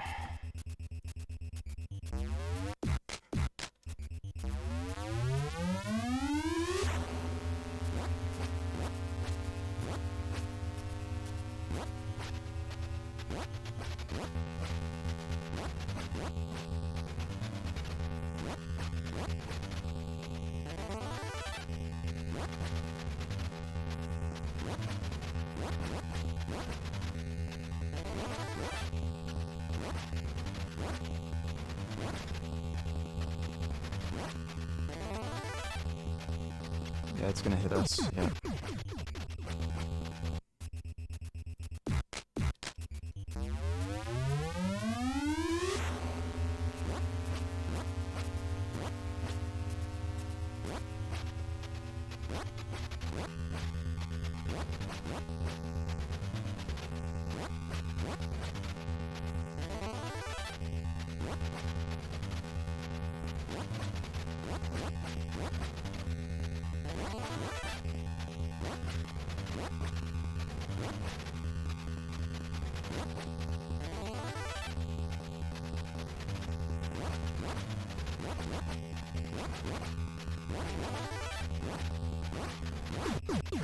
Fuck!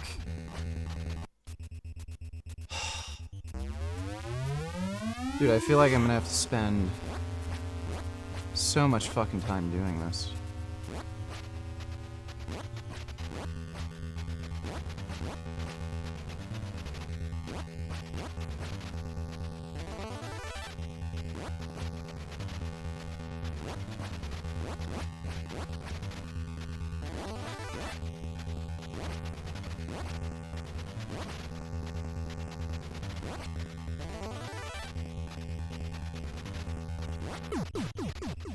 Fucking pussy.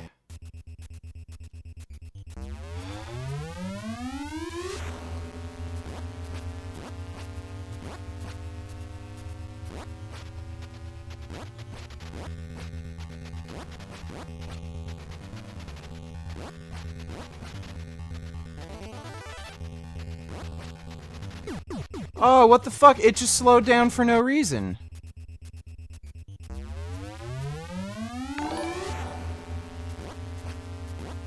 Are people still trying to give you a hard time about the rape you did, bro? I'll kick their ass. Strength is the ruling force in the universe. Yeah, so the fuck what you raped. Let's get down about it if you guys have an issue, bro.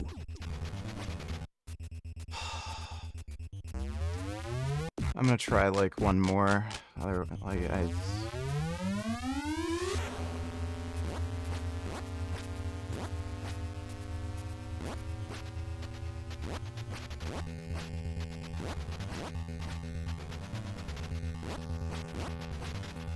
Why did it slow down? It slowed down inexplicably.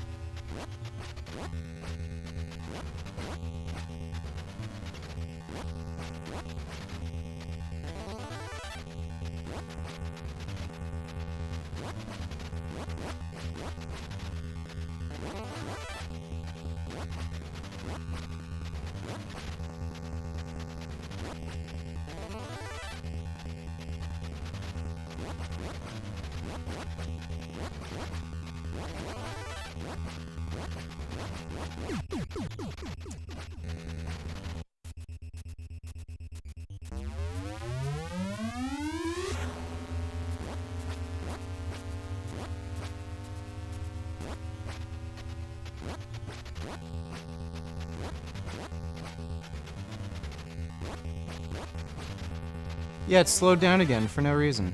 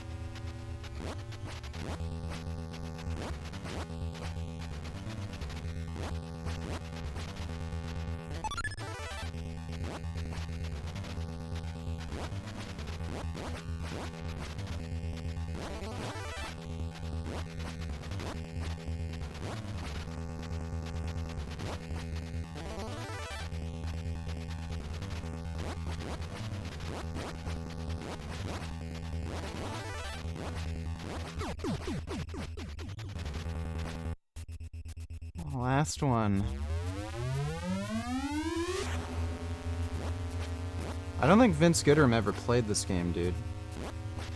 If he did, he wouldn't have made this stupid fucking video. Like...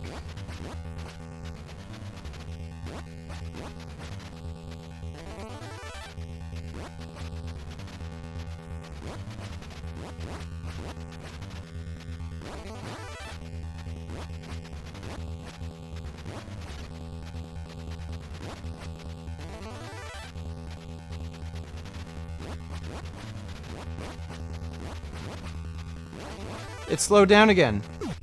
Okay. That's enough. That is hard.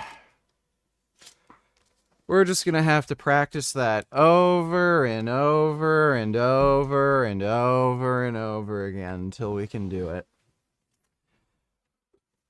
Oh.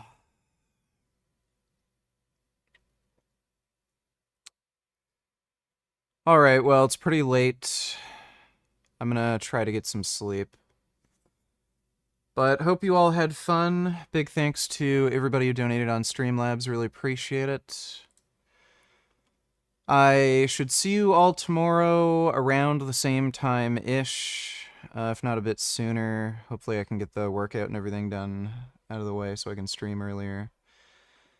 But thanks again, everybody. I'll see you all tomorrow, and sweet dreams.